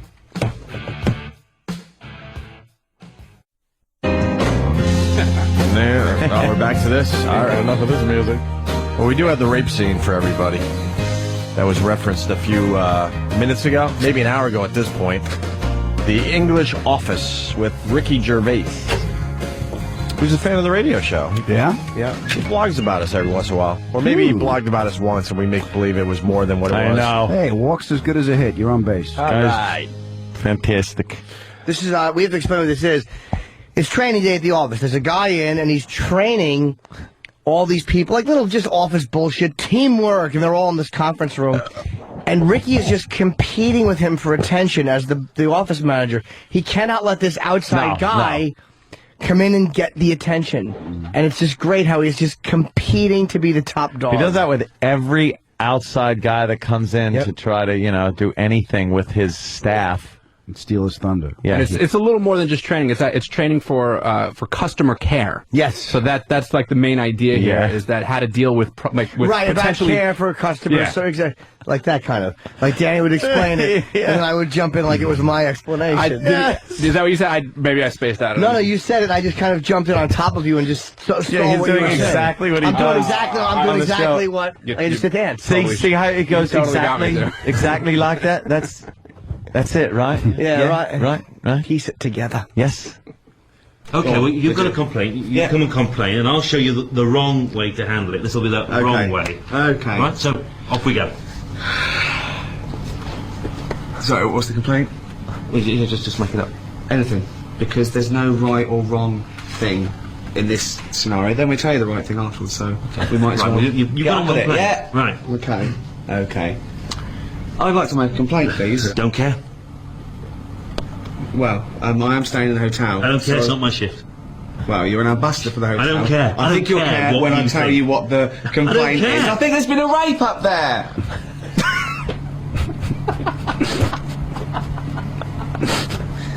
I got his attention. Get their attention. Okay? Right, so, well, some interesting points. Very interesting points. Flagged up there. It's not quite the point I was trying to make. Different points to be made. So am I. That's great. Not quite but different points to be made. Like every fucked up thing he does that the guy's pointing out that he's fucking up, he turns around as like, I'm teaching these my subordinates. He's the fucking best at covering up with bullshit that we all use. It's like, that was so well written. Oh, like, fantastic. Get their attention. Like that was the lesson. It was so great. And meanwhile, everyone's looking like, oh my God, what the fuck did you just say? That is not in the realm of what should be said during this a training. But he turns around, get their attention. I think there's been a rape up there. You're right, that is perfectly delivered. And he points up to the way he pointed, like, yeah, it's upstairs. You know, there's the rape. His delivery is so good in that line that I've driven like places just repeating that over and over again, like just trying to get it just how he does it. It is really perfect the way he says it. Just stops right up there. I wish we had the rebuttal when Ricky takes over and becomes the fucking in the role play becomes the hotel manager. Oh yeah, and then the guy tries to phase him. We can get that, sure. Yeah, it's we just, get it for you. Fucking hysterical. And we obviously had Ricky Gervais on the show and discussed this, but for some reason we've all decided to watch the show again. Like we've all out of nowhere just decided to pop it in and watch the show again. So we're all kind of on the same page. You got to get a copy, Adam. Yeah, you got to check check it cool. out. Is Ricky cool? You got the. Ricky's he is great. Yeah, too fucking cool for That's how cool. goddamn funny he is. You know. Yeah, absolutely. Right. Yeah. The you got the Netflix through your fucking Xbox or anything like that? No. Dude, it's the shit. Netflix. You play video games? Got the Xbox? No, I got the PlayStation 3? Is the shit. What's the last video game you played? Language. Last video game I played was probably Breakout on Atari. Oh my God! Yar's Revenge. Wow. Yeah. Oof. Danny turned me on to that fucking crack where it's like when he said, he goes, yeah, dude, you get Netflix over your fucking Xbox. I'm like, what? I was reading about it for months. I'm like, that sounds really cool. And I like as it was like coming to the release date, I was more and more excited. And like I was really I thought for a moment I had gotten my hopes up.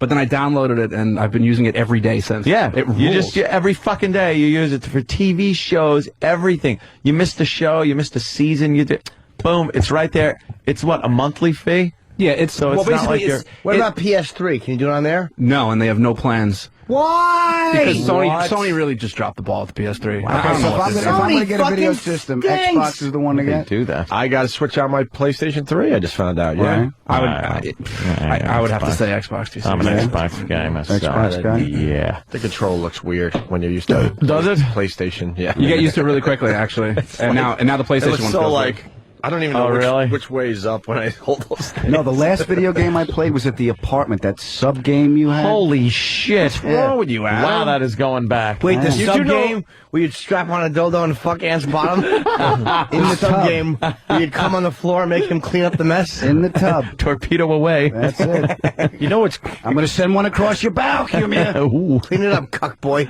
You know it's okay to play video games as an adult, right? Yeah, I just it's the new thing, man. You're allowed to do it. Yeah. You're not nerdy. Then you don't like the Wii? I like the Wii. You like the Wii? Yeah, the Wii's fun. I know. And? It's. I am not a Wii guy. No, I see it as an infantile, childish kind of a game. Ba-ding ding, ba-ding ding. I want to aim for the cube. I want to break E-Rock's knuckles. I need a little more Mario tradition Kart's in my all right. games. I need the blood, guts, and Well, they're going shit that like way that. with the Wii Fit. Oh, I mean, not the Wii Fit, but the Wii. What are you coughing up Right. blood? Get off the treadmill. They'll go that direction with the Wii. Right now, it's all nice and happy and family oriented. Yeah. But they'll get into some shit with the Wii. I'm thinking. I'm just so scared shitless now of the red ring of death. It's like I and I'm knocking wood. What's the and I'm red not ring even of going to say. death? Xbox has something called the red ring of death. There's a green ring when you start your console up. Oh no. And then you're hunky dory, as they say. You're playing games. You're watching fucking movies. You're enjoying your Xbox. Then there's something when you turn it on, a red ring of death, and it just means pretty much you now have a doorstop, and you need to get a new Xbox. Well, not necessarily. That's easy. You could send it. You could send it Oh, back you to can Microsoft send it back and which- get a refurbished, not even red your- ring of death fucking But thing. who cares? You're not losing anything. You just got to get a new freaking Xbox. But it's inconvenient. But you know what, Ant? You probably won't run into that problem because you got yours a little later in the game. I did, So you got yes. like the updated boards with the newer chipsets and everything. I can totally expect a red ring of death when I get home then, because Dude, I am now jinxed. I'm on my third one. Like I bought my first one, it died. I sent it back to get me a new one. That one died, sent that one back, and now I'm on my third one. If this one goes, I'm just buying a new one. Like I just don't give a brand fuck. new. How much are you playing? You That's the playing thing. that Not much, even. you No, think? that's the thing. Not even. I mean, I know people Obviously that play. not Guitar Hero. Sorry, dude. Oh, damn. Sorry. Actually, if Derek is here, If you had a square asshole, you'd shit bricks. Remember Q&A? if. I don't want to hear that shit. I think he's currently dealing with his red ring of death. Oh, And, he is. Yeah, I think everybody on staff has had Here's it except Derek. for Travis. Where does it show up? Right on the front. Right like, on the front. On the front It's panel. that green ring that shows that you have the power on and stuff. Here's Derek Hey, dealing with the red ring of death. Yeah, I actually burnt mine out, I think, 2 weeks ago. Oh, that's it. Yeah, Holy that's shit. That's it. Hey, Tim, when did you fucking, when did you get your red ring? Are you going to ask out Dawn or are you going to fix your Xbox? Holy shit, it's Tim. It's fucking... Stop putting Gareth's stapler in the jelly. Sorry. Okay. So what happened? No, I think I burnt it out playing Fallout 3. I was playing it for like 8 Fallout hours 3. one day. You can't burn it out by playing too much or anything. I think you can. Well, I really so. One of the theories behind why they fail so often, because like the first wave of Xboxes, there's something like an 80% failure Oh, fuck. rate. It's disgusting. But what they say is there's weak solder points. So the more you play, the inside heats up a little bit heats because up and melts the there's not a solder. proper heat sink. So then the solder melts, and now there's broken Nah, connections come in on. there.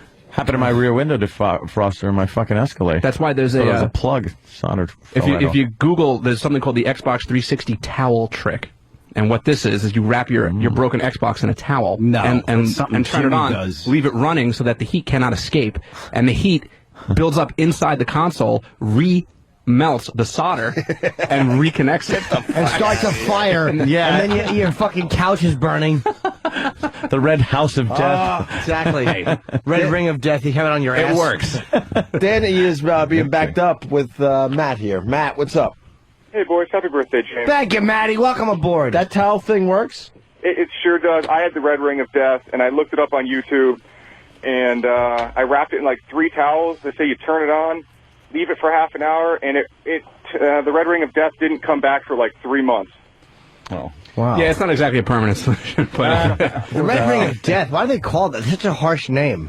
wow. Well, People don't like it. Look at it. Nah. Jimmy was just showing a picture of it. I think you know what it is. I think it's just playing off because it's a Microsoft product, so they're playing off the blue screen of death. I'm so the frightened. red ring of death. Don't show me that again. PlayStation 3 people calling. You can get movies through PlayStation. Yeah, but not in that Pancreas of sense. death. You can buy, like if you wanted to download like Transformers or something on your PlayStation, you can do that. But you can't just have a monthly access fee for one price and download and watch as much as you Where want. can There's I no go get service like that. Transformers? Say I want to watch Best of Shia LaBeouf. I often do. You can go to the PlayStation Where Store. would I get that? A PlayStation Store, James. Oh, all right. But they don't have a Netflix type of service. Netflix sounds great. That thing, and they just had a great fucking quarter, too.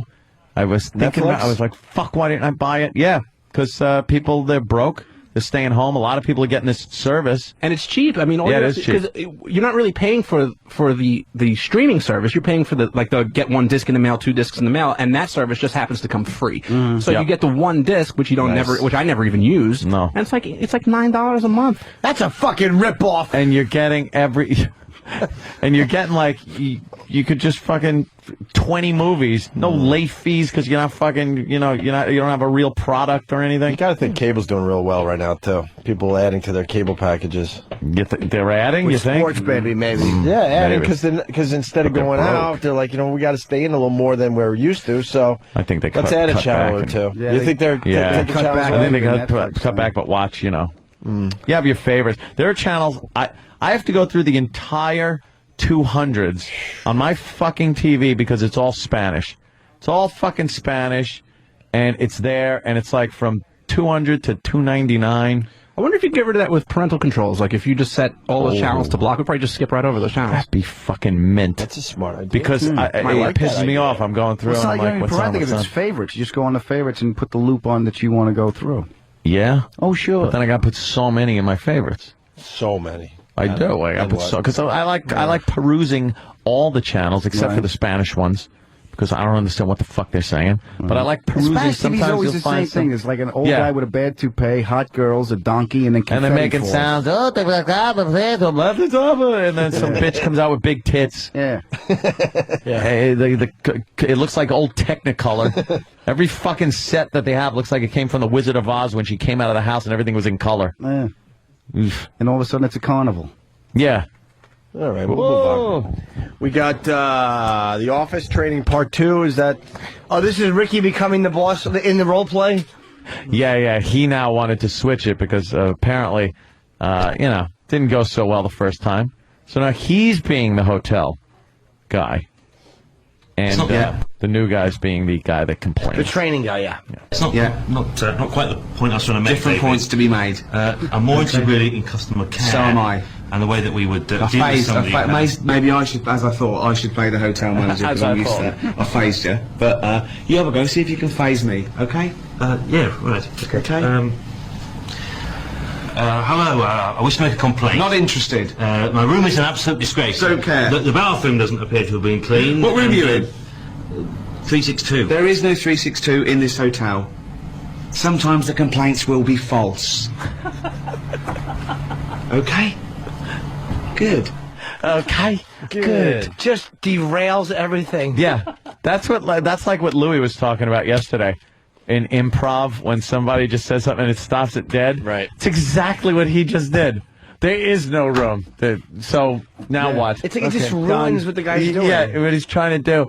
And the facial, it's such a visual show. The facial expressions on everybody, you just constantly looking at him like, what the fuck is this asshole doing? When were you most embarrassed for him? There was too many instances. I think though it had to be the one where he did the motivational speaking. Yeah, that's a real good one for embarrassment. God, is that fantastic. I think probably maybe even a little more than that. And you didn't see it, so I won't completely spoil it for you. But it's probably part one of the Christmas special when he's doing like the after stuff. I'll just say. Possible. I don't know when he dances after Neil and Neil and the girl do the Neil classic. and the girl do a perfect fucking Saturday Night Fever dance for the comic relief donations. And Gervais, he's just standing there pissed off and bummed out that they're doing such a good job. And they finish up and get like applause that they don't stop. They just keep going. And he can't let them have the spotlight. And then he steals it, and he's like, he really thinks he's good. Yeah, he goes, I do the dance. And then everybody clap and kind of, all right, faster. And they're clapping and making like music, and he's dancing to it. And then until there's like no one left clapping. And he still goes on for so long doing this horrible dance. He was hosting some Princess Diana tribute he was a part of a couple years ago at the in Wembley Stadium.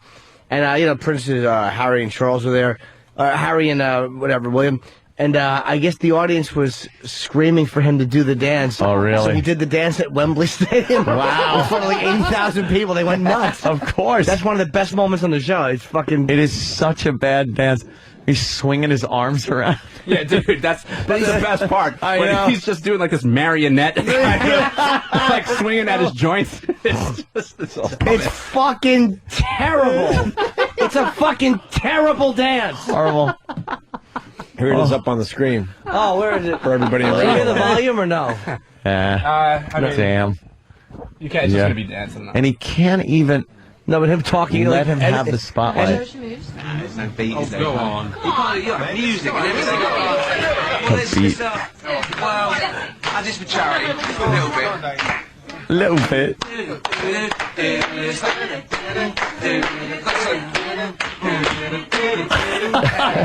He's such an asshole. They're all getting uncomfortable. Yeah. And this is like after like a professional dance routine just went down. Yeah.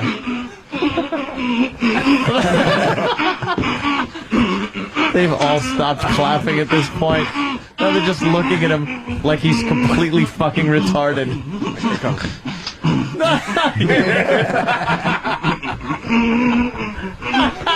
How do you get a group of people to look that uncomfortable?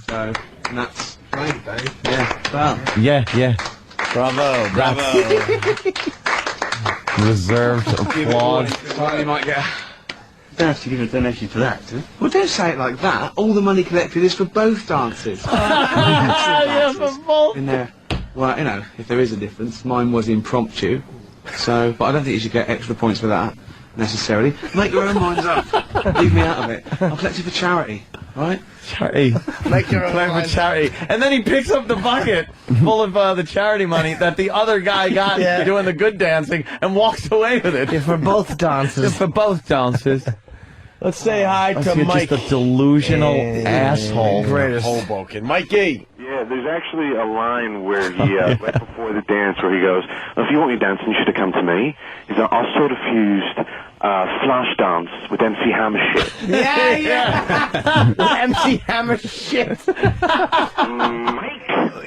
Mike. When he tries to speak in any type of a fucking relaxed, cool lingo, with MC Hammer shit. Fucking Mike doing the good Ricky Gervais impression. Yeah, that was a pretty good accent. That was I want to pretty give him good. credit, but he hung up. Tim in Boston, how are you? Hey guys, how you doing? Good.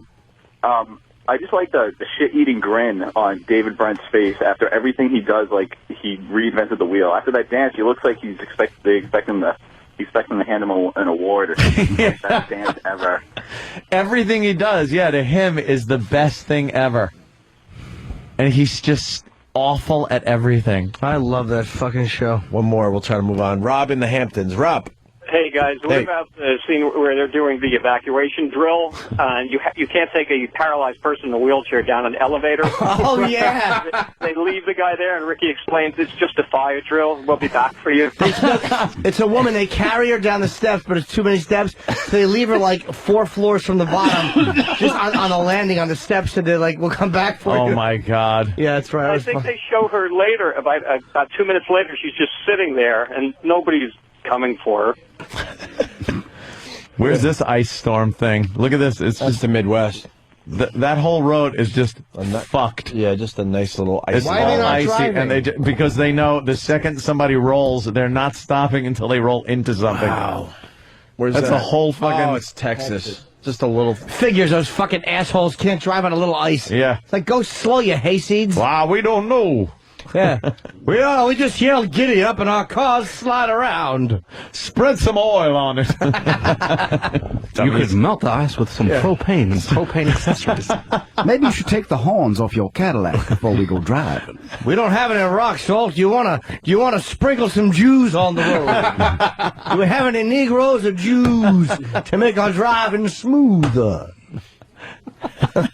Any type of minority work. Is that a good Texas accent? I don't know. Well, it's like Foghorn racist Leghorn-ish. kind of a. Wow, I'll say. Rhode Island red. All right, That was about as far. sharp as a stack of wet mice. We're going to take a break, but All right, you got boy. Gotham, February 19th through the 22nd. Yes, sir. AdamFerrara.com. Mall Cop. Mall Cop, Rescue Me, new season begins April. Dude, yeah, let's talk about that for a second. Well, after the break. Cool. Rescue Me. Yeah. Give us the scoop on what the fuck's going on. I need my new episodes. You got it. Opie and Anthony. Hey, this is Ricky Gervais, and you're listening to my pal, Lil Jimmy Norton. He's not my pal.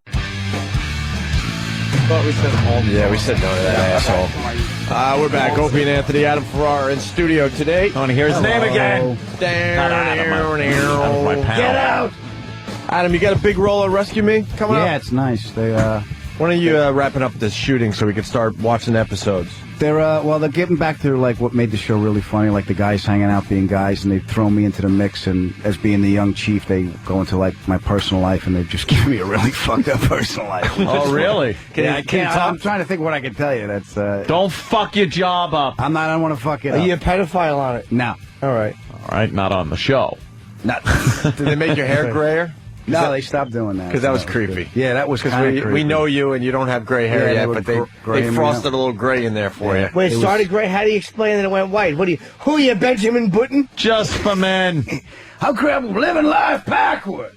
Yeah, give me my black wig. Maybe I had a darker wig. I need Liam Neeson. Looks like a black doily. Same fucking things every day. Liam, here's a Sharpie. Do your hair. Oh, that hair is awful and taken.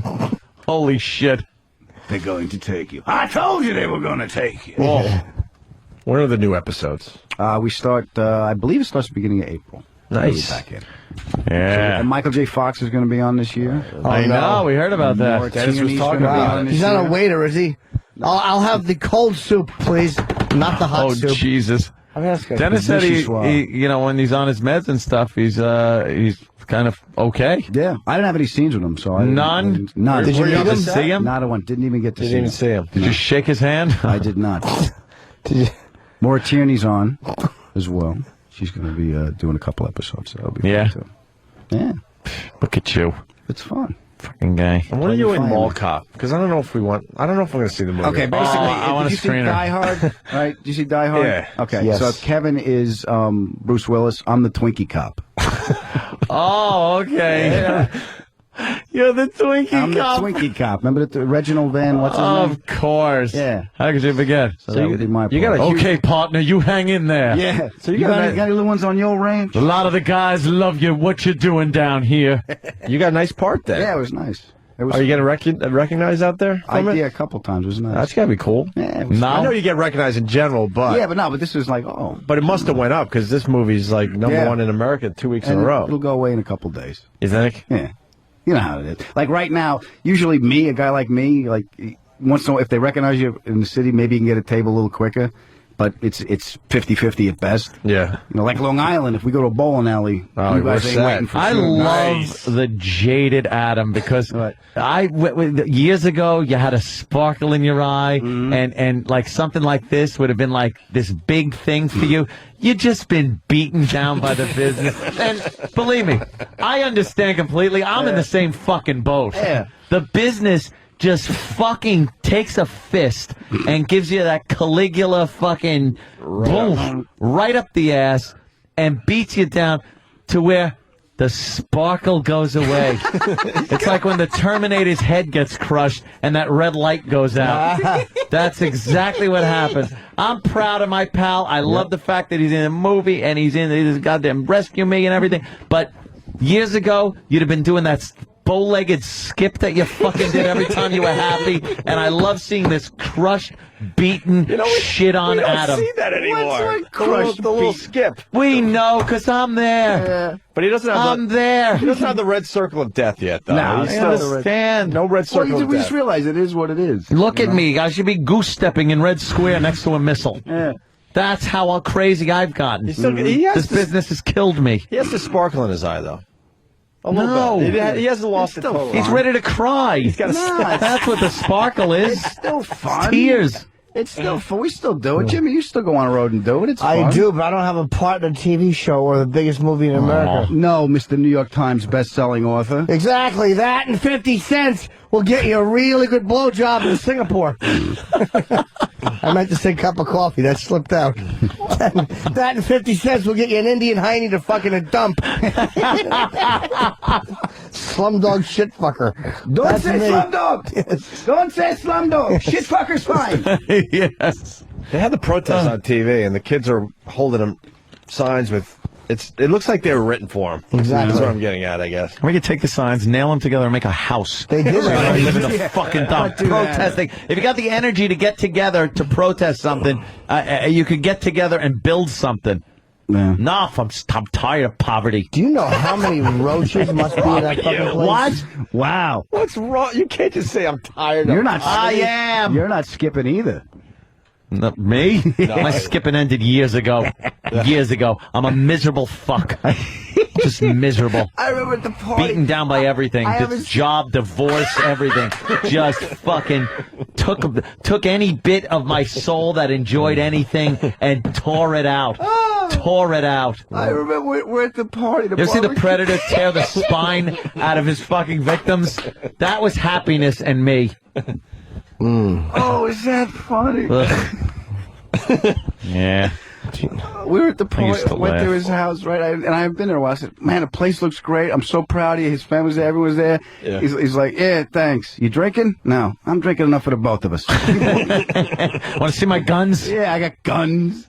The guns Yeah, rule, that's though. it. Like his guns. Oh, my guns. But you got the one that scares is the one by the bed. Oh, yeah, the laser? Yeah. Yeah. Because I know you. You're waiting for someone to break in. You know what's great about that gun, too?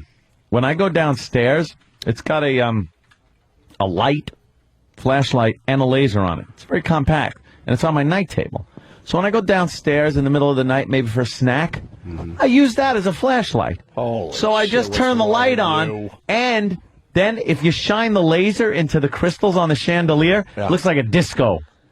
It's so fucking cool. So I walk down the stairs and I shine the laser in there, and that's the part of the stairs that everybody can see from the street because the chandelier is right there. So all they see is you they might see me pointing a toward the laser chandelier. sight in the chandelier. But then I'm in my pantry with the flashlight on, pointing a .45 caliber into the to see what I want to snack on. Maybe some cookies.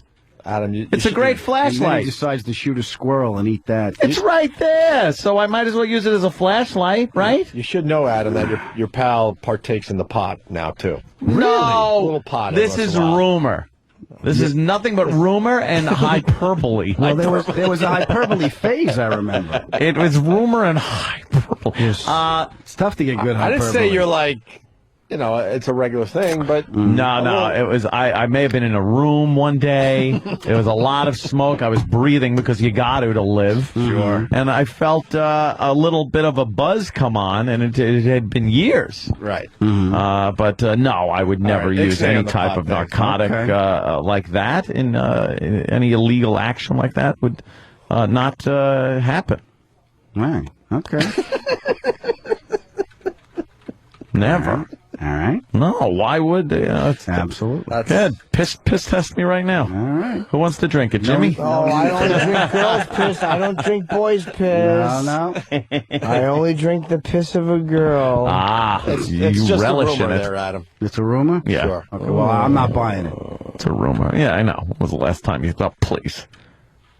I remember the last time. Well, the last time I was with you. That was so long. That was that when I time punched the phone again the same night, right? No, that was No, I was watching Gray Lady Down. That's what happened. a sub movie. That submarine movie. Yeah. And I freaked out and went into the bedroom because I felt claustrophobic like the people in the submarine. I remember going, Aunt, you're really not in the sub. Yes, I was frightened. And I kept saying, I know I'm not in the sub, but I can feel the feeling that you would feel if you were in there.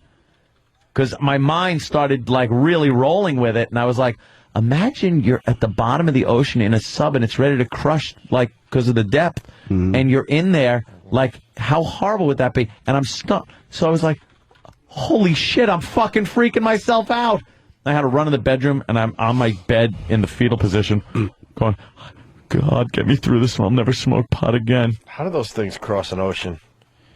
The Imagine submarine? the fear. You just Underwater. They And don't when care. they all of a sudden go, oh, yeah, it drops down about a mile I'm like, at this point. yeah. And if the engines fail, we would all be dead. And the submarine's just going. People are in there. Tooling straight.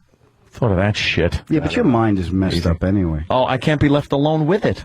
I have to have other things. Remember you told your story you were a kid, you're getting on the plane and you freaked out because the rivets were too small on the side of the plane? They looked pretty small. Yeah, and that freaked, the rivets are too small. You see, Opie, me and you watch How It's Made, and we're like animals looking at fire. Yeah. He watches How It's Made and goes, I can do that. Yeah, I know. And then builds. He's got that type of mind. Yeah.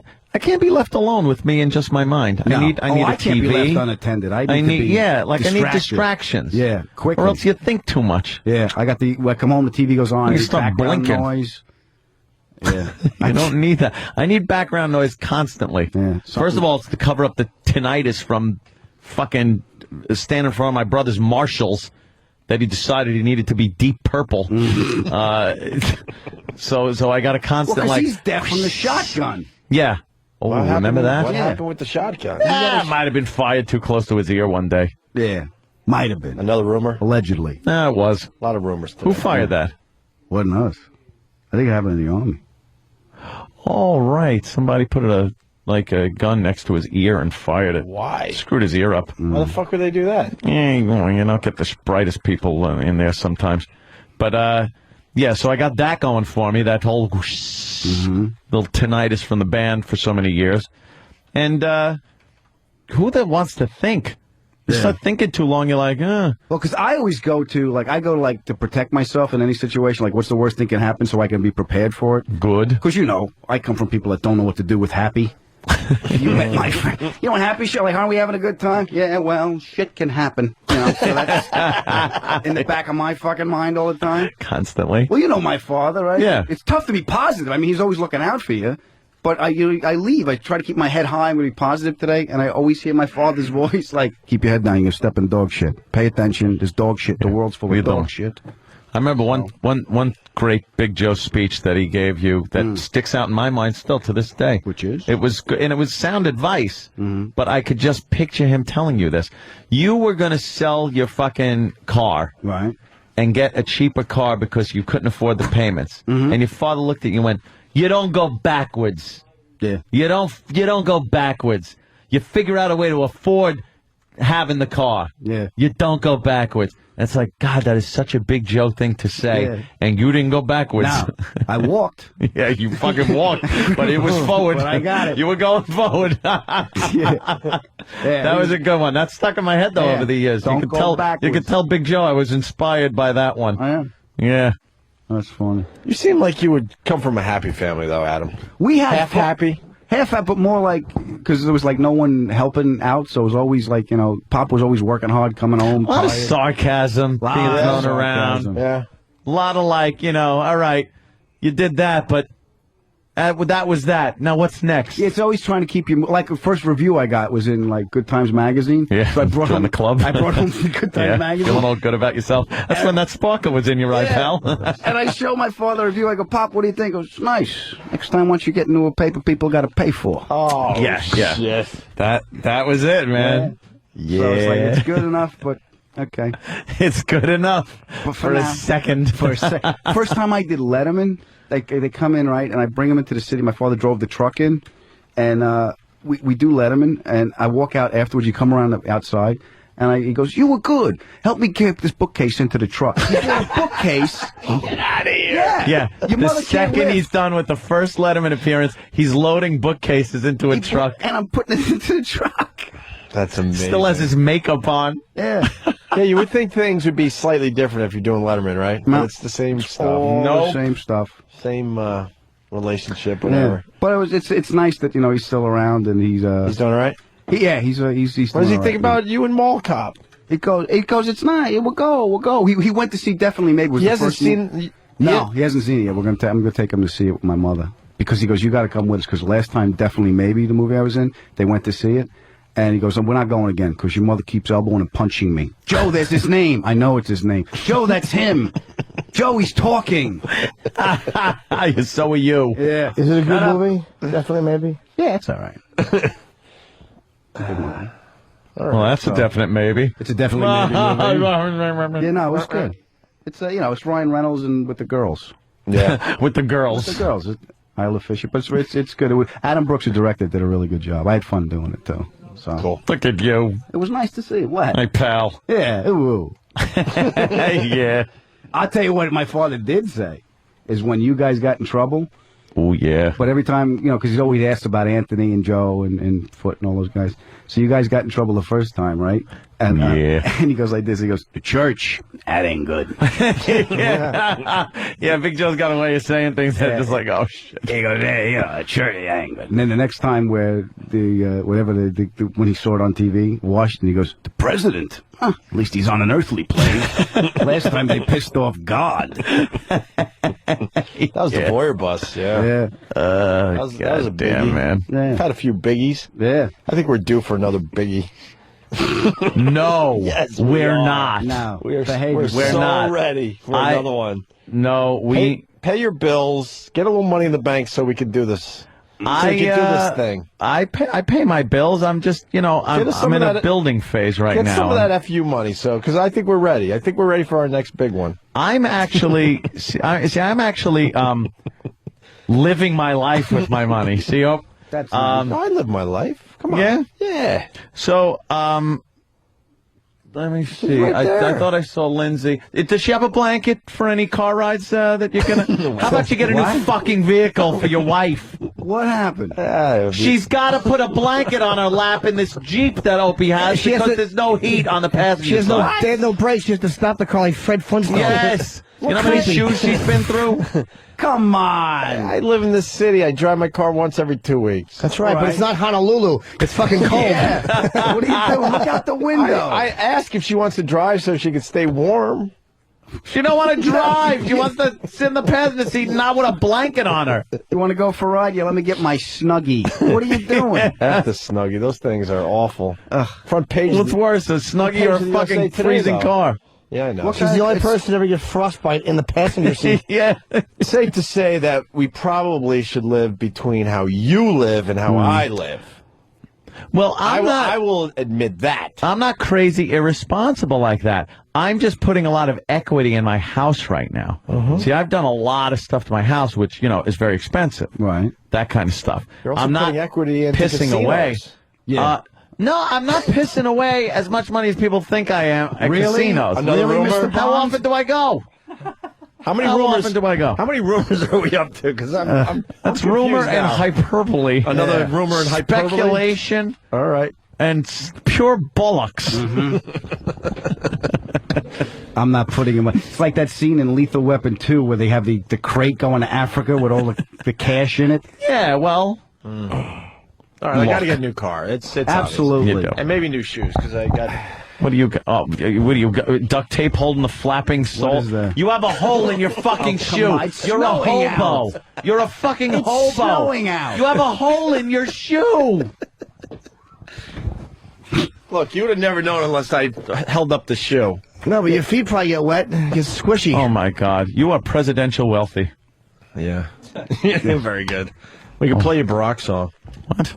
We didn't play it on with all the fucks and the shits in it. Really? We're gonna play this again. I'm tired. They made a song for Anthony. Yeah. A rap dude, which I'm very surprised at because it doesn't really like those people. No, it has nothing to I do didn't with say that. people. Jimmy I'm a said very people. good friend with many African American people. That Name three. Patrice O'Neill. Right. That's two. That's two. Two to go. Okay, I also am. Because someone called me out on this recently too, and I Did went, they? "Oh fuck, I got two." I always say go for three. Yeah. Keith, and one of them was Earl. Keith who? Keith who? Keith Robinson. You know You're you haven't not talked to him in friends 3 years. You're not friends with him. When we talk, we have a good conversation. Jesus Christ! You can't count Keith. Number I'm sorry. 3. You got Patrice O'Neill so far. Jesus. I got Patrice. I'll even give you Black Earl, who you just see in passing. You see him in Black passing. Earl. You've never gone out to dinner with him. Boy, No, I that's have because I've been stiffed on the chick too. Oh, okay. Believe me. All right, Black Earl. Fucking. We'll give you Earl. Skinflint. Which, by the way, is my second. All right. Who do you have? Those Patrice two. and Earl. All right. Let me think. She's the worst. Well, I don't have any. I realized I didn't have black friends when I looked around the room at my wedding. Right. Because I've said for years, shut up, I got a lot of black friends. Patrice O'Neill was the only black person at my wedding. Okay, look. And some other lady and her really hot black daughter. I didn't know them. I might be a little lax on the quantity of friends, but the quality of my friendship with Patrice O'Neill, I think, is very good. We have very honest. You don't know a third black relationship. guy? Come on. I don't even know Earl really. Yeah, I don't hang out with Earl. I wouldn't invite him to a party. Right. I don't know him well enough. I hang out with white people. Okay, apparently I really hang out with white. It doesn't necessarily make me racist. It just makes it that I don't have a lot of common ground. Is that another rumor in hyperbole? That's speculation and yeah. Wait, what category do I Innuendo. have to put that one in? Speculation. Speculation and innuendo. And that's it? Yeah. Rumor? Rumor. Bollocks? Bollocks. Okay. I have, I don't have a lot of common ground with black people as far as even a pleasure goes, like hanging out and doing things. Right. Like there are black people like hanging out with black people. If you watch like a lot of rap artists that are hanging out with their posse and they go out to clubs, there's not a lot of white people there hanging out with them. Well, there's always the one white guy that's acting black. Maybe. They always have that guy. But it's like when I watch videos on YouTube, I watch YouTube videos of black people hanging out. I couldn't do that. I couldn't fit in like that. I'd be like Jimmy when he was growing up trying to fit in with his Kangol But I'm hat. very comfortable now. I'm just me. I'm the fucking whitest guy. I hang out with a whole bunch of you-know-whats. I'm fucking completely...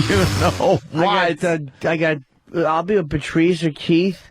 A fucking I can be with that. I can Godfrey. Any of the bring comedians. me a black person. I can sit and have a great chat. There's no awkwardness or anything. But I've never had a close friendship with black people because I don't think I have a lot of common ground there, and I don't think that's a bad thing or a good thing or whatever. It's just the way it is. I don't do a lot of things that I think would interest the majority of black people, where I would then have a lot of black. Yeah, because they hate guns. No, I have legal guns. That's the See, I have registered guns. Look, I'm just saying that if there's a party over my house, let's say, it's not conducive to black people coming over and enjoying that party. Like, I don't have stuff going on that I see black people enjoying at a party. I just found my third black friend. Oh. Lady Trucker, thank you. Dr. Ian Smith. When was the last time you saw him? He ran out of here last time, all pissed at you. Why was he pissed at me? Because you called him the N-word. No, you made him wait. Oh, really? Sorry, I thought I heard You that. guys have. I have more black friends than both of you guys put together. That's You don't terrible. have black friends. You have fellow colleagues in comedy. Yeah, but they're people I know well for years. They are friends. How many black people, besides maybe even Patrice or a prostitute, have been in your apartment? That's not a fair question. Yes, I'll tell you why. Because how many white people have been in my apartment? I don't have people over unless the chick that I'm going to bang. That's an inaccurate question. Because Keith has never even been in my apartment. Florentine's been there once. So all right, so Florentine's black. White 1, black 0. No, but you know, nobody comes over. That's not an accurate question. People I would sit down and be comfortable and spend hours talking to. Yeah. Fucking Bob Kelly been over your apartment? Yeah. Okay. To work out. There you go. Well, whatever the purpose is, I'm just saying. No, but Jimmy's right. It's not really like the hanging It's out. different, dude. I'll sit there with Sherrod Small and talk to him for an hour. Fucking Godfrey, Artie Fuqua, Marina Franklin, fucking Will, or Patrice, or Todd Lynn, or fucking, All right, with your Negro list. I'm serious, like, they're just guys I know well. A lot of them, yeah. And any of them I could travel with. And like, you know, take a flight with or go to the airport with. What's and be comfortable. my problem? You're a racist. No, you just don't. You just don't have. You come here. You're insular. You come here, and Ope too. You guys go home. Ope's got his. I go to my lily white community. Well, you're just hanging out at the house. I mean, it's like I go into nightclubs, darling. I'll be at the club, and I'm with comics, so it's different. Wait, I asked my doorman how he's doing, and he's black. Attaboy. There you go. I got 4. That's 4. He's a cool What guy, counting too. doorman? Doorman. Huh? I got 6 then. If I wasn't doing, I got 6. Wow. If I wasn't doing comedy, I wouldn't be as many. But I'm out at night, so I'm in a social setting. At Yeah. night. See, makes it easier for you. It does. I'm here and then I go home. You don't Yeah, want that's black so. friends, What time that's you? the difference. You know what you got to I do. can't make friends on the my road. friend. Maybe I need to open up my life a little more to make new friends, make some inroads, and have a little more diversity in my circle of friends. I think you just need a website like jjmalonas.com. He's got a website. Yeah. Quentin Heggs is my friend. I do visit a website, but that's not going to help. Maybe. What do you think? Nah. Okay. Obama Nah. president. Nah. I mean, well, it is one of those situations where, the times they are a-changing, as Bob Dylan once said. Mm-hmm. The answer, my friend. Yeah. Let me play your Chris Rock. song. I wish was my friend. I just know him. Mm-hmm. It's not my friend. Let's play your song. Okay. Somebody made a song for Anthony. Not a fan of Obama there, Adam. Anthony or the song guy? Anthony. Is it bad that I have a lawn jockey in my backyard? Yes. Now, why is the lawn jockey such a bad thing to have? I don't know. Because it's like a porcelain slave. Yeah. But it doesn't even have to work. It just kind of stands there holding a ring. It's symbolic of old times. The intention now is probably just a decoration. But it's, It's like a Confederate flag. Yeah. What's wrong with that? It's part of history. Yeah, I mean, so it's a I big wouldn't deal. fly one Fuck because those I'm in the Macy's. north. But in the south, they do. You know what? We're one country. They got their fucking dicks kicked in. Yeah, you lost. Fucking Take put your the flag flag down. down and fucking get over it. It's like those idiots in Georgia. They do Civil War reenactments. Like it's going to end differently. You what fucking gonna win this time? You moron. You grits eaters. Grit eaters. Your fucking Grits shitty eaters. southern food. They're very proud of the old stars and bars. Why? Well, it's part of their history and culture. Even though they lost the war, Oh, they were very fuck proud them. of their forefathers fighting for what they believed in. Yeah, slavery. They can eat my ass. Bunch of lazy fucks. I think Do your own gardening. It was more that they were believing in the industrialized North cutting off the South than really slavery. I don't think slavery was the number one issue of the Civil War. It was really an industrialized North kind of cutting off the Don't South. hit me with fucking facts. Yeah. I want a knee-jerk reaction here. I don't want your fucking knowledge and your accuracy. You make me sick. I'm going to go piss next to a black friend. Okay. Settle down, you reader. I'm going to have to, be a little more diverse in this time of Obama. Well, listen. Or actually, Barry Hussein. Should we just leave with the Obama song, or we come back?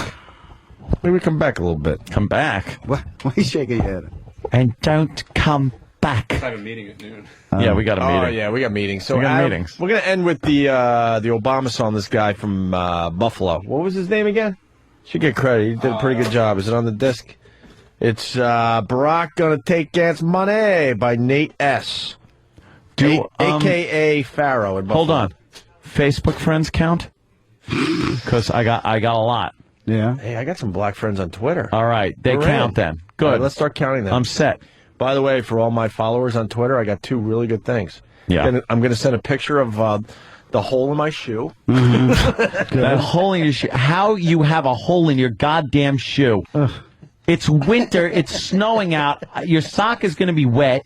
I just noticed it, and no Just one would have noticed known. it. You can't wear a hole in your shoe fast enough that you hadn't had those shoes too long. How long you had those shoes? A year. It's time. For real. How many shoes do you own? How many pairs of shoes? How many what? Like what? Anything you could wear on your feet. Sneakers, dress shoes. Oh, I got like one pair of sneakers for the gym. Right. Two pairs of sneakers that I like wearing around. Right.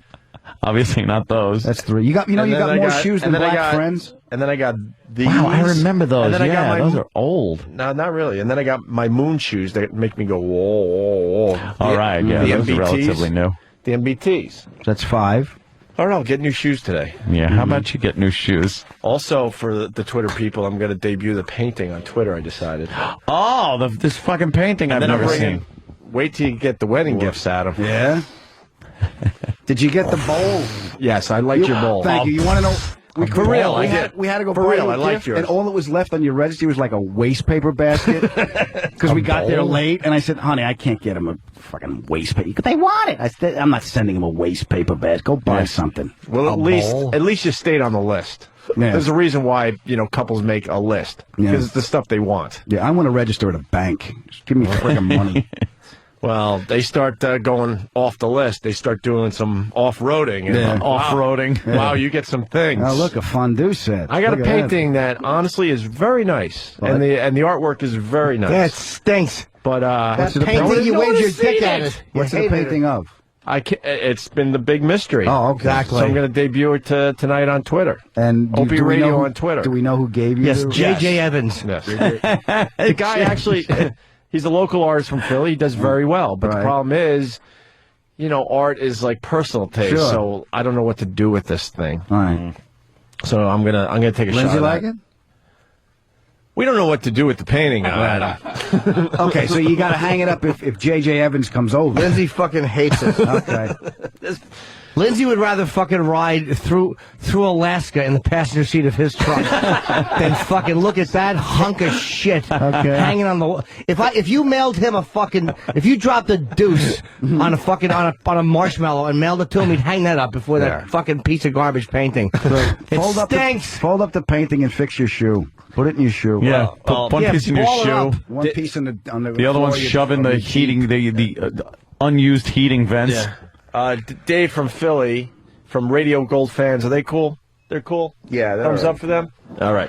He writes, Opie, I don't know if anyone's ever told you this. Millionaires have new things. Buy some fucking shoes and a car, for Christ's sake. Mm-hmm. What are you doing? What? What are you doing? You're Saving lying every away. dime. For what? I'm not saving. So we can say fuck you and leave this stupid business. And then what are you going to do?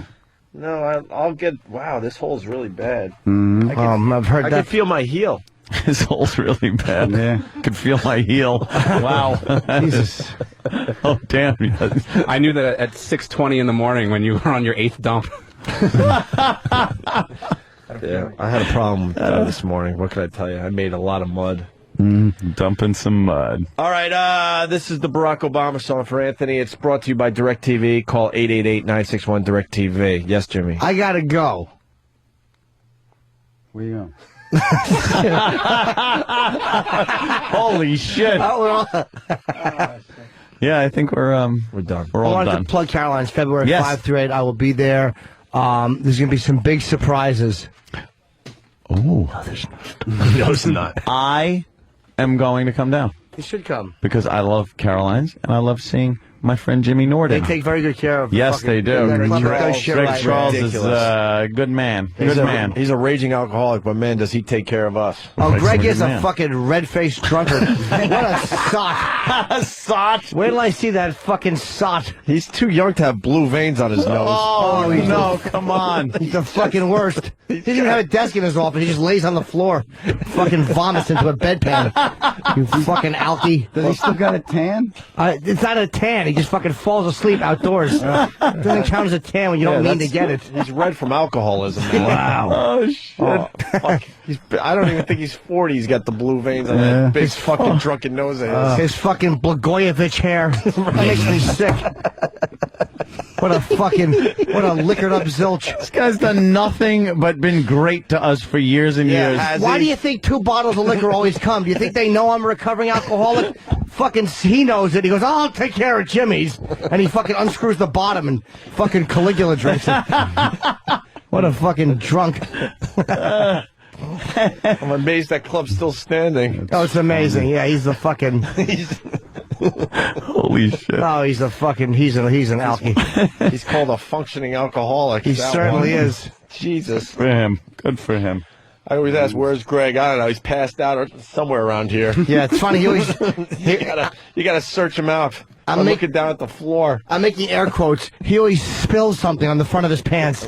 Some would say he pissed them again, but he always spills some sort of a beverage on the front of his chinos.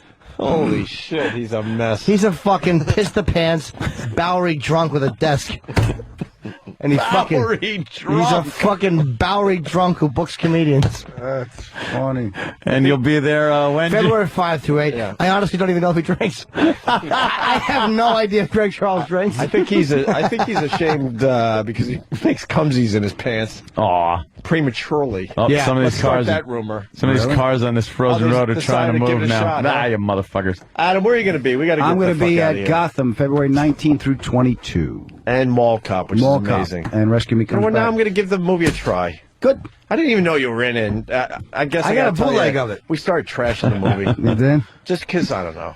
Because we're I'm jealous. Embarrassed now. No, this was before we knew he was in it. Then, I know. Then it put us in a bad spot. I like Kevin, too, so it was always awkward for me. Because I know Kevin for a long time, who may want to put somebody else in, Absolutely. From the old days in his pictures.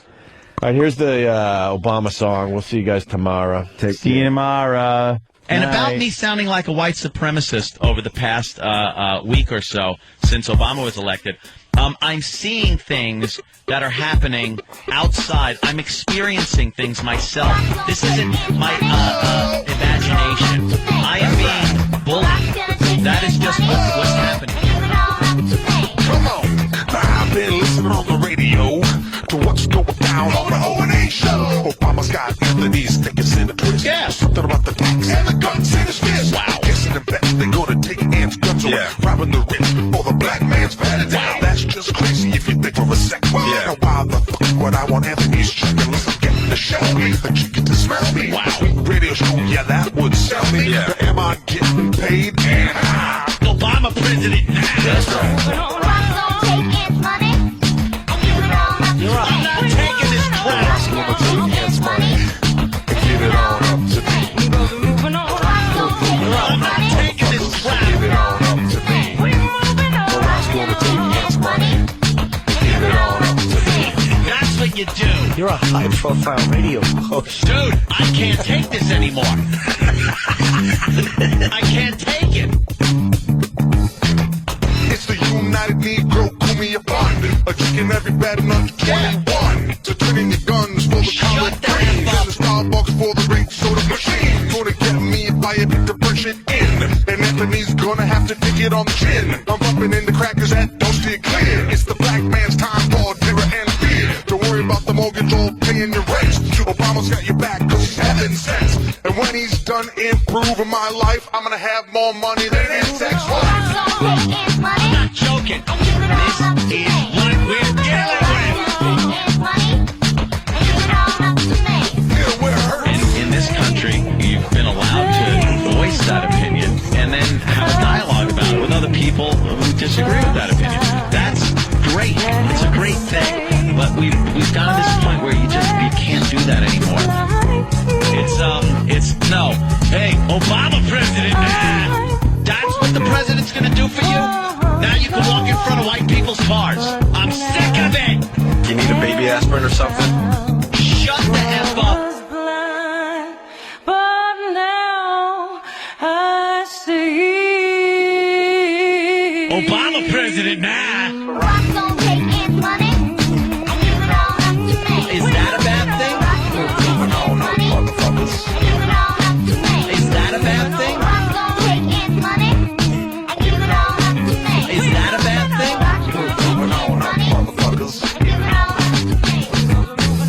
That's why they make front page news. Because they rarely happen.